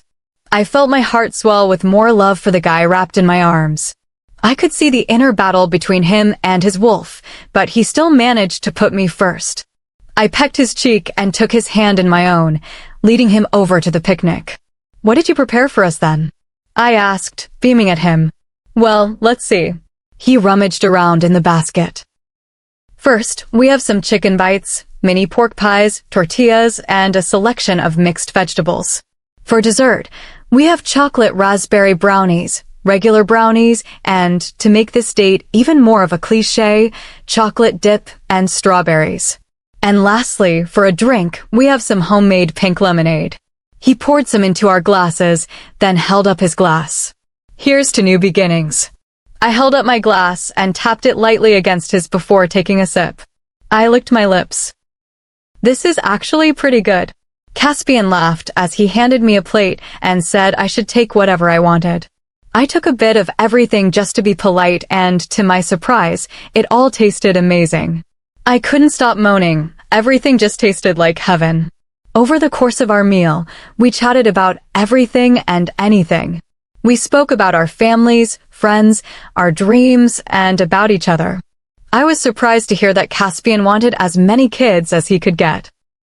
Ironically, I just happened to be chewing on a piece of chicken, and I ended up choking, because after all, I was the only one who could give him children. We moved on to dessert after we couldn't eat any more of our first course. I immediately started on the strawberries, dipping them in chocolate and then licking them off. I heard a groan come from next to me, and I looked over at Caspian. He had a pained expression on his face. "What's wrong?" I asked with a smirk, continuing to lick the strawberry. I knew exactly what was wrong with him. I wanted to see how far I could go before he snapped. Apparently, it wasn't long because he let out a growl, and next I found myself on my back with Caspian on top of me, and he was attacking my lips with his own.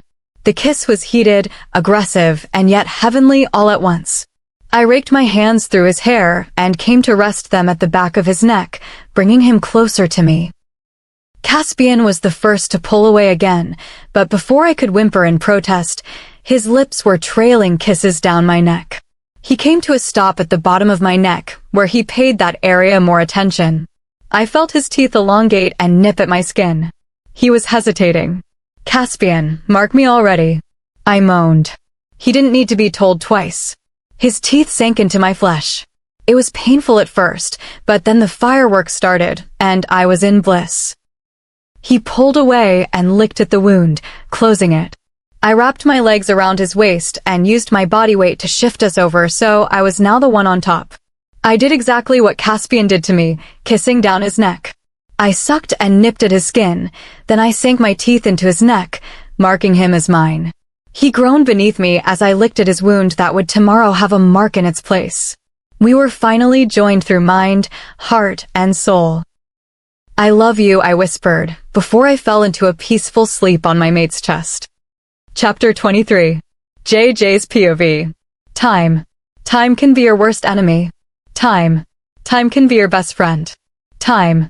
Time can be the greatest form of torture. Time. Time can slip through your fingertips. Time. Time is something that the pack and I are running out of. The time that Phaedra gave the pack to rest before training started ran out quickly, and I spent that time getting to know Caspian all over again. We spent those days outside of the pack house running together in wolf form, going to theme parks, and just doing anything that we found fun. When night came, we watched all of our favorite movies, cuddled up together, and talked about everything and anything. Caspian barely slept in his room these days. Instead, he was staying in my room because I couldn't stand to be without him. Since we marked each other, we couldn't go long periods of time without each other, so every night Caspian and I shared my bed, just to sleep, of course. I wasn't ready to complete the mating process yet. It wasn't because I was scared, it was more of the fact that I was worried about what would happen afterwards, because no one knew what would actually happen. We had some information Rin shared with us when Caspian and I were captured, but other than that, we were going in blind. It was getting harder and harder for us to avoid mating, and everyone around us could feel the romantic tension between us, which was really embarrassing. But my wolf was the worst of all. She was constantly imagining jumping Caspian's bones, and she didn't hold back on the details either. She was constantly eager. It was getting worse with every day that went by, and in the pit of my stomach, a fire was slowly brewing. I had no idea what was going on with my wolf or my body, and there was only one person that I knew I could go to. "Phaedra," I shouted as I barged into her office. The door slammed against the wall, and everyone in the room turned their gaze to me. Phaedra, Lucian, and the pack warriors were all staring at me. "What's wrong, JJ?" Phaedra asked, looking at me with concern. "Can I talk to you?" I paused and looked at everyone in the room. "Alone." "Of course." Phaedra nodded and gave Lucian a quick kiss. Everyone got up and left, leaving Phaedra and me alone in her office. I took a seat opposite Phaedra and twiddled my thumbs. "JJ, is there something wrong?" I sighed. "Yes. No. Maybe I don't really know. Why don't you tell me what's going on, and then we can decide if it's a matter of life and death." She smiled. I nodded. "You know that Caspian and I marked each other, right?" She nodded. "Well, ever since we did, my wolf has been acting really strange, and there's a fire growing in my stomach." I brought my gaze to meet Phaedra's, and I wished I hadn't, because she had that look in her eyes that said, "I know something you don't," and she had a devious smile on her face. "Tell me, my daughter, is your wolf acting eager?" She smirked. I blushed. I could feel it creeping up my neck to my cheeks, and I could only just manage to choke out a stuttered yes. Booming laughter echoed around her office, followed by a thud. Phaedra was lying on the floor, rolling around with tears streaming down her face, clutching her stomach as she laughed. "Phaedra, this really isn't funny," I whined. But that didn't stop her. In fact, it just made her worse. She was now snorting like a pig and clapping her hands together like a seal. I gave up, so I sat back down again and patiently waited for her to stop. She definitely knew what was going on with me, so I couldn't just storm out of here because I needed answers before it got worse. Caspian and I could barely be near each other because of the romantic tension, and not being near him was making my wolf sad, so you can see my problem here. I couldn't even go back to training that started up a couple of days ago because doing too much hurt. Lucian and the triplets took over the training sessions until I felt better, which was good news. I didn't want my pack to suffer at my hands. Eventually, Phaedra sobered up, and she was now sitting calmly back in her seat. "Are you done?" I asked in a monotone voice. "Yep." "Okay, JJ, I'm just going to say this bluntly. You're going into heat. You've got to be kidding me. I kid you not, JJ. This is how the moon goddess ensures that all mates complete the mating process. You and Caspian have been away from each other for a long time, and now that you're together, she's not going to let that happen again, so she's kickstarting your heat early. What does that mean for me? I stuttered. It means that in a couple of days or less, you're going to want to jump Caspian, and there's nothing you can do about it because your wolf will be in complete control of your body. I remained quiet, just thinking. In a couple of days, I was going to go into heat, and my wolf was going to be worse than she is now, and there is nothing I can do about it. I pondered over all of my options. I couldn't stay away from Caspian because my wolf would just take over, so that's not going to happen.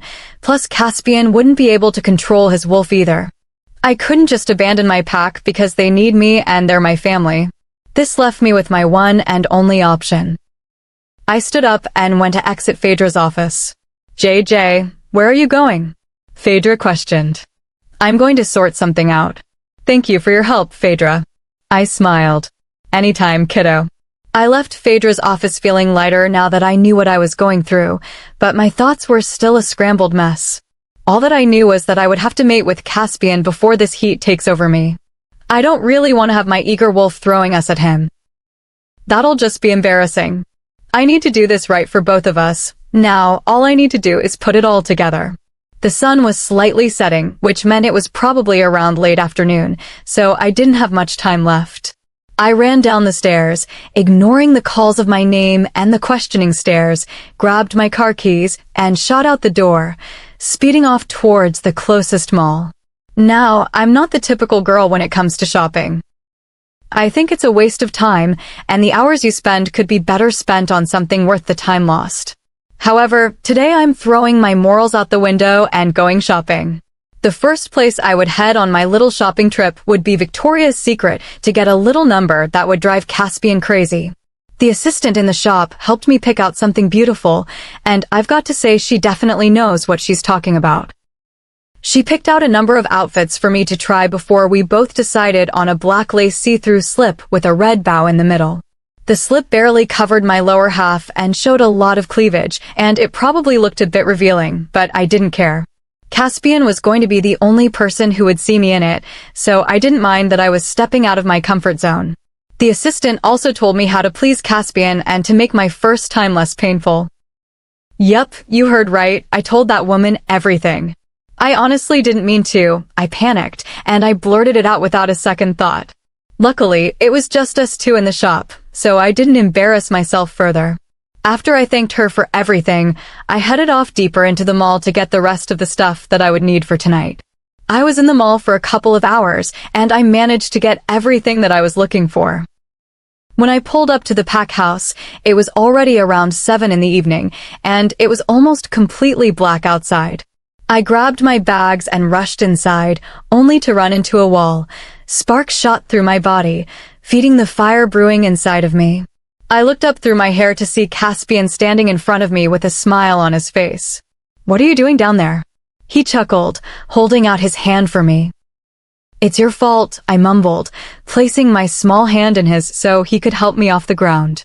Once I was standing, I wiped the invisible dust off my clothes and started to gather my shopping bags.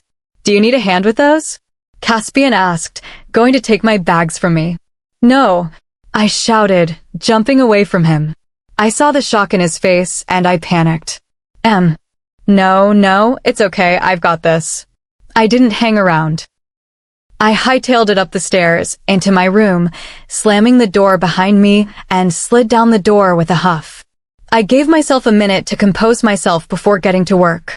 I had roughly a couple of hours before Caspian came up to bed, so I had to work fast. I deposited my bags on my bed and started to rummage through them. First, I took out the chocolate and vanilla-scented candles and dotted them around the room, lighting them as I went. Once all the candles were lit, I set out Caspian's favorite chocolates on the side table, then dimmed the lights. The flames flickered, making the shadows dance around the room and giving it an eerie feel, while the smell of chocolate and vanilla overpowered my senses. Everything was all set up, and I still had time to spare. I planned to use the time wisely to prepare myself. I sat in my room for a while, just thinking, getting lost in my thoughts. Losing yourself in your own mind can be a dangerous thing to do. Your own thoughts can suffocate you, and your own thoughts can drive you insane, even to the brink of insanity. My alarm shrieked in the silence, breaking me from my thoughts that would have no doubt trapped me inside my own mind. My alarm continued to wail. With a heavy sigh, I ended its onslaught and ran into the bathroom with my outfit in hand. To say I was nervous was the understatement of the century. Looking at the outfit I was planning to wear to make Caspian crazy made the butterflies in my stomach go wild. This little number was way out of my comfort zone, but I was willing to try.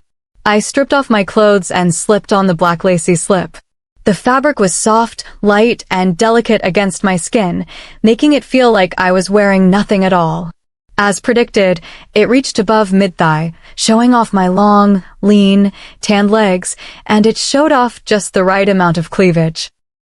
I really hoped Caspian could control himself from ripping it off, because I became attached to it as soon as I put it on. It made me feel beautiful, sexy even. I messed up my hair a bit, making it tumble down my back, and squirted a little of my favorite perfume on myself, knowing that it was Caspian's favorite. Suddenly, I heard my bedroom door open. My breath hitched in the back of my throat as I listened to Caspian enter my room. JJ. Honey, what's going on? Caspian asked from outside the door. I opened and closed my mouth repeatedly, trying to find my voice, but I couldn't get anything out, no matter how hard I tried. It reminded me of the Little Mermaid, when Ariel gave up her voice to become human so she could meet the prince. Breathe. JJ, breathe, I mumbled to myself, trying to calm down the butterflies in my stomach. I'll be out in a minute, I shouted, finally replying. Okay. I could tell from the tone of his voice that he had no idea what was going on, and I could also detect that he was excited to find out. It's going to be okay, just be confident, I whispered. Taking several deep breaths, I straightened my back and put a smile on my face before I took the doorknob in my shaking hand. I turned the handle and slowly opened the door. My heart was beating rapidly, pounding against my ribcage as I stood in the doorway of my bathroom. Caspian's head snapped in my direction. His eyes widened as he took in my outfit. His eyes trailed over my body with appreciation and desire. He groaned. You look so beautiful. Caspian's voice was husky as he roamed over my body again. You don't look too bad yourself. And he didn't. He was in nothing but his boxers, exposing his rock-hard abs that I could spend a lifetime tracing. His tanned skin seemed to glow in the light of the flickering flames, and his eyes were pulling me over to him. Our eyes never wavered from each other as I slowly and hopefully seductively walked over to the bed. I swayed my hips more than usual, causing Caspian to groan again. You're killing me over here, he grumbled. I could clearly see how aroused he was by the huge bulge in his boxers. I smirked. He was still lying on the bed staring at me as I crawled along the bed, fully aware that he got a clear view down my cleavage and straddled him, making sure to sit right on his excited member. I wiggled around a bit, trying to get comfortable before I was in my desired position. Caspian was groaning and clinging to my hips for dear life. Are you okay? I smiled innocently, fully aware of what I was doing. You little tease. He flipped us over, so now he was on top of me, but he was leaning on his elbows so he wouldn't crush me. He grinned wickedly before he attacked my mark with his feather-light kisses, which had me moaning and clutching my hands in his hair, keeping him close. Caspian continued his onslaught, nipping, licking, sucking, and kissing up and down my neck. He was definitely leaving his mark. I moaned every time he touched his mark on my lower neck, sending pleasurable sparks throughout my body where they grouped together. I couldn't take much more, so I pulled his head up to meet my lips and attacked his lips in a passionate, fiery kiss. His tongue swiped across my lower lip, asking for entrance. I opened my mouth without hesitation, and soon his tongue was exploring my mouth, taking complete control of the kiss. My hands had a mind of their own as they roamed over Caspian's body. I traced every line of his abs, scratched lightly down his back, and played with the top of his boxers. There was way too much fabric between us, and I wanted it off. I continued to roam around the lower part of his body, Then I sneaked one of my hands into his boxers and slowly stroked his member. Caspian pulled away from the kiss, groaning, and looked at me with an unknown emotion in his eyes. My hand immediately froze as I stared back at him. "JJ," he whispered, giving me a quick kiss. "Are you sure you want to do this?" My heart swelled with warmth seeing him so concerned about me. His eyes never left mine as he waited for my answer. I pulled his head back down and kissed him with so much love that I thought I was going to explode. "Yes, I'm sure," I stroked his cheek. "I love you, Caspian, and I want to be fully yours." Caspian's face lit up with a smile, flashing his teeth. "I love you so much, JJ. I promise to be gentle." We didn't need to speak after that because we were so consumed in our love for each other. There was no need for words. Caspian turned out to be quite a tease, which was annoying, but I loved every minute of it, and I didn't let him get away with it as I teased him back, giving him a taste of his own medicine. As promised, he was gentle with me, letting me get used to his size. It was a little painful at first, but once the pain faded away, all that was left behind was an enormous amount of pleasure and sparks that I've never felt before. I was reaching my first climax, my insides were tightening around him, and I so desperately wanted the release. I could also tell that Caspian was close to his own release. Caspian picked up his speed, and then we were both moaning each other's names. We were both breathing heavily and covered with sweat. Caspian was still on top of me and inside of me as we tried to get our breath back. He was resting his face in the crook of my neck, dangerously close to my mark. His breath tickled my mark, making me moan, which made him hard all over again. That night, Caspian and I made sweet, passionate love over and over again until we were both tired, with our eyelids drooping shut. I curled up against Caspian's chest with my head lying on his chest and drifted off into the best sleep I've had in years. Chapter 24. JJ's POV. The first thing I noticed when I woke up was that I was incredibly hot. I cracked my eyes open just a little bit to come face to face with a bare, muscular chest, which immediately had me drooling. The arm that I had wrapped around the delicious, toned chest moved, so now my hand was resting on hard abs. My fingers spread wide and began to trace the lines between each ab slowly. I was so fixated on the movement of my hand that I didn't notice the lust-filled gaze of the owner of the chest. "Good morning, beautiful," a husky voice greeted me. I jumped away from my own personal heat source with a yelp, almost falling off the bed in the process, but strong arms wrapped around my waist, pulling me back. I shyly looked up at Caspian from beneath my eyelashes with a cherry red blush tinting my cheeks. When our eyes locked, I saw the amusement and lust swimming around in his eyes. I don't know if it was possible, but I could feel my cheeks getting hotter and redder the longer I looked into his beautiful eyes. My thoughts then shifted to what we had done last night and into the early hours of this morning. Just thinking about it made me hungry for more, so I broke eye contact with Caspian and buried my face into his chest, trying to hide my lust. "Good morning," I mumbled into his chest, still fighting the blush on my cheeks. I felt a warm hand clasp onto my chin, pulling my head back up so I was once again looking up at Caspian. "Your blush is adorable," he said, kissing both of my cheeks. "Don't hide it from me." The hand that he firmly placed on my chin started to gently caress my cheek, also bringing my face closer to his. His eyes flickered from my eyes to my lips as our faces drew closer and closer. My breathing picked up, and my heart started beating wildly in my chest, crashing against my ribcage. Caspian smirked at my frantically beating heart, which didn't show any signs of slowing down. The distance between our lips wasn't closing fast enough for my liking. I twisted around so I was now on my knees and pushed Caspian back down on the bed with me following. My hands were placed on both sides of his head, and my legs were straddling his lower torso, fully aware that we were both still naked from our night of passion. I was now the one with the upper hand. I smirked down at him, seeing him pinned down on the bed. I bent down slowly, putting more of my weight on him, bringing my chest down to rest on his with our noses touching. If one of us were to move a centimeter, our lips would be touching. I slowly started to grind against Caspian, never leaving his eyes that were wide with surprise. My movements sped up a bit, causing Caspian to groan. He closed his eyes and started to move his hips to match mine. My head dipped down, closing that centimeter between our lips. Caspian's lips were soft and frantic against mine. I swiped my tongue along Caspian's lips, asking and begging for entrance. He gladly opened his mouth for me, and our tongues collided together with need. I could get used to this wake-up call. Caspian smiled, breaking our kiss. I hummed, bringing his lips back to mine. I could feel his smile as our kiss deepened. I was so focused on the movement of our lips and our hips that I didn't notice the burning pain building up in my stomach. As it got more painful, my stomach started pulsing, sending shock waves of pain throughout my body.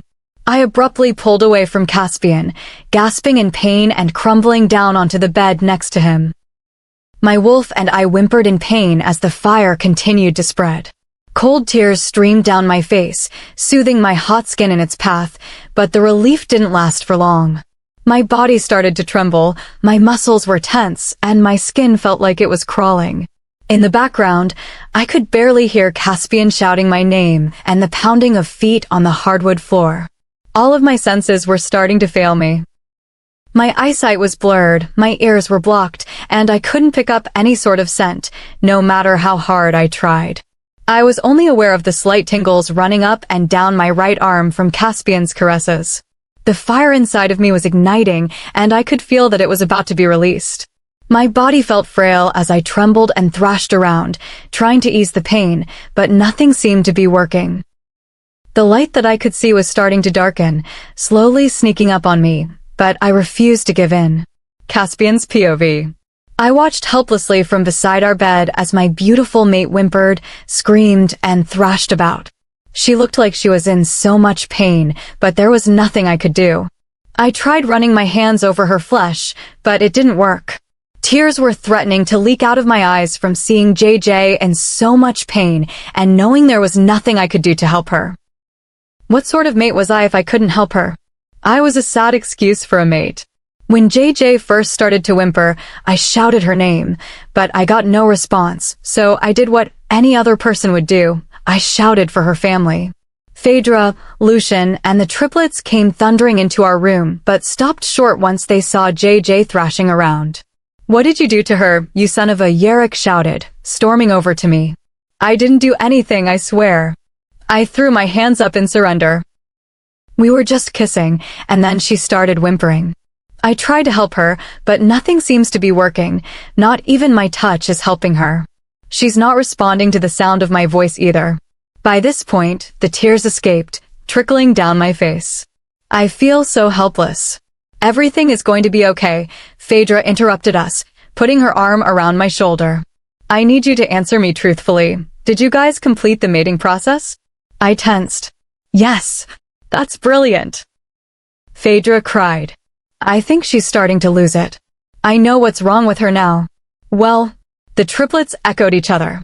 Phaedra let out a sigh. "How could you all forget? Once Caspian and JJ complete the mating process, JJ's full powers will start to come out. I believe that is what is happening now." I was somewhat relieved, but I couldn't stop worrying because JJ was in so much pain and there was still nothing I could do. "How long will she be like this?" I asked, gesturing to JJ's still shivering body. "I shouldn't think it'll be much." Phaedra never finished what she was saying when a bright white light flashed, blinding us and knocking us off our feet. I went flying across the room, straight into a wall with a loud thud, before falling in a heap on the floor. I tried to open my eyes, but the light was still so bright that I was forced to close them again. I was going to have to rely on my hearing. With wobbly legs, I managed to stand whilst leaning on the wall for support. Taking several deep breaths, I pushed away from the wall and began to stumble my way over to JJ, who was still lying on the bed in a ball of light. When I reached the bed, I collapsed onto it, breathing heavily. My body felt like I'd just been through a workout, and all I'd done was walk from one side of the room to the other. I lie beside my mate, trying to get my breath back to ease my aching lungs. My hands subconsciously entwined with JJ's, and my thumb began to draw lazy circles on the back of her hand. I'd managed to get my breathing in check, and my muscles were now relaxed as I waited for JJ's powers to finish fusing with her body. I looked around the room while I waited to see that everyone else was still sprawled out on the floor, out cold. If I weren't so afraid for JJ's life, I would have been laughing my head off at the sight. After a while, nothing really happened, so I lost myself in my thoughts, just thinking about the future. Where would JJ and I be in 5 years' time, or even in a couple of weeks? Ever since my pack turned up on her doorstep, our relationship has changed drastically. Not that I'm complaining or anything, but it's just so much to think about. When we first arrived, she was hell-bent on ignoring me and pushing me away, but here I am now lying beside her as she gets her full powers after we completed the mating process. It's just mind-blowing how things can change at the snap of your fingers. I felt JJ's hands start to tremble in mine. Then I noticed her whole body was shaking again, but this time JJ didn't utter a word or a scream. I felt the panic rise in myself. I could handle a scream, a whimper, or a yelp, but silence I couldn't handle. Silence meant there was nothing. I was about to go into a mental breakdown when the white light that surrounded JJ started to pulse and slowly disappeared into JJ's body. I watched with my eyes wide open. I couldn't believe what I was seeing. 1 minute the light was there, and then it was gone. The room was now back to normal, and the others were starting to stir. Ugh. I heard a groan. What the hell happened? Another voice grumbled. I wasn't really listening to what they were saying because I pushed them into the background, giving my undivided attention to my mate. Her body stopped shaking, and she was now just lying limp on the bed. The only thing that was reassuring me that she was alive was the constant rise and fall of her chest. JJ's POV. I felt like I was fire. I could feel my insides boiling, making my skin crawl. It was a feeling that I would never want to live through again for as long as I lived. My eyes were closed, but I wasn't surrounded by darkness. In fact, all I could see was white, pulsing as if it had its own heartbeat. The more I tried to figure out what was going on, the brighter the light grew until it completely disappeared, and then I was left in darkness. My body was no longer burning, my skin was no longer simmering, and I felt like I was complete, almost like I was full after eating a 3-course meal. I didn't like the darkness that clouded my eyes and mind. I didn't like not knowing what was going on or what would happen next. I had to try to escape this darkness that suddenly fell upon me. I tried to open my eyes, or at least move my little pinky, but nothing responded. I kept on trying, refusing to give up, but still, I couldn't move a single limb, and I was starting to get frustrated. Relax, take a few deep breaths and let your muscles relax. Only then will you be able to move your body. My wolf instructed me. I decided to follow her instructions and relax my body. Once my muscles felt like jelly, I took another deep breath and forced my eyes open. I was no longer in the dark, but was surrounded by light, normal light, and right in front of my face was my mate, Caspian. His eyes widened, and a massive grin broke out on his face. "You're okay," he shouted, sounding like a little kid at Christmas. Of course I'm okay. Why wouldn't I be? I questioned, pulling myself up into a sitting position and leaning against the headboard. "You've been out of it for over 4 hours," he whispered, his grin fading. "I was so worried about you." "I'm okay. You don't need to worry anymore." "I know, but I was still scared," he mumbled against my neck. "What even happened anyway?" "You finally gained your full powers," Phaedra said from beside me. Straining my neck, I looked over Caspian's body to find Phaedra in Lucian's embrace. "What does that mean for me now?" I asked. "It means that you need more training." Lucian grinned from ear to ear. I slumped back down on the bed with a groan whilst everyone else laughed at my expense. 2 weeks later, I flopped down on the ground panting, my chest rising and falling rapidly. The grass tickled my sweat-covered body as I lay under the baking sun in the back garden of the pack house. Since I finally received my full powers, Lucian has stepped up my training and has been pushing me to the limit. That's how I ended up here, panting like a dog and sweating like a pig. I don't mind being pushed, but recently I haven't been feeling very well, and I'm finding myself tiring more quickly each day. Caspian's noticed this as well, and as usual, he's constantly fussing over me, but I just tell him that my body is still getting used to my new powers. A shadow appeared, blocking the sun from shining in my eyes. "Are you all right down there, love?" Caspian asked, holding out his hand. I placed my small hand in his large, strong one, letting him pull me up from the ground. "Yeah, I'm great," I wheezed. Caspian laughed, but I could still see the concern in his eyes. "I think you need a break. Come on, let's go get you something to drink and eat." His arm snaked around my waist, pulling our bodies closer together, leading me into the house and into the kitchen, where Phaedra was once again slaving away behind the stove. Smells delicious, Phaedra." Caspian sniffed at the air. I copied his actions, but the smell that greeted me made me feel sick to my stomach. "Thank you, dear. Sit down, you two, and I'll be with you shortly." Phaedra smiled over her shoulder before resuming her cooking. Caspian pulled out a stool for me to sit down on, but before I could get myself comfortable, I sprinted out of the kitchen and to the nearest bathroom, throwing up everything that I had eaten that morning. Someone pulled my hair back from my face and rubbed my back soothingly. What the heck is wrong with me? Chapter 25. JJ's POV. The day when I threw up in front of Caspian was not one of my proudest moments. Who in their right mind wants to be sick in front of their boyfriend? It's not a very pretty sight for them to witness, and it's downright embarrassing. When I finally managed to completely empty my stomach, I cleaned myself up, brushed my teeth, and then ran out of the bathroom as my life depended on it, leaving Caspian behind me. I let my feet have a mind of their own, letting them lead me to where they wanted to go. I ran straight into the kitchen, banging the doors open with an almighty bang, which startled Phaedra. She jumped 2 feet in the air with a squeak. She spun round with a scowl on her face, but it softened once she saw my panicked face. "JJ dear, what's wrong?" Her voice was soft, as if she were talking to a child. "I don't know." My voice came out weak and shaky. I didn't like this feeling. I didn't like feeling weak. It just wasn't in my nature anymore, and when I do feel weak, it scares me. "Okay, come with me." Phaedra wrapped an arm around my shoulder, leading me up the stairs and into her office, where we could have some privacy.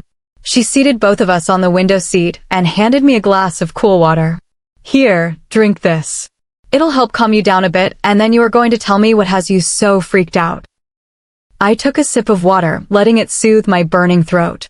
The coldness was welcomed into my body, and gradually I started to feel better after taking several more sips.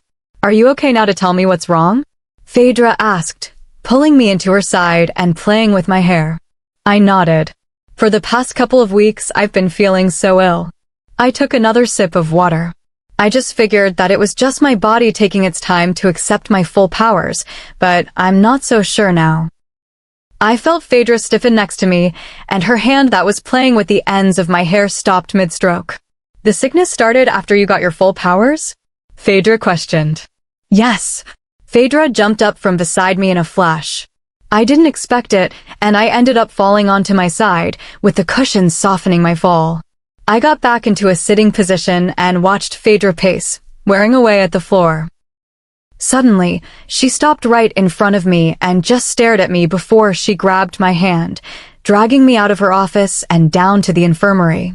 "Phaedra, can you tell me what's going on?" I asked with worry laced into my voice. "I may have an idea," she paused, hesitating. "When you and Caspian mated, did you use protection?" "No." I was stunned. "There's no way I could be pregnant. It's not possible." "Okay. Maybe it is possible, but I wasn't even in heat yet." I was only just starting to go into heat, but I never reached the stage where I could get pregnant. "So how is this possible?" "Hey, Angie!" Phaedra shouted in greeting. She let go of my hand and embraced Angie, our pack doctor. I didn't really notice what was going on. I was still in shock, and I felt like I was going to pass out. "Hey, Phaedra." "Hey, JJ. What brings you two down here?" Angie asked.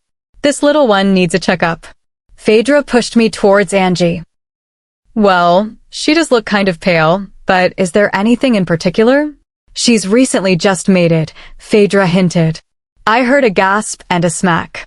"Oh my, well, come this way." We'll get started right away. I was led to a room at the end of the hall and was instructed to lie down on the bed. Angie disappeared back out of the room, telling us that she needed to go get a few things before we could get started. I wasn't really paying much attention. I was staring down at my stomach. A baby could be in there. A baby that Caspian and I created together. I couldn't think of a worse time for me to get pregnant. Phaedra, I whispered. What happens if I am pregnant, baby? I couldn't even form a proper sentence. Everything will be okay, JJ. I'm here for you, Lucian, the triplets, and don't forget you've got Caspian. We will all be here to support you. She tried to reassure me, but it wasn't really working. Thank you, Phaedra. I took her hand in mine and gave it a squeeze.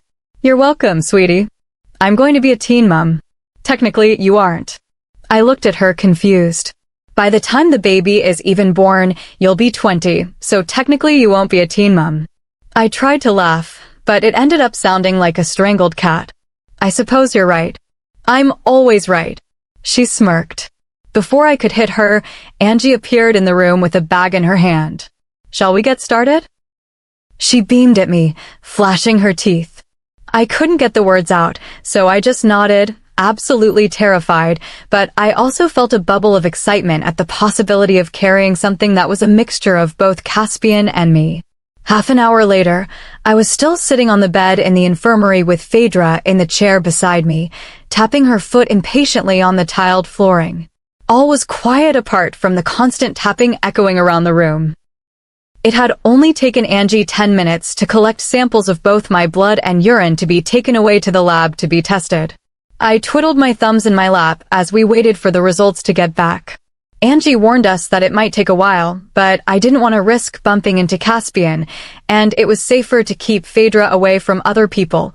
Otherwise, she'd end up blurting it out to the whole pack before we even knew if the tests were positive. Knock, knock, Angie smiled, peering around the door. Have you got the results? Phaedra screamed, charging towards Angie and knocking her over in the process. Phaedra, control yourself. I scolded. Sorry, she mumbled. I swear you can act like a right kid sometimes. Whatever. Let's find out if you have a baby in your stomach or not. She started jumping up and down, squealing. Angie made her way over to me and sat at the edge of the bed. I don't know if you'll be happy, JJ, but all the tests came back negative, she said softly. Are you sure? I whispered. I'm sure, JJ. But I don't understand. I exclaimed. I have all the symptoms of being pregnant. What is wrong with me? I looked down at my stomach with sad eyes. I've never given much thought to being a mother. I always imagined that I would never have kids because my mate rejected me, but then, even though we're back together, I never really gave it much thought either. However, now that I know that I don't have a baby growing inside of me, I was devastated, and it made me realize that I really want to have little me's and Caspians running around. It is a bit odd that you are having the symptoms, but I really don't know how that is possible. I've never come across a case like this before. All I can suggest is that you get some rest and just give it some time. I tried to smile, but it didn't reach my eyes. Thank you, Angie. You're welcome, JJ. I'm sorry that you didn't get the results you wanted, she said sincerely. It's okay. It's not your fault. I gave her a reassuring smile. Right, come on then, honey, let's get you to bed. Phaedra pulled me into a hug. I quickly agreed, and we slowly left the infirmary. Hey now, there's no need to look so glum. You and Caspian can always have kids later on, but right now, let's focus on getting you to your room. I'm sure Caspian is going mad. She laughed.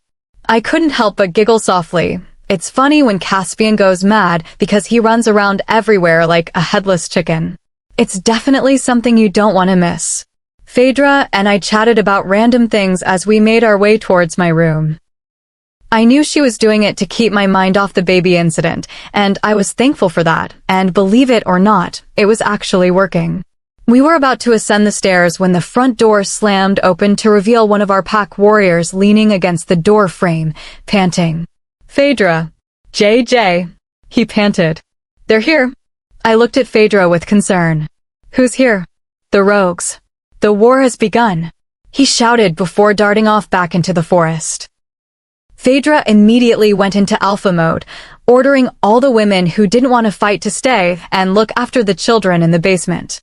Once everyone was in hiding, Phaedra and I shifted into our wolves and shot off into the forest, following the sound of snarls and growls where the war had begun.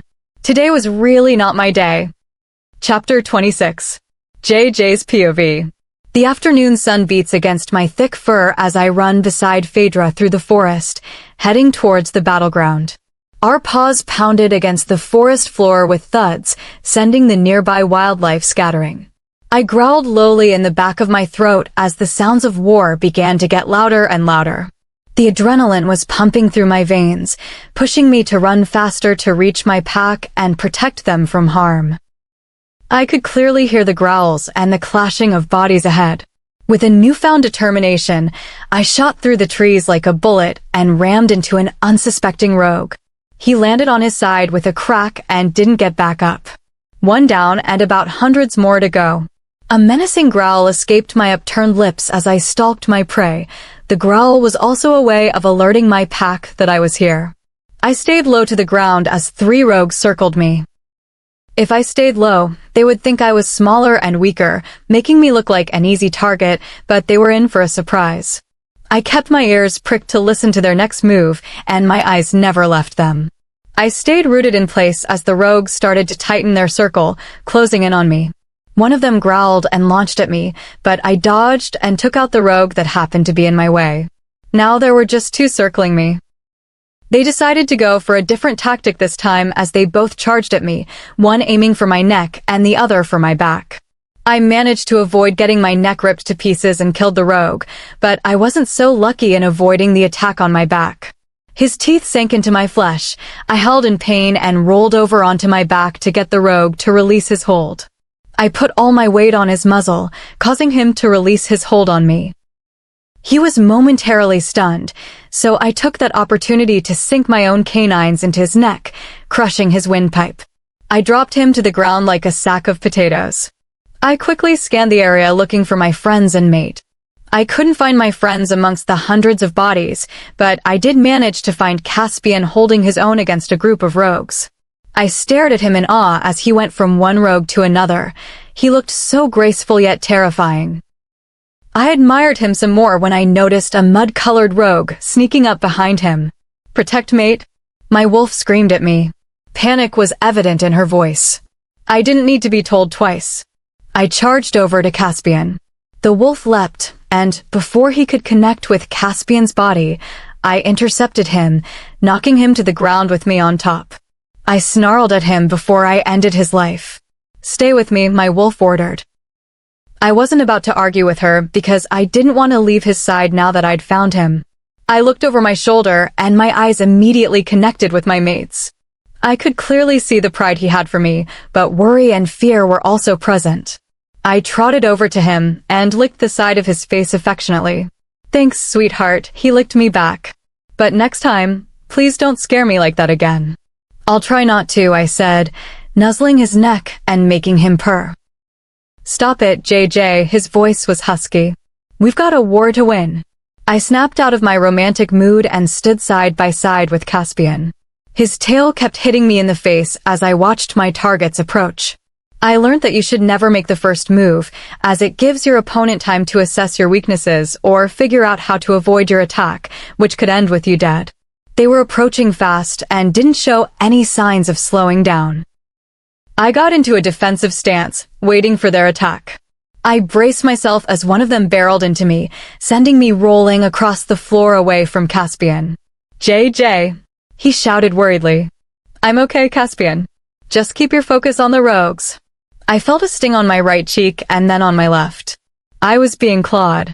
I jumped up from the ground and swiped my own paw, which connected with the female rogue's muzzle. Blood dripped down from the lines on her face.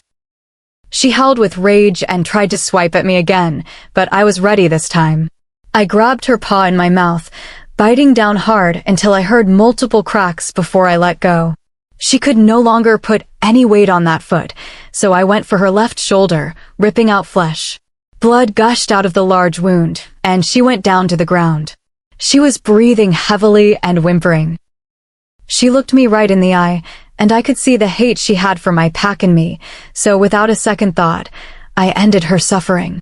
It felt like an eternity had gone by as I fought off rogues by Caspian's side, and it looked like their numbers hadn't even decreased, even though they had. I could clearly see that we were winning if I went by the number of dead rogues that littered the forest floor. I also found some of our own lying lifeless in their own pool of blood. When, and if we get out of this, they will receive a proper burial.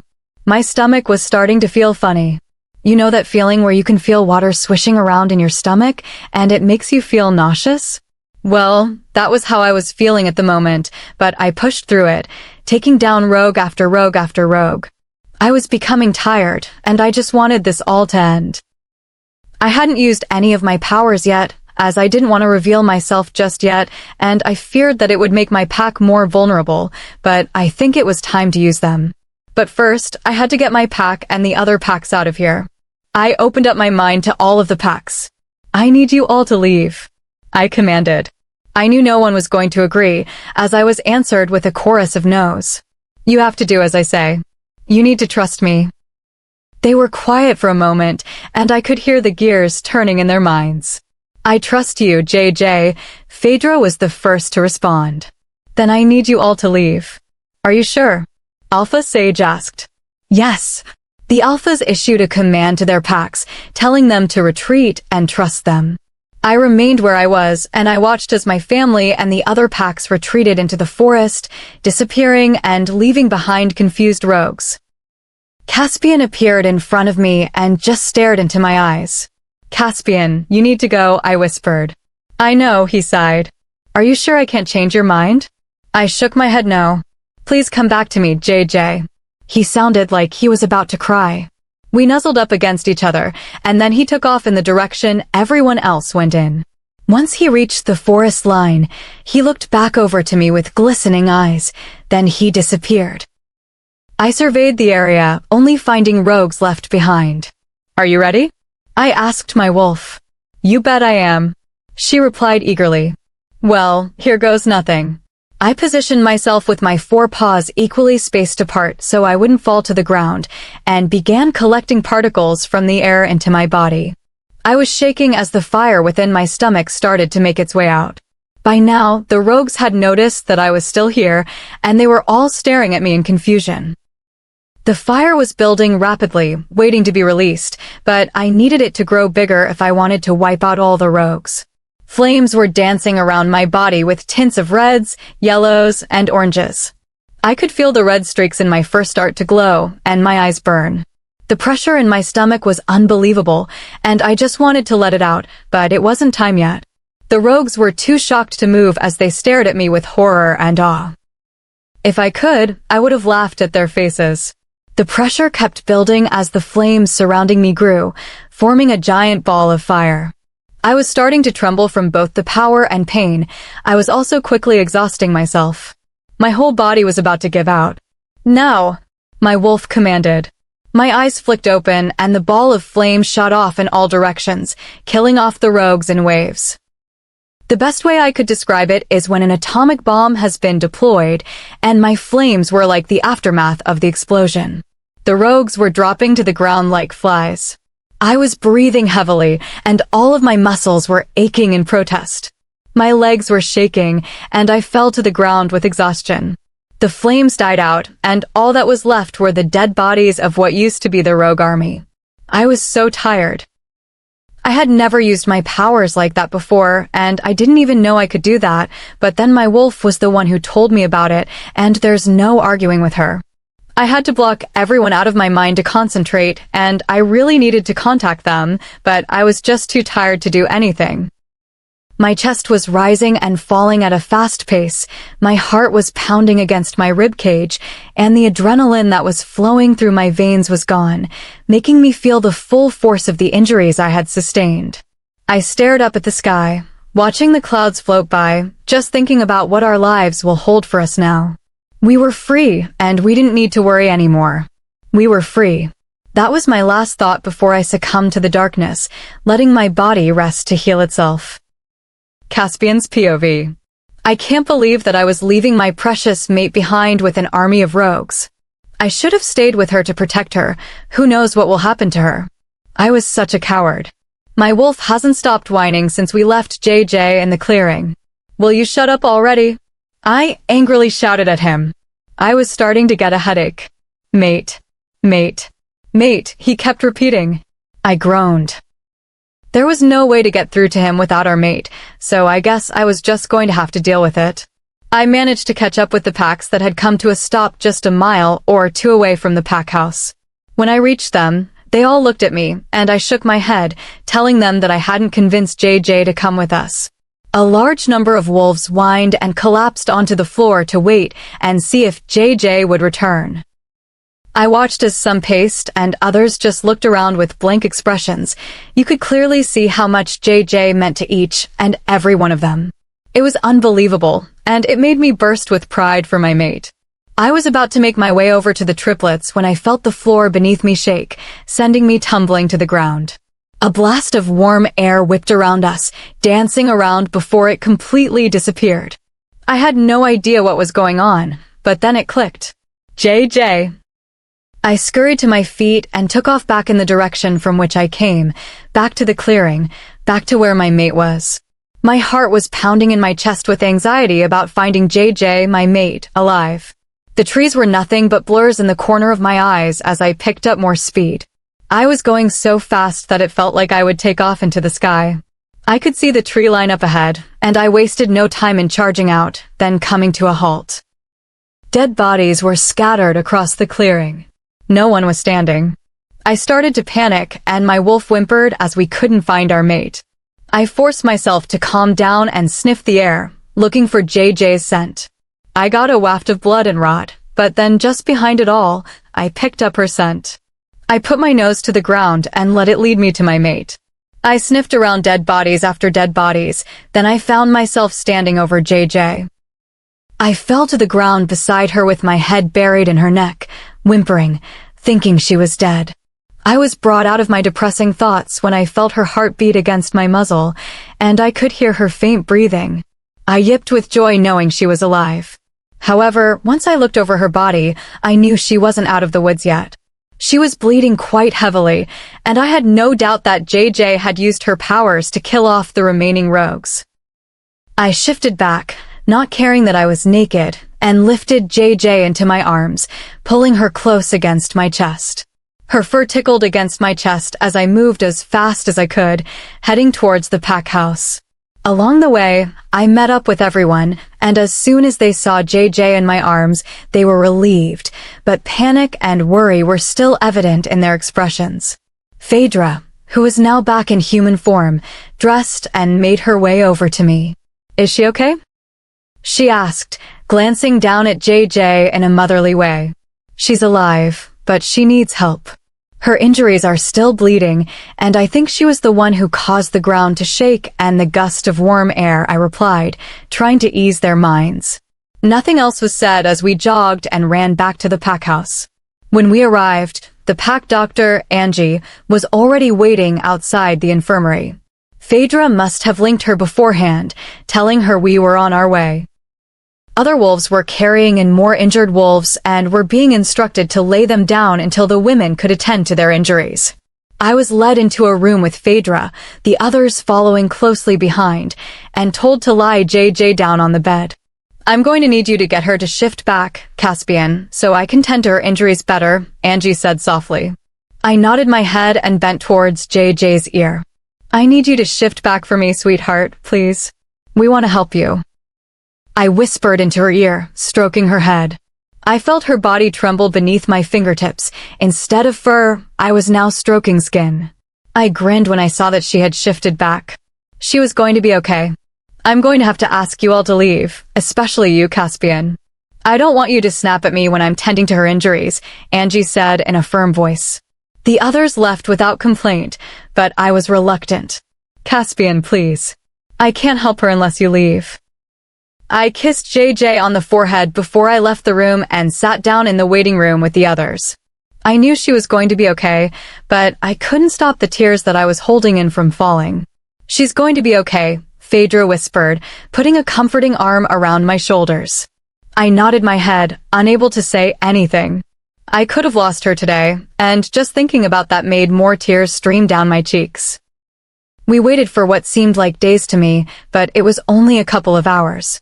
The door to JJ's room creaked open, and Angie stepped out, looking surprised. I jumped out of my seat and rushed over to her. "Is she okay?" I asked frantically. Angie nodded. "JJ is fine. Her wounds have stopped bleeding and are healing nicely. All she needs is some rest, and she should be awake soon." I let out a relieved sigh. "That's great. Can I go see her?" "There's something you should know before you go through that door." She stepped in front of me. I growled. "I wanted to see my mate." "What is it?" Phaedra asked for me. "JJ's pregnant." The growl that was in the back of my throat died down immediately, and I stopped breathing. JJ was pregnant with my pup. I was going to be a dad. "But I thought you said all the tests came back negative?" Phaedra asked, confused. My ears perked up at that. "What are you going on about, Phaedra?" I asked. Phaedra sighed. JJ was being sick, and she told me that she was late for her period, but when we went to Angie for some tests, they all came back negative, so I don't understand how this is possible. "I think I can help with that," Angie smiled. "I think that somehow JJ's wolf was able to hide the fact that she was pregnant to protect her child for when she was in battle, and when it was over and the danger was dealt with, her wolf didn't have to hide it anymore." "So she was pregnant the whole time?" Lucian asked. Angie just nodded. I was still in shock as I absorbed the information. I couldn't believe I was going to be a dad. I was feeling lots of different emotions: shock, panic, worry, and happiness. I was so happy. We were going to be a family. I was going to do everything in my power to protect my mate and my unborn pup. "Can I go see her now?" I asked impatiently. "Of course you can." I didn't hang around. I was in JJ's room in a flash, taking her hand in mine. I drew small circles on the back of her hand. She was lying on her back with her arms at her side, and her hair spread all over the pillow. She was breathing normally now, and I could see that her wounds were almost completely healed. I skimmed over her body with my eyes until they stopped on her stomach, where our pup was growing inside of her. I took my other hand and slowly rubbed her stomach. "Daddy's here, baby, and I love you so much already, and so does your mummy, although she doesn't know yet," I chuckled. "I can't wait until you're brought into the world and lying in my arms. Daddy will always protect you and your mummy." I kissed her stomach, and then I kissed JJ's forehead.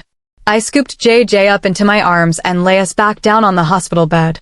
I fell asleep with my beautiful mate snuggled against my chest, one hand resting securely on her stomach. JJ's POV. It was dark, very dark, but I knew I wasn't dead. How could I tell? I can tell because I can feel the sparks tingling through my skin from Caspian's touch, and if I were dead, I wouldn't be able to sense his presence. I moved slightly in my sleep, trying to get more comfortable, but my aching body protested, and I hissed in pain. It wasn't as painful as before, but it still hurt. I twisted again and opened my eyes to come face to face with Caspian's worried eyes. "You're awake." He smiled widely, giving me a soft peck on my lips. I giggled, but it turned into a groan. I was aching. "Do you want me to get you anything? Or do you want me to go and get Angie?" He asked, still beaming but worried nonetheless. "No, I'm fine. I just want to cuddle." I blushed. Caspian chuckled at my red cheeks. "That's fine with me." He pushed me over slightly so he could have more room to lie down on the bed. He then proceeded to wrap his arms around me, pulling me right up against his chest. He nuzzled his face into my hair and took a deep breath, breathing in my scent before letting out a sigh. I immediately knew there was something wrong. "What's the matter?" I asked, positioning my head so I could look at his face. "I don't know how you're going to react," he smiled sheepishly. "Just tell me." I smiled. "Okay," he hesitated. "We're going to be parents." I was stunned. Caspian was beaming down at me with pride shining in his eyes. Was I going to be a mum? But I thought I wasn't pregnant. I voiced my confusion to Caspian. "It was your wolf. She was hiding the baby from us so that he or she would be protected in the war, and once you killed off all the remaining rogues, she didn't see the need to hide it anymore." I brought you back to the pack house, and hours later, Angie was telling us you were carrying my pup," he smiled. I rested my hand on my flat stomach and just stared. Our pup was growing inside there. A huge smile spread across my face as I turned back to face Caspian. "You're going to be a daddy," I said excitedly. "And you're going to be a mummy." Caspian matched my excitement. I couldn't be happier than in this moment right now with my mate and my unborn pup. We won the war. I still didn't know what our death toll was, but I assume we escaped with more casualties than deaths. I no longer had to worry about a mass attack, and I could now get on with building a life with Caspian, my mate. "We're going to be a family," Caspian smiled, leaning down towards me. "This is our future," I whispered, leaning up to meet Caspian halfway. Our lips met in a sweet, passionate, love-filled kiss. A kiss that sealed our future. Epilogue. 3 years later. JJ's POV. The years that have gone by have been crazy, but at the same time, they have been really peaceful. Ever since the war, we haven't come into contact with that many rogues, and we also don't have to worry about going to war with other packs. The war brought us all closer together, living side by side in harmony. When I think about my life now, I never in a million years thought I would be living like this. I never thought I would be happily mated and married to my mate with our first pup. Yes, so it turns out that I was actually pregnant when I was told that I wasn't. When I heard what my wolf did, hiding my own child from me, I was angry. But after a while, I forgave her because she was protecting our pup, and I will forever be grateful to her. If she didn't do what she did, my little boy might not be here today, and every day I thank her and the moon goddess for the life I have now. After the war, we had a lot of injured wolves, and we also sadly had some deaths. From my own pack, we had just over 20 losses, and they were all mainly unmated males and females. We also lost an Alpha and Luna in the war. They were from the same pack, and they didn't have any children, so they had no one to pass the title down to. Phaedra, being the gentle soul she is, offered every single wolf a place in our pack. Being without an Alpha or Luna makes your pack vulnerable, and the pack can go into chaos, but they all willingly accepted her offer, and the next day, we held a ceremony joining our packs together. It took a while to clean up the aftermath of the war, but after a couple of days, we managed to burn all of the rogue bodies, and we gave our own the proper burial they deserved for their bravery and loyalty to the pack. Also, at that time, the other packs gradually returned to their own lands to bury their deceased packmates at home. It was weird how suddenly everything went quiet. I never realized how quiet our pack was, including our new packmates. The triplets and I still played pranks on each other, but we didn't do it as frequently as we used to. We all matured after the war and over the years, and after they all found their mates, their inner child gradually disappeared. Phaedra and Lucien were still happily mated together, and they were currently in Paris, France, on a sort of honeymoon. They were planning to stay out there for a couple of months, as Phaedra wants to explore every inch of Paris and learn the language. Just before they left, Phaedra handed down the Alpha title to Caspian and me. We now had the largest pack in America because we were 3 packs rolled into one. This caused us problems at times, but I think we were doing great at leading them. We tried to spend as much time as we could with everyone, but at times it was hard. To make our lives easier, we decided to hold a massive get-together once a month so everyone in our pack could mingle. It was also a good way for the children to socialize and build their people's skills. "Mummy!" My little boy screamed, interrupting me from my thoughts. He crashed through the back door to the garden where I was sitting on the bench on our porch. Caspian and a few men from our pack helped him build our cozy 2-story home. He wanted us to have our privacy and a place where we could spend time as a family. A little boy, who looked exactly like Caspian in every single way, launched himself over my legs and buried his face into my side. I chuckled. "Is Daddy trying to eat you again?" I smiled, ruffling his blonde hair. "Yeah, Daddy's being mean to me." Daniel cried, pouting. I heard a gasp, and I turned my head to find my attractive mate standing there in all his glory with his mouth hanging open. "You think I'm mean?" Caspian faked crying. His shoulders shook, and he sniffled every now and then, making it look like he was crying. I smirked, turning my gaze back to Daniel, who was now sporting a horrified look as he watched his daddy cry. He climbed down from beside me and crawled over to Caspian, who was now sitting next to me. I am sorry, Daddy, he sniffled. You're not mean, you're awesome. Please don't cry, Daddy. I watched the scene before me with tears of joy in my eyes. Caspian lifted his head from his hands and smiled down at his son. I'll forgive you if you go and tidy up your toys. Do we have a deal? Caspian asked, holding out his hand as if it were a business deal. Daniel eagerly took Caspian's large hand in his small one, shaking it up and down before he launched himself into a hug. I'll go and tidy my toys now. He shot off back into the house, and I could hear him stomping up the stairs. I looked over to Caspian, and we both laughed at our son. He was just so adorable. Caspian pulled me into his chest, wrapping his arms securely around me and resting his large hands on my bulging stomach. Yes, we were expecting our second pup, and she was due any time now. I was ecstatic when I heard we were having a girl, and I secretly hoped she would at least have some of me in her. Caspian, on the other hand, was adamant that she would be a mini version of me, just like Daniel is a mini version of him. He had also purchased a shotgun, and when I asked what it was for, he said, and I quote, "It's so I can shoot every boy that dares to make a move on my little girl, even if he is her mate." I laughed at him, thinking he wasn't serious, but when I looked at his face, I knew that he most definitely was serious. I felt sorry for her future mate. He was going to have to do some serious brown-nosing if he wanted to get into Caspian's good books. Caspian's strong hands massaged my baby bump, putting our little Spitfire to sleep.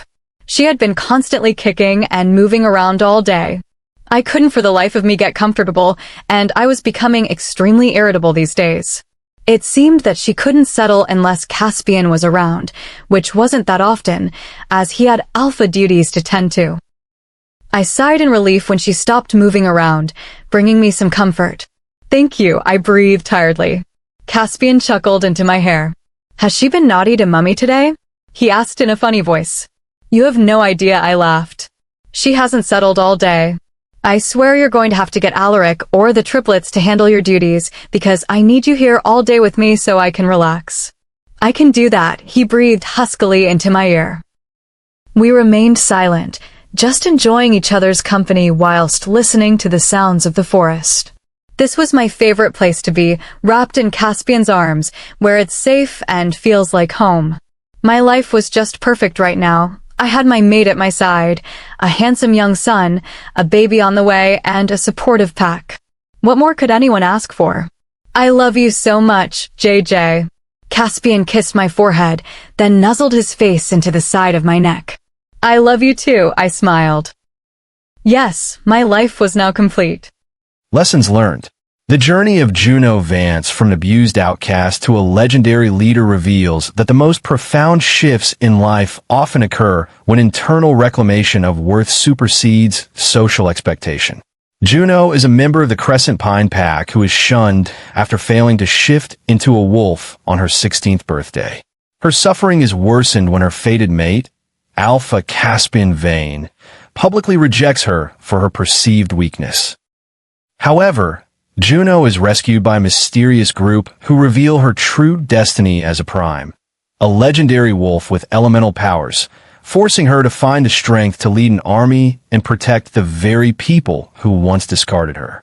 Regarding the key moral lessons learned, the story firstly teaches that your internal clock is not a public milestone.